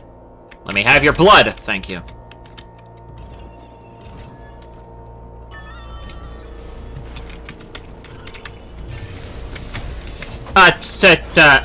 Okay, well, that throws a wrench into literally every single plan of mine.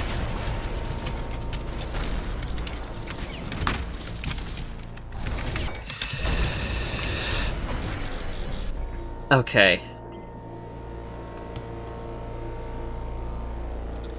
Why? Why not? That's what you should be asking.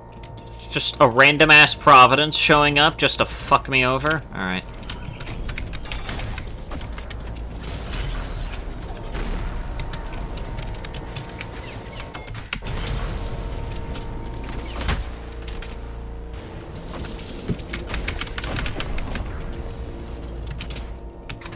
You know what? That worked.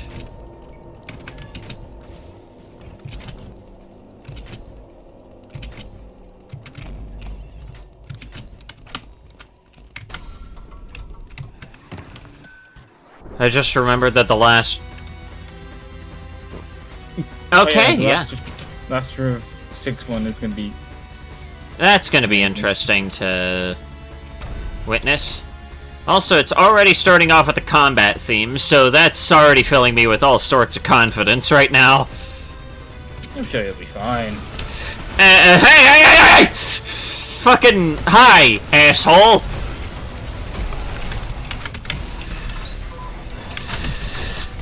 Okay, so I'm beginning to at least kind of figure out the rules of this, alright? Whenever it replaces an enemy, it seems to replace them with an enemy that's of a similar class. And I died instead.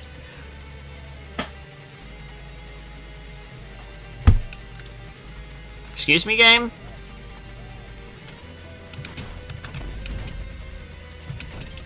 I thought I picked up the checkpoint. Are you saying that you're lying to me?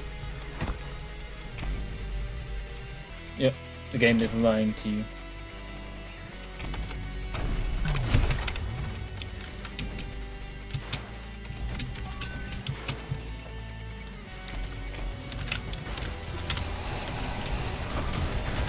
Cerberus, I didn't even do anything to you. Why are you angry?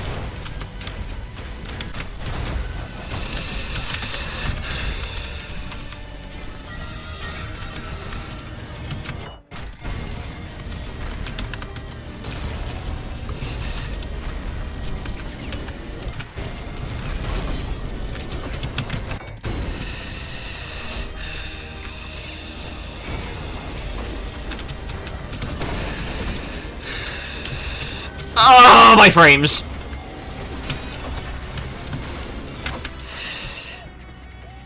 Oh.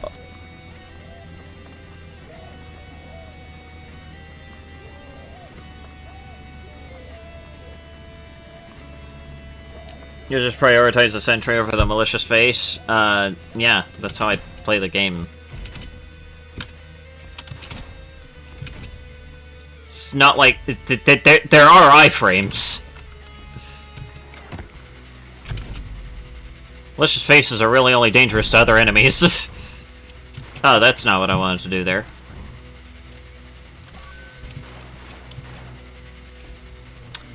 Okay, game. What I want you to do is to not suck fucking ass! Stop throwing... Game.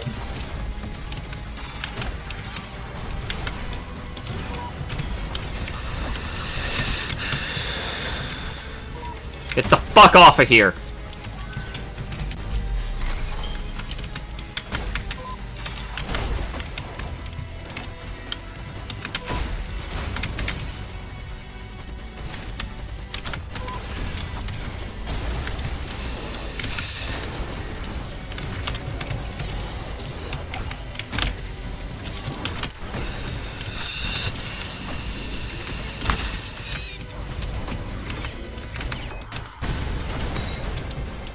I don't even know what happened there.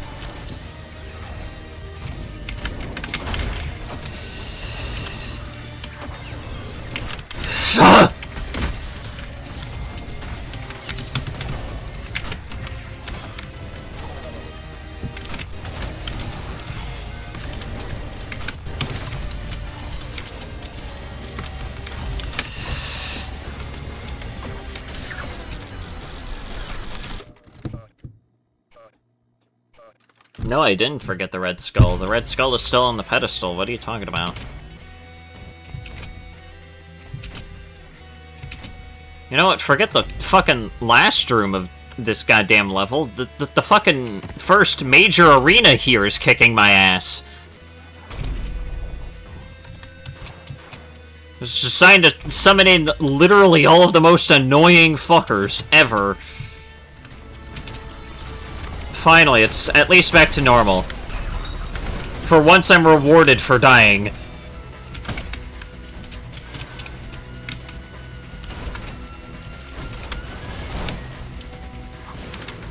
Where's the... Oh. Get out of here.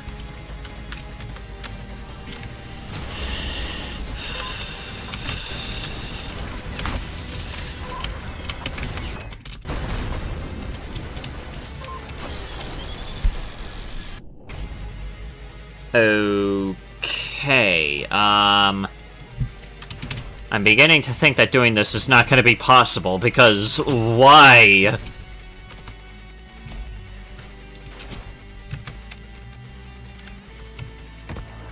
Alright, at this point, I'm just gonna skip over it.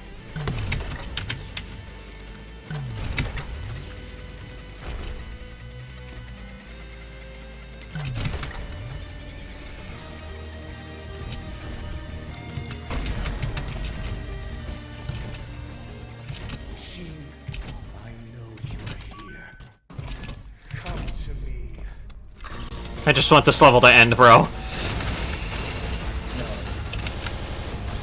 Oh, dear fucking god, what happened?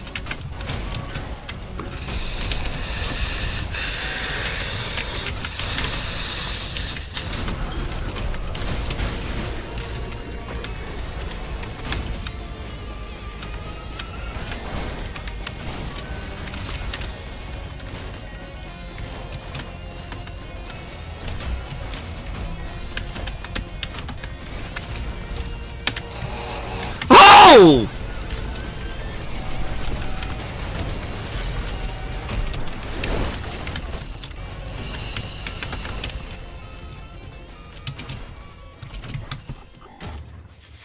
Okay, well that was rough. Gotta pick it up after placing it so you can summon... Okay, yeah, I know about that. Why do I need to fight them? What if I don't want to fight the duo insurrectionists? I don't want to fight them. It's my stream, I do what I want. And now my inputs are fucking delayed again, there we go. Alright, Gabriel. Show me what you got.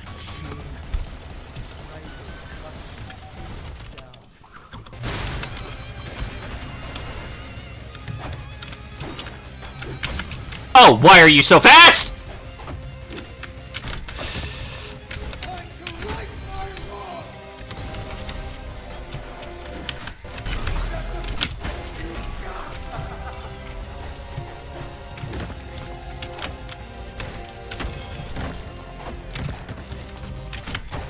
Gotcha, bitch.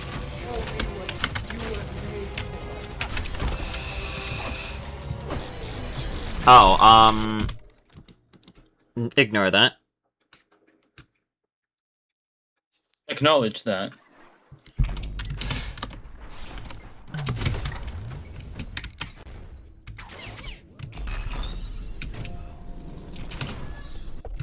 All gone. Machine. I will break you apart. Ha ha ha ha ha.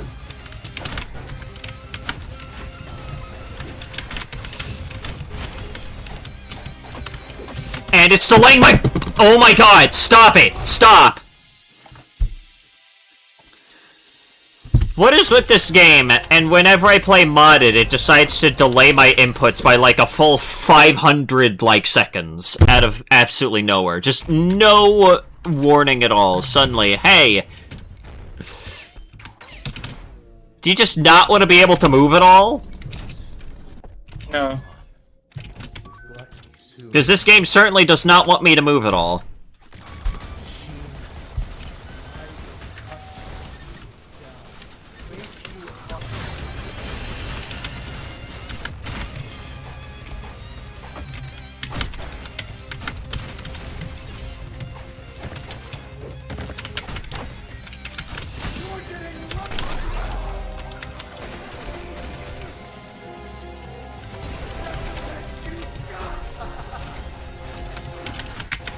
Okay, glad I timed that well.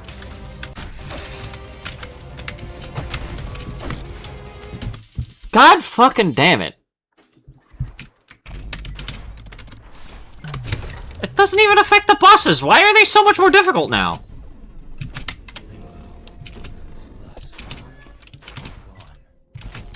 Swear to God, this difficulty is making him faster. I swear to God. Who knows?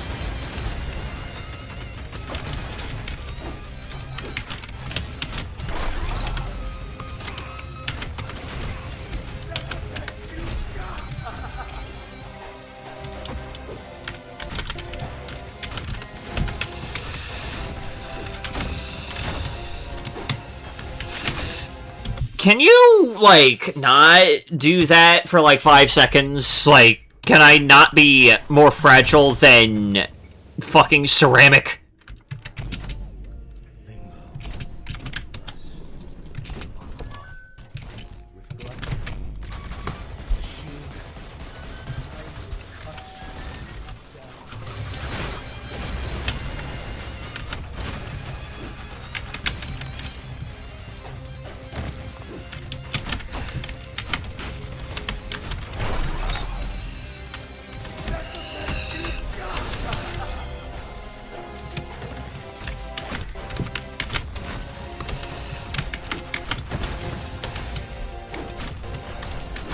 Oh, what are you?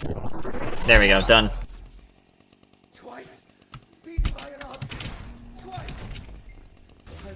Yeah, shut up.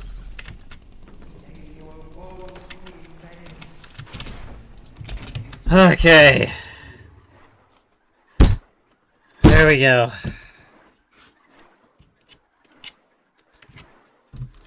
Knowing how fucky mods tend to be when it comes to fraud, I don't know if, I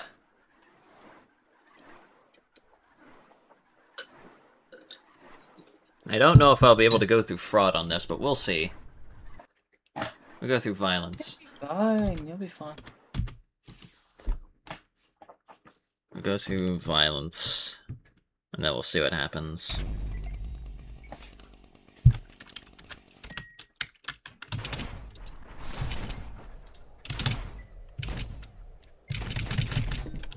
Whee!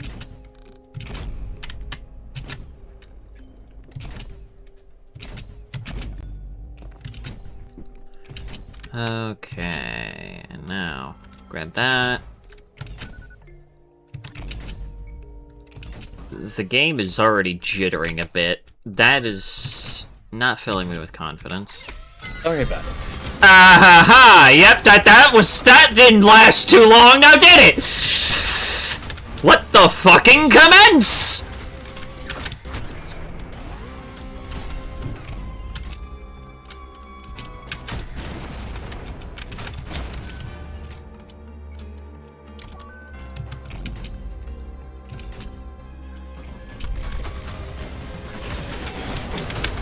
You're here a level early, aren't you? Same thing for you, Gutter Tank, or Gutterman, excuse me. I, for some reason, like to mix the two of you up, even though you're nowhere near the same.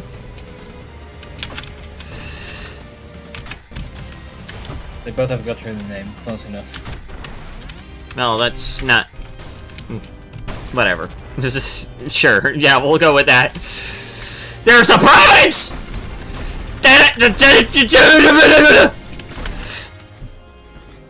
What happened there? I don't even fucking know! What the hell?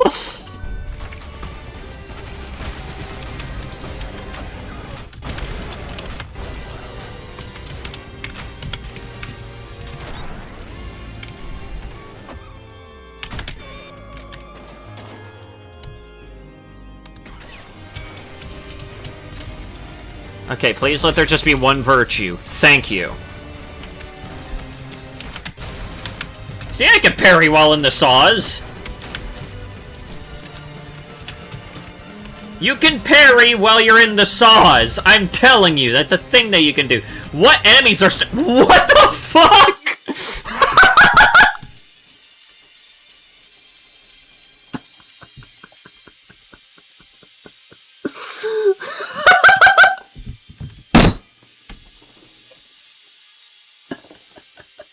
Look at where the Cerberus is!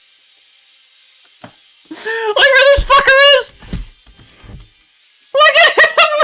Oh, what? What the fuck is he doing up there?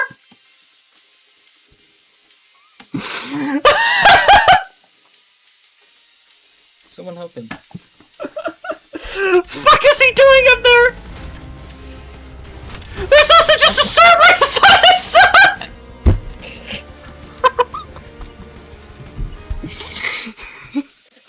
He's fallen over. They're falling over that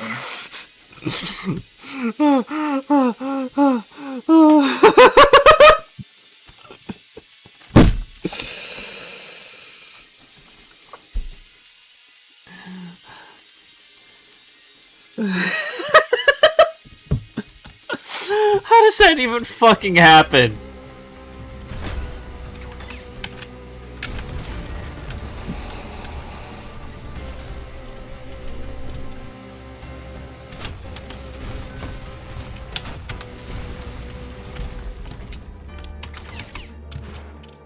Okay. Whew, that was a good one. That was a good one.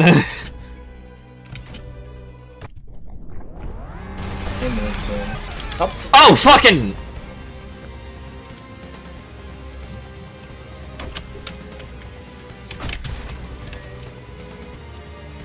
Why am I still hearing the music?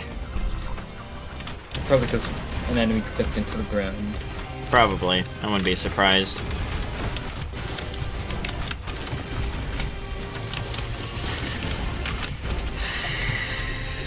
How did a Providence die over here? Was there a Providence that spawned? Maybe. How am I killing enemies without ever knowing they're there?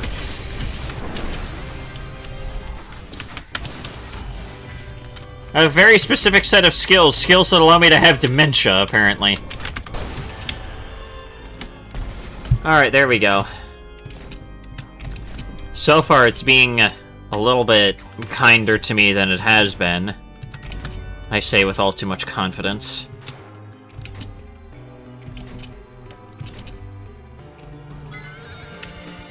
Why? You're a little bit lost here. You're not supposed to be here, actually. Neither is the Providence. No enemies are meant to spawn here.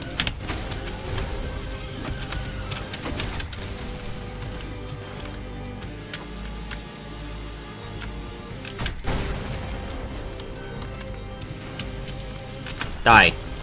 Fuck, I missed.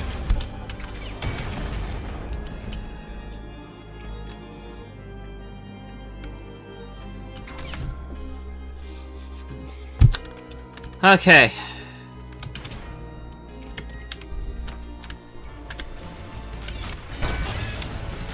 Ah, Jesus fucking Christ, hi.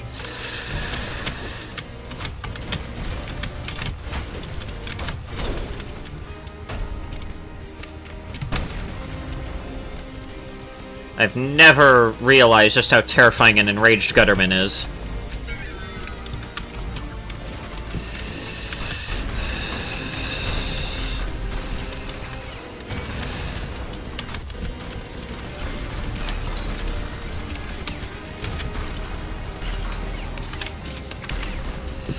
Oh my fucking god, just let me hit something.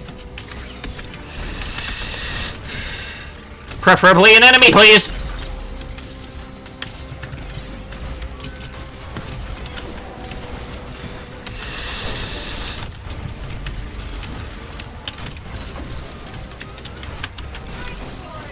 Whoa, hey! Once again, full layer early, buddy.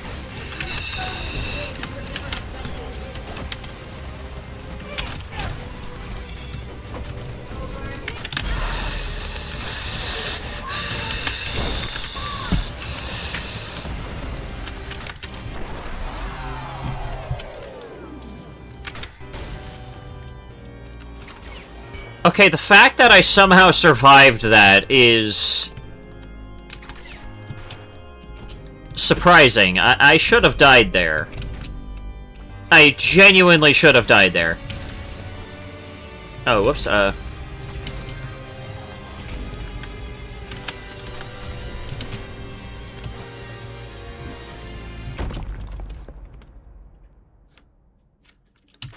Okay, good, that despawned everything up there.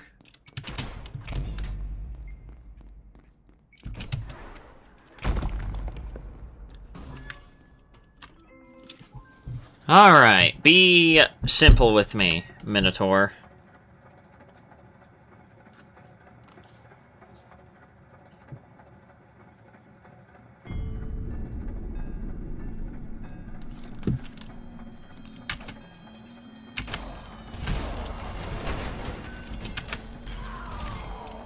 What the fuck? There was a power?!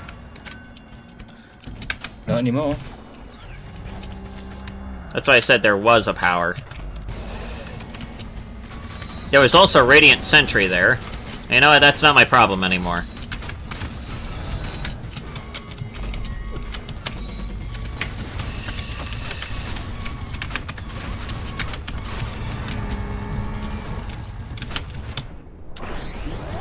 Damn, I killed the bastard before he even broke anything. Let's fucking go.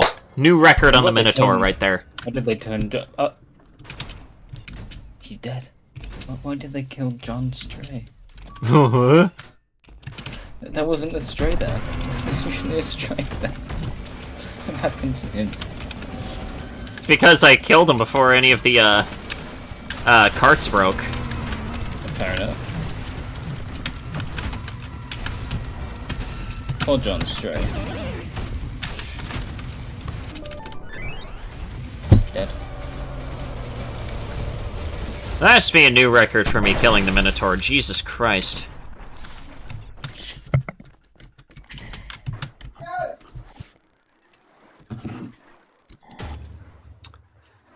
Well, I could have gotten a better time, but you know what? That's whatever. Alright, 7-2. So it tells me that the level with the least amount of enemies is gonna magically become the level with the most amount of enemies real quick.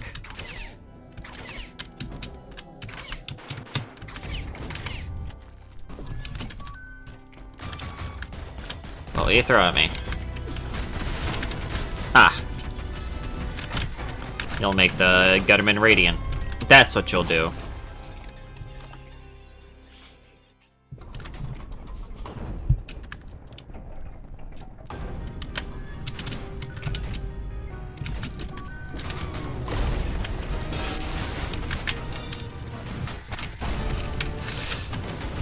God fucking... Oh my god, hi!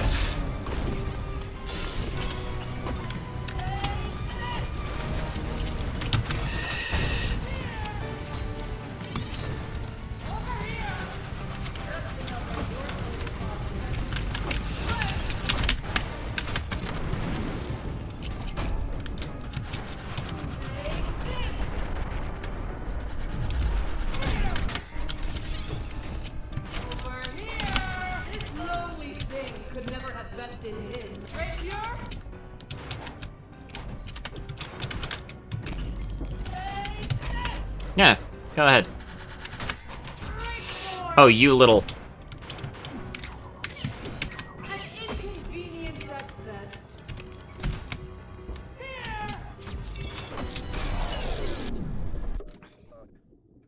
Right as I got it. Right as I got him to kill himself. Okay.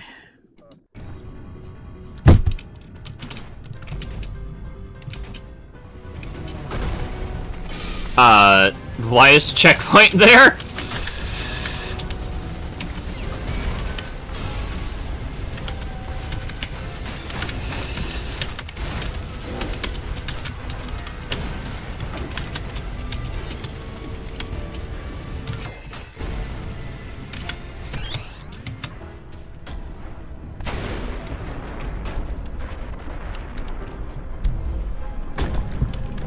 There's the real checkpoint. Holy shit.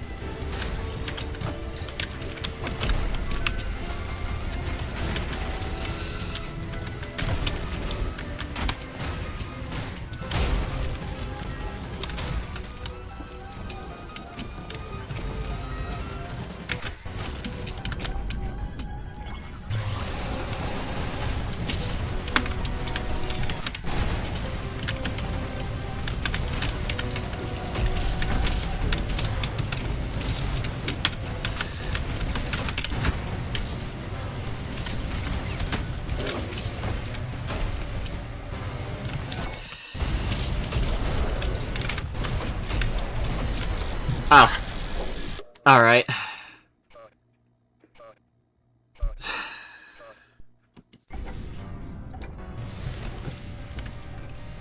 Why did this Gutterman's corpse just become enraged?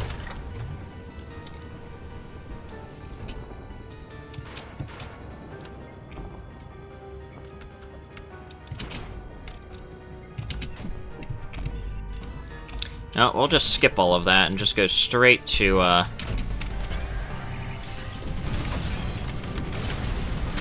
You know, I at first thought that there was some kind of rule when it actually came to this. I'm beginning to realize that no, there isn't really a whole lot of rules to this mod other than just, good luck, have fun, and get fucked. I thought I was noticing a pattern. Moment I did, it decided that that pattern no longer existed.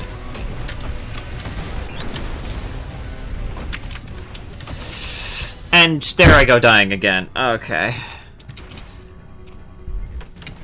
I think for the sake of my own brain, I will probably not go past violence. Because if I was to try and do fraud with this, I'm pretty sure I would actually lose my mind.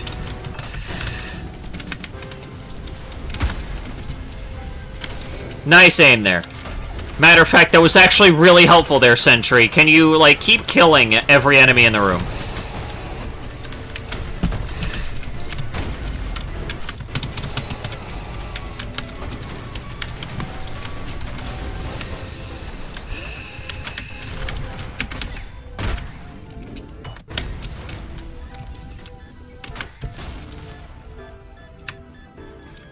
Ugh.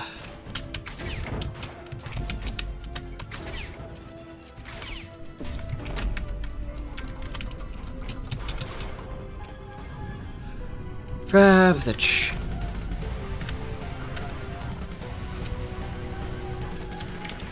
Why? Why are you here? Are you just here to throw surprise enemies at me at this point? Because that's just kind of annoying.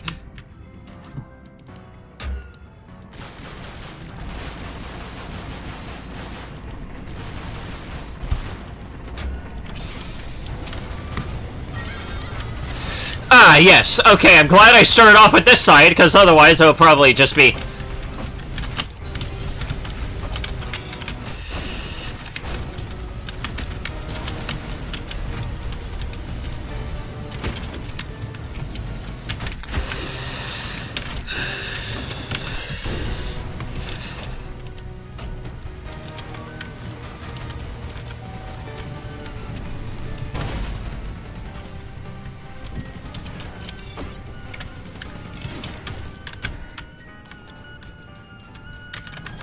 Okay.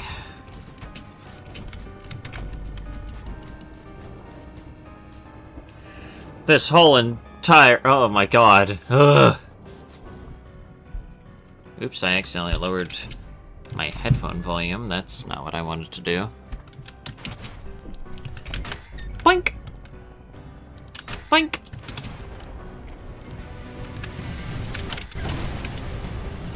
You know, I shouldn't even be surprised that...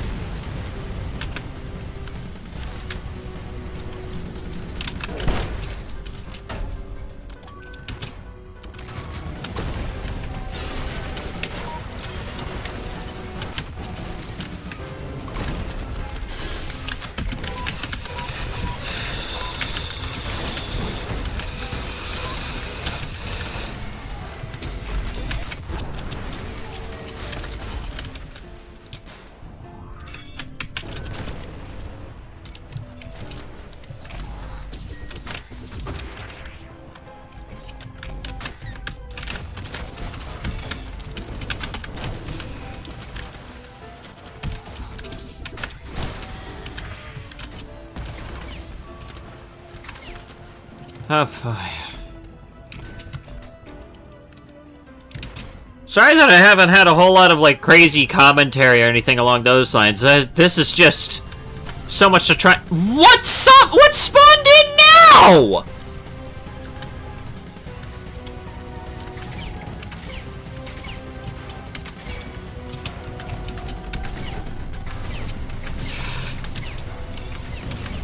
A ferryman!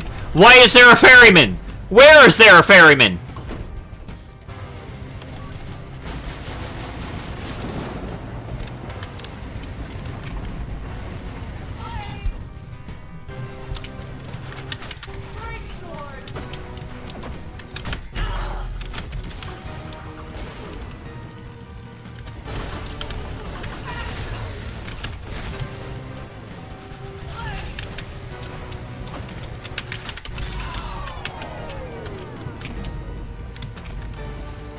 I don't even know why a power spawned in.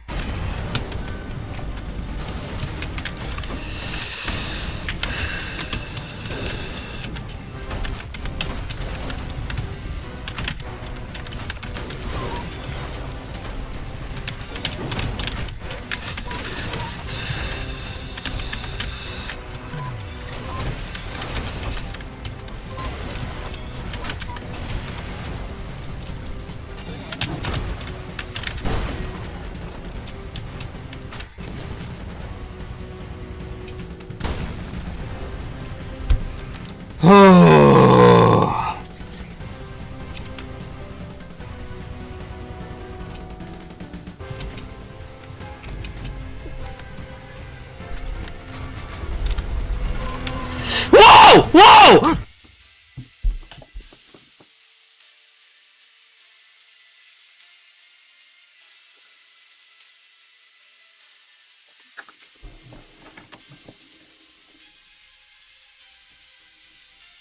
Okay, does someone want to explain to me why there's a fucking Minotaur here?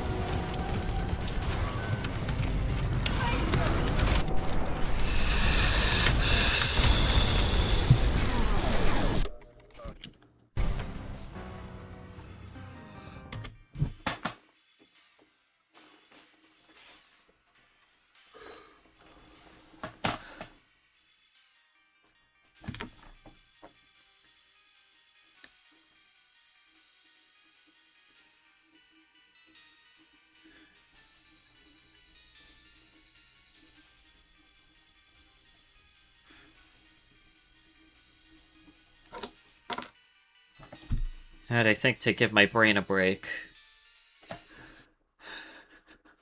I think I'll probably just call it there. It's spawning in a Minotaur on top of me is probably this game's sign of telling me I should probably take a break.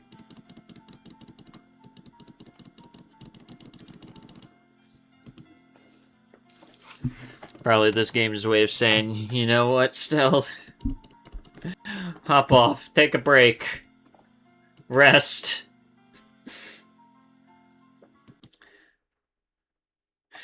It's spawning a Minotaur is probably the best way that could have ended.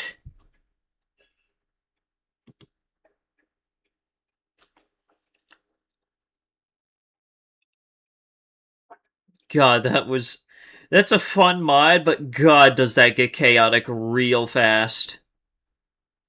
That gets chaotic real fast.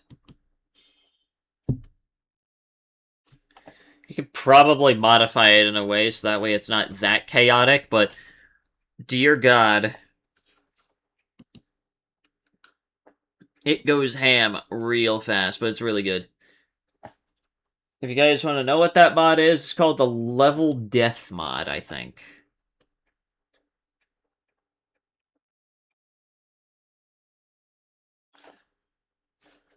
But, and what the fuck is going on here? It is... Everything is breaking on me. That's great. Apparently one mod got an update while I was working on... While I was doing all that. That's fun.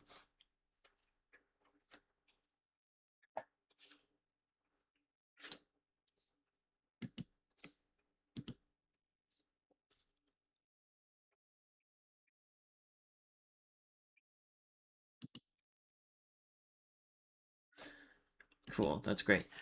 Alright, close... Thunderstore, do you mind closing? That'd be cool if you closed, I think.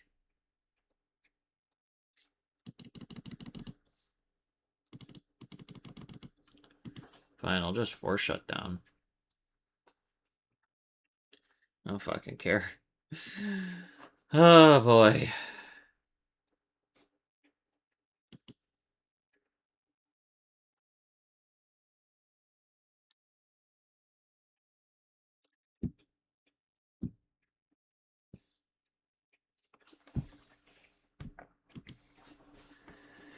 Anyways, with that, thank you guys so much for dropping by. Thank you to my wonderful guests for enhancing the experience, as always. And I'll see you guys whenever I see you. Take care.